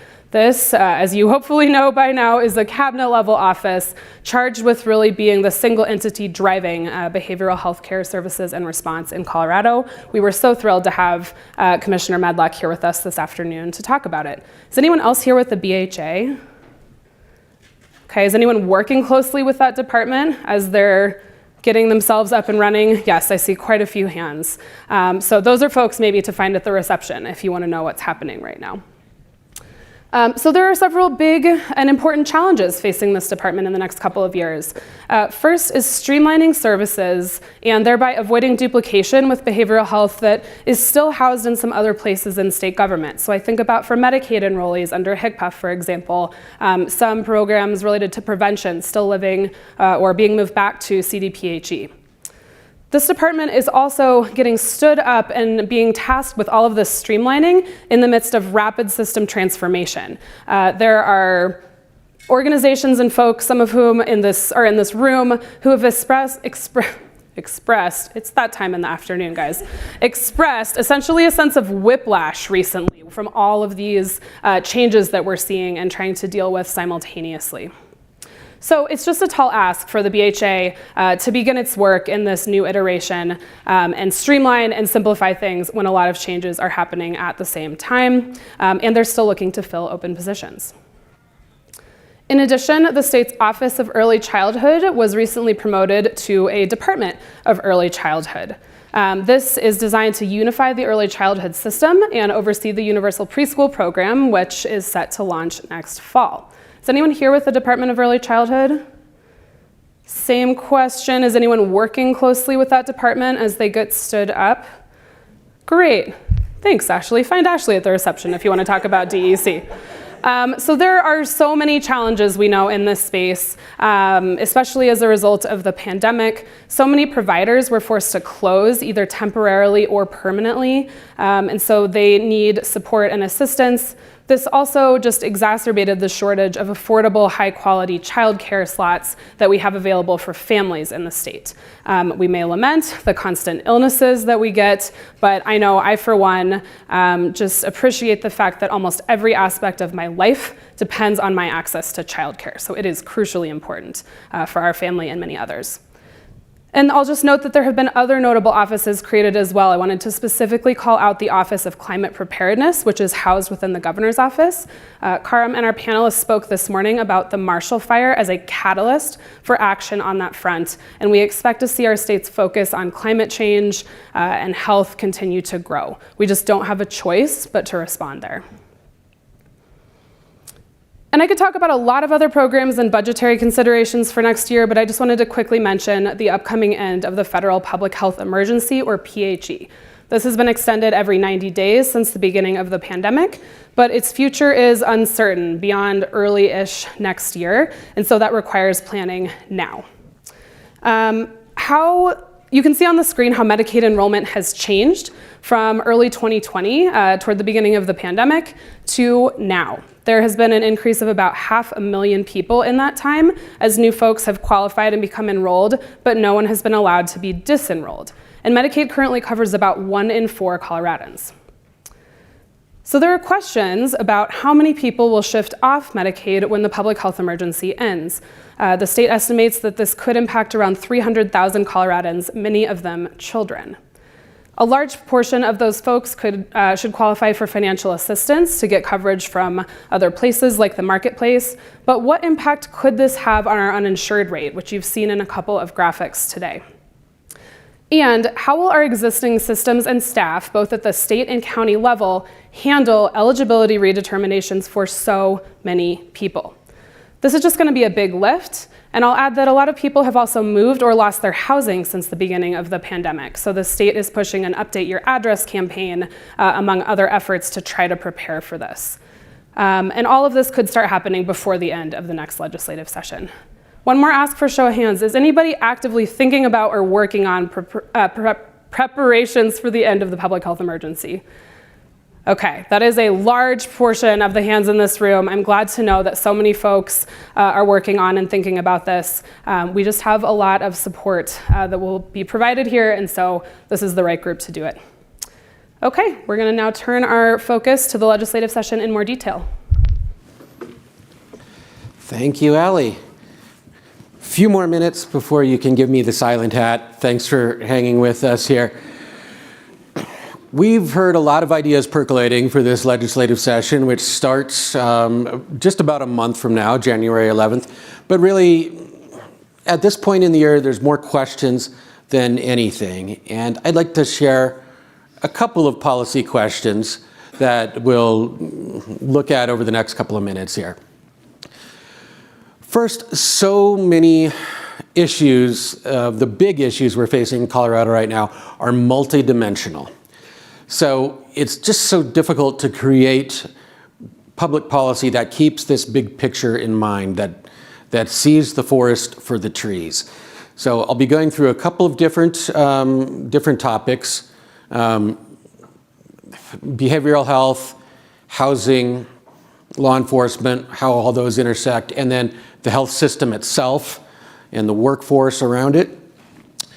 And then second, is this going to be a year to firm up what has been done in the past or add more, go bigger?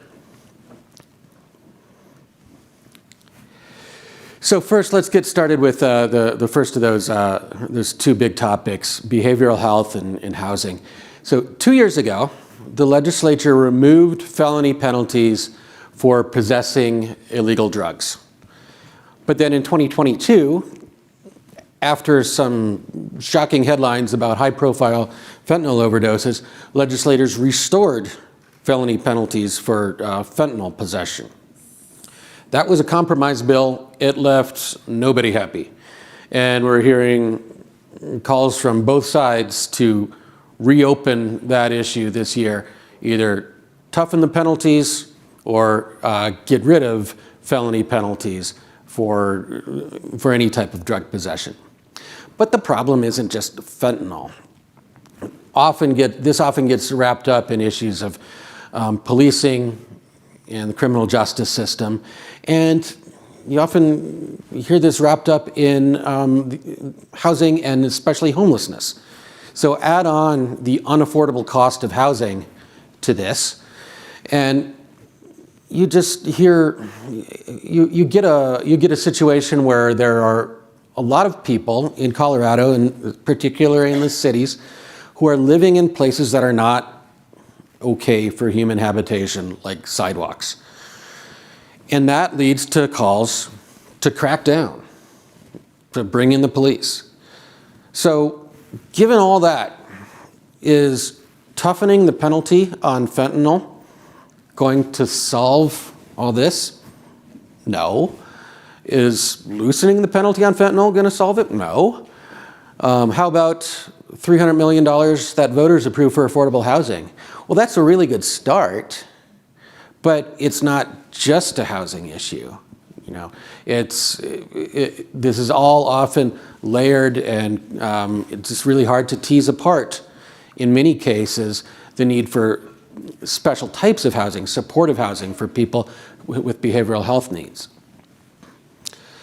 So the challenge is, for legislators especially, and for all of us in this room supporting them, is to see how this is all tied together and to find wise ways to blend the resources that we have and channel the energy of everybody who might be working in distinct areas into working together. Now, I'm not trying to say we need one massive bill to solve all societal ills, because good public policy happens a step at a time, right? So I'll go through a few ideas that we've heard that are in the works or in the mix for discussion in 2023. First of all, eating disorders. There's mental health advocates would like to address this, given that we know eating disorders are often present when there are deaths by suicide. Also, improving early intervention for mental health, especially for youth. Kids have just had their childhoods upended by this pandemic, and look for the legislature to really be looking for ways to help in youth mental health. And then with the formal public health emergency ending, evictions are becoming an issue again. And that also, like we just said, it's tied up in, and earlier this morning we heard lack of housing can really lead to stress and mental health issues. So there's an effort to address evictions by making the legal process easier to engage in for people going through it.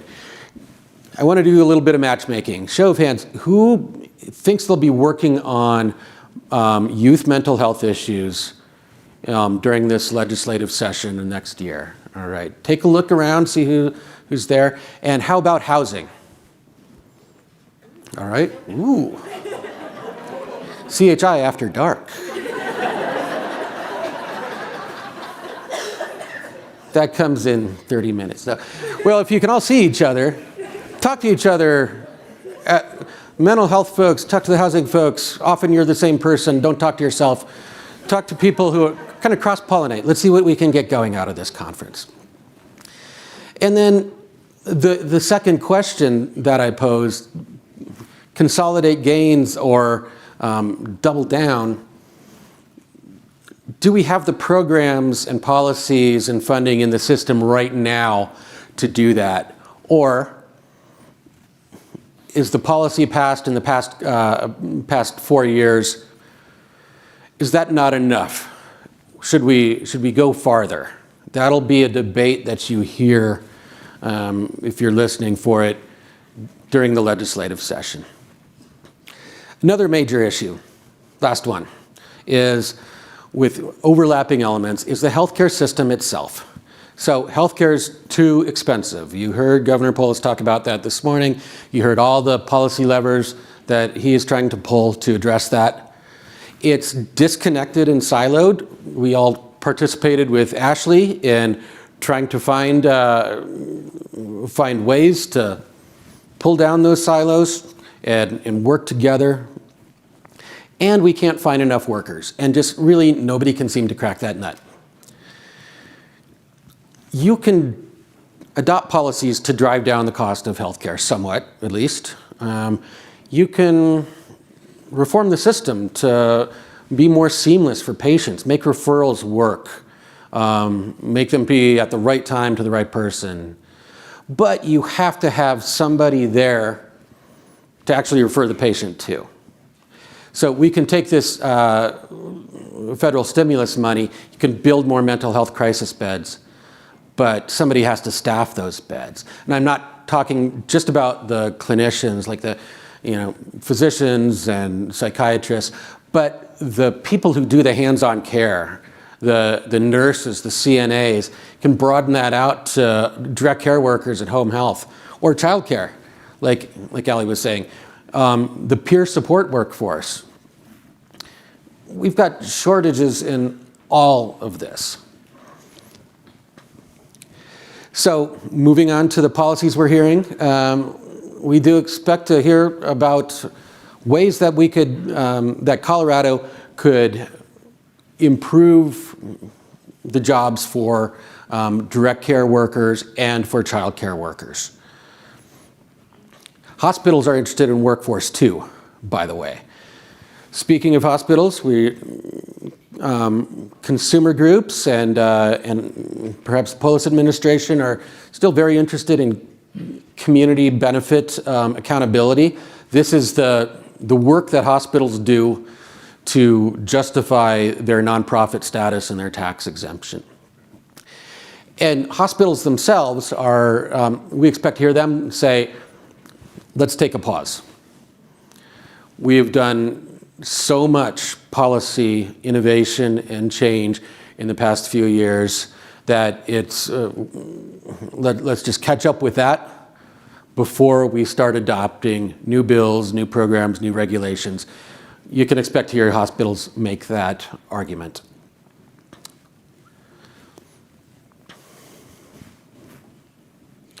So with that,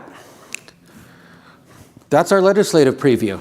I want to leave you with a few ideas that we went over. First of all, it's up to Colorado. There are big problems, big issues, big opportunities here. And it looks as though the policymaking environment is such that if anything happens, it's going to happen at the state level and down to the local level, probably not so much the federal level. Second, money's getting tight in 2023, but remember, there's still all that money in the system from the American Rescue Plan, infrastructure bill, and coming in through the Inflation Reduction Act. Dr. Brooks reminded us this is a generational opportunity, and that money is still there, and it's now at a place where it's filtering down to folks like people in this room to actually have the programs to spend it wisely and hopefully in concert. And third, way back in the morning, Sarah, Jeff, and Emily talked about motivated partners. I can tell by looking out at the audience today and Zoom, the Zoom folks I've been talking to all day, we have no shortage of motivated partners in Colorado.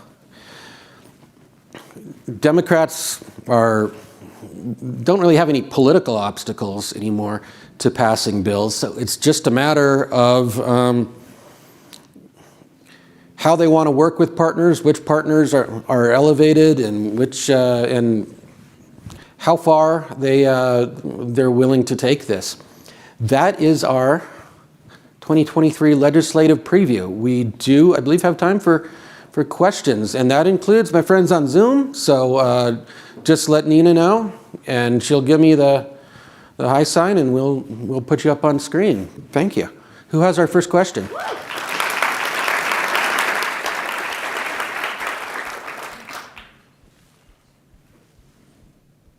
After I said at the beginning that everyone always has questions after this session, come on, guys. Yes. Oh, could we get a microphone, please?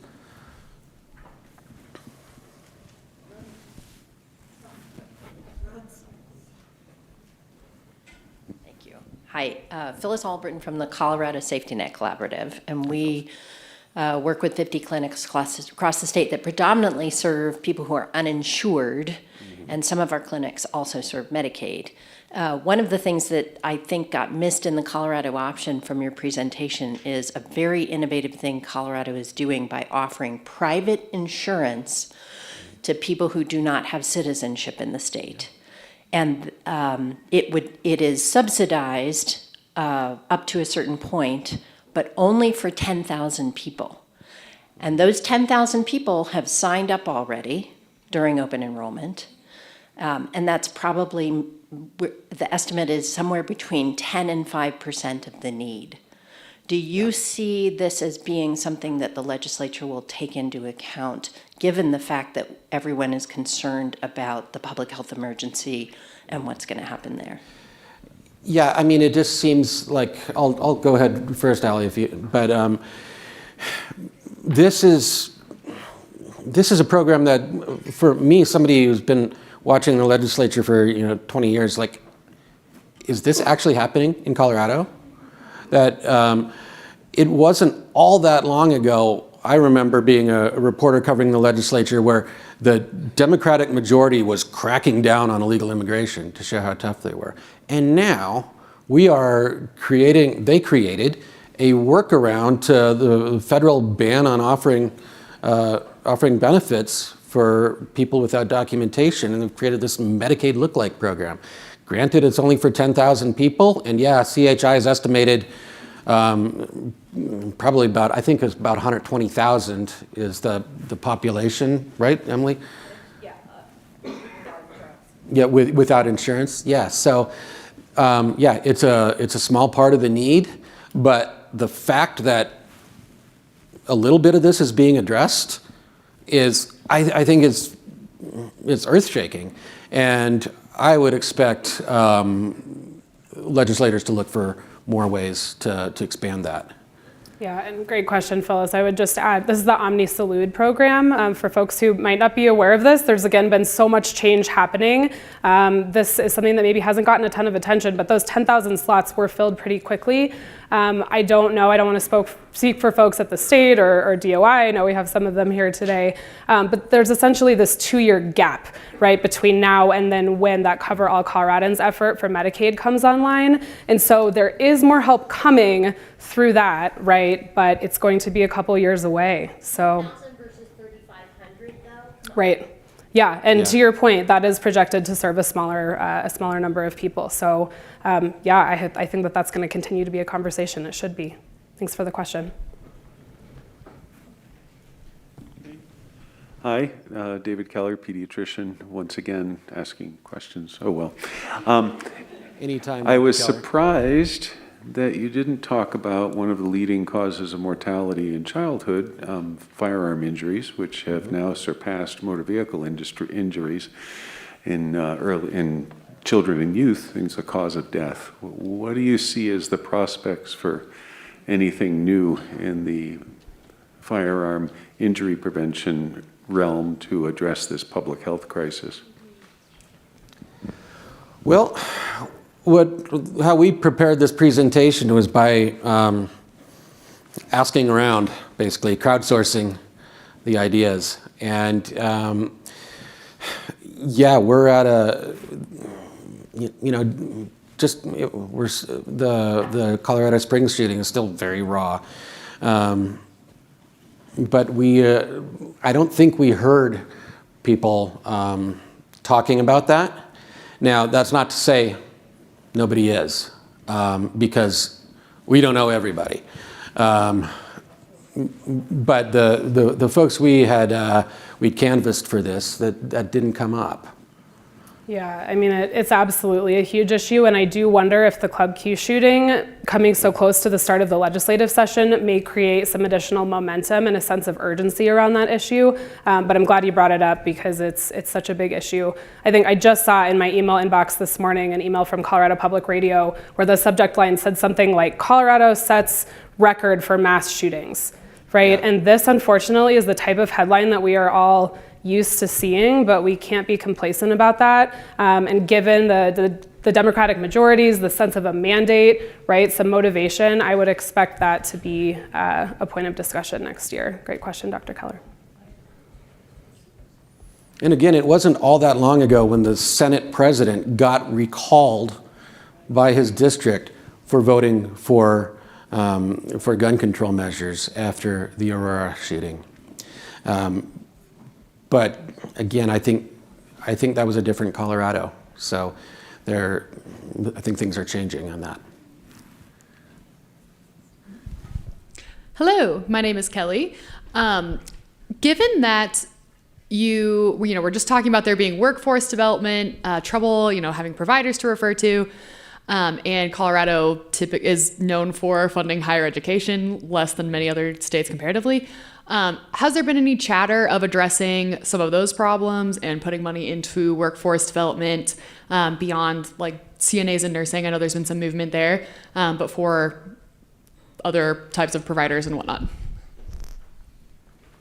Yeah, so I think there has been, and I'm just not familiar enough on the details, but I bet you that there are folks in this room who could give you some information about some more of the workforce efforts that are either recent or underway. But to Joe's point earlier, there are so many different types of provider shortages, right? We have the nurses, we have, doctors, we have everybody down to direct care workers, and we need to be thinking really creatively about that because to your point, Colorado has not provided a ton of funding for higher education.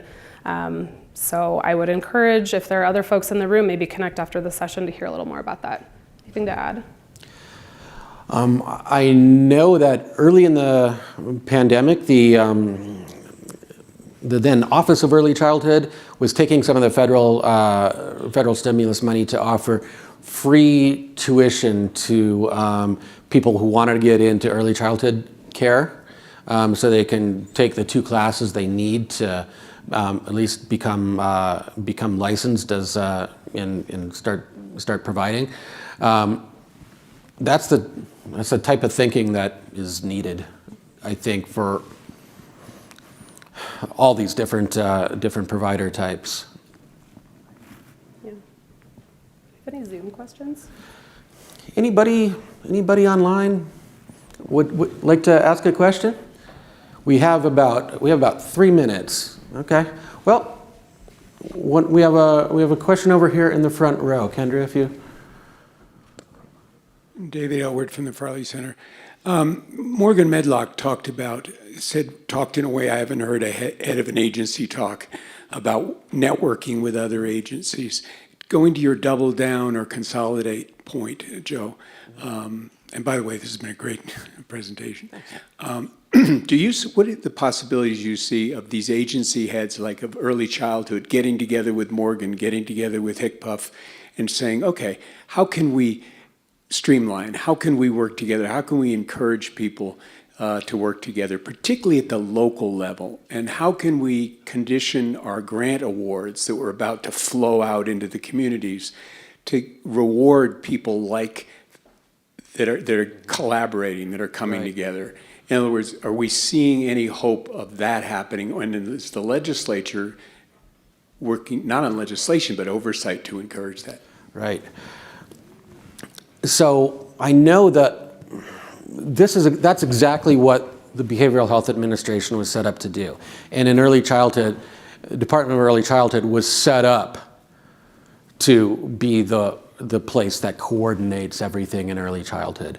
So if the other agency heads don't participate, I mean, they all answer to the governor, and this has been the Polis administration vision to start coordinating all this. Now, we work a lot in, Ashley especially, in kind of these cross-agency, cross-sector partnerships. It is not easy. you know, and that's not because people are stubborn or dug in. You've got really good people working in it, and they have a system that they've created, and need to getting them out of that and into something more collaborative. It takes time, but I think we're seeing progress. I mean, the legislature passed these bills widely, bipartisanly, to create this. The legislature wants to see it. The governor wants to see it. So I guess if we came back here a couple years later and didn't start seeing this, I'd be surprised and dismayed. Yes. All right. I think Allie gets the last word. We're getting the silent hat. So thanks so much. It's my pleasure to introduce somebody who's made this whole conference work behind the scenes in ways that few people will ever appreciate. But Christy Ariano is going to bring us home today. So thanks a lot for your attention.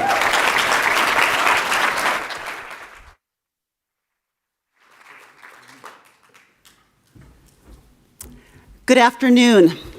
I'm Christy Ariano, Managing Director of Marketing and Communications at the Colorado Health Institute. I've been with CHI for 3 years, and I have the good fortune of leading the team that, like Joe said, has largely been behind the scenes today. They've been making sure that everything runs smoothly. They've been making sure our online attendees have had a good experience. And I'll ask you now to join me in acknowledging and thanking that crew. We have Deanna Geldens, who has been our social media maven extraordinaire. Brian Clark, who our roving photographer, and Joe, who's been doing double duty. Not only did he prepare that amazing presentation, he's also been our online host all day long, so with only a little break and support from Nina. I also want to thank our operations team, Mia Balifa, Trenton Garber, and Becca Silvernail. Join me in thanking them. They made today happen.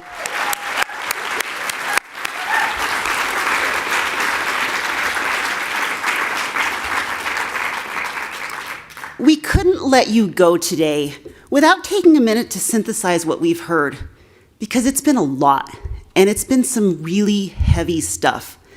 The mental health crisis alone has just been so overwhelming, particularly when we think about how it impacts our youngest community members.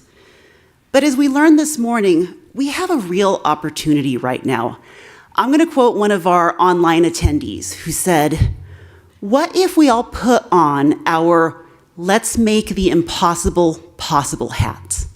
And I loved that. Sorry, Allie, but I think that's better than a silent hat. I'm going to take the let's make the impossible possible hat. And that's the beautiful thing about hot issues. We can come together and we can grapple with these issues and we can work to find solutions.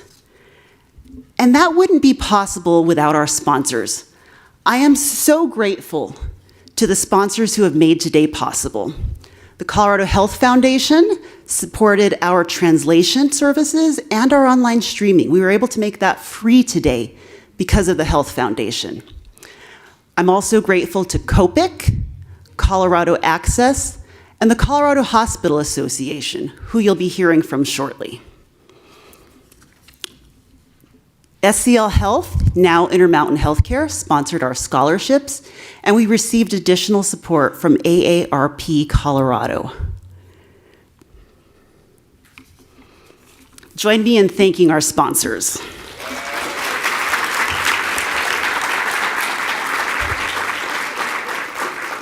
And now the moment I know so many of you have been waiting for, and that is the bike raffle. So if you still have your tickets, hold them up, pass them to the front. Mia's going to be making her way across the room to collect those. You do have to be present to win, so I apologize to our online attendees. And here's another thing. It's been a CHI tradition. We give away a bike. We got some feedback recently. Turns out, not all of you are cyclists, right?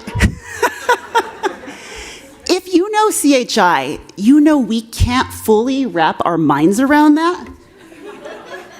We have some hardcore cyclists at CHI, but we wanted to give you a little bit more control. So today we're giving away a $500 gift card to REI. So you could still buy a bike or maybe some snowshoes or refresh that hiking gear. It's going to be up to you this time. And with that, I will draw a name. Uh-oh.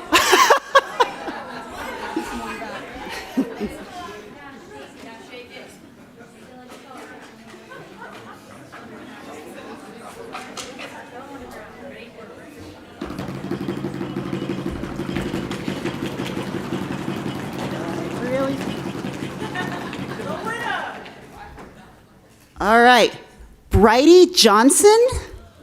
Is Bridie still here? Oh no!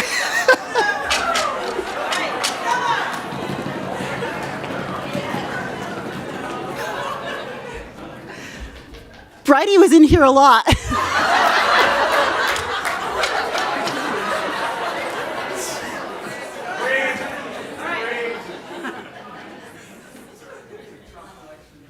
All right, new rule. You're going to have legible handwriting to win. I think this is Adam Mia?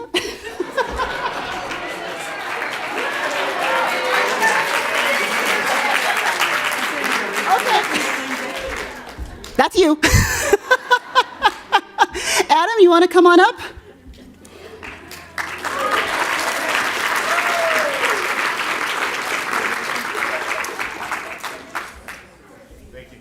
I don't want to put you on the spot, but what are you going to buy?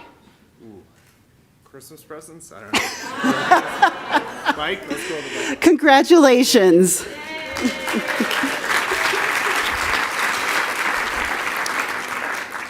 Before we head into the reception, I would like to turn it over to Catherine Mulready from the Colorado Hospital Association.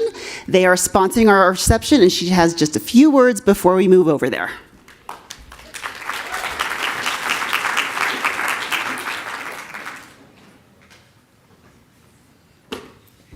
Thanks, Christy. I figure if Ashley can run down the runway, I can do it too.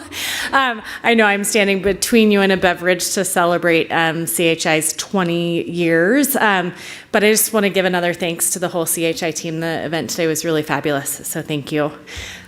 We are so proud. I'm winded from running down. Okay.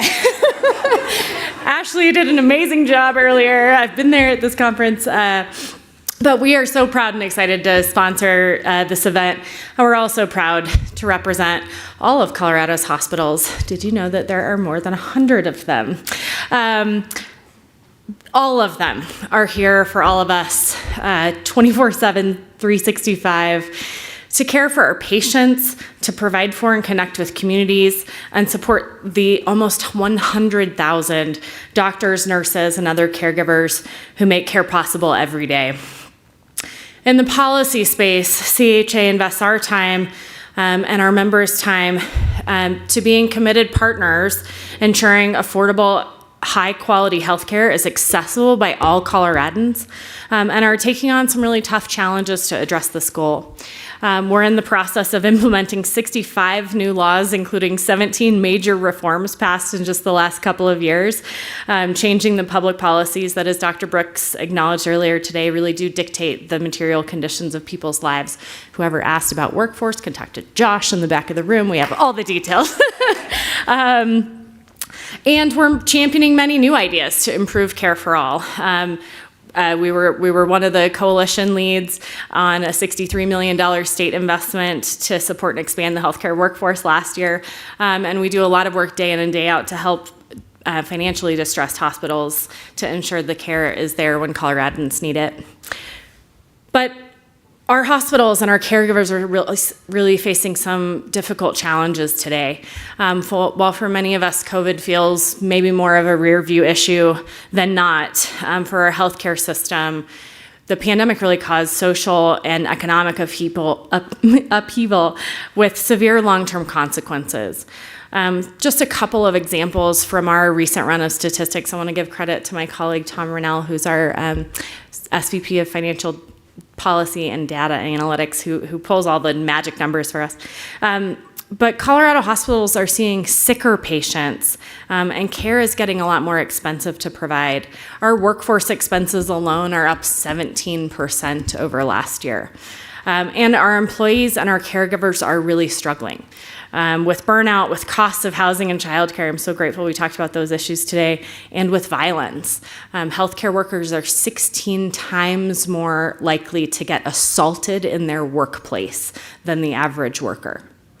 And while over half of Colorado hospitals struggled to make ends meet even before the pandemic, today even more hospitals are really feeling the pinch of higher costs and lower payments, threatening access to care, particularly for vulnerable populations. So this is like really downer notes. Sorry, I should have written those better. I'm immensely grateful for the opportunity to be here. It's been so nice to reconnect with so many of you. We're thrilled to be the reception sponsor so that we can celebrate CHI and this wonderful community of people, and really support and foster that community to start conversations today that will make the impossible possible in the future. Thanks.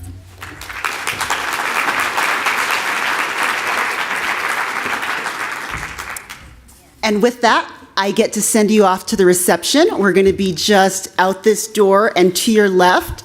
And I'm going to suggest that you use that time to meet up with those people whose hands were raised for an issue you were interested in. Build and nurture those relationships that you made today, and make a plan for how we're going to move forward together. Thank you.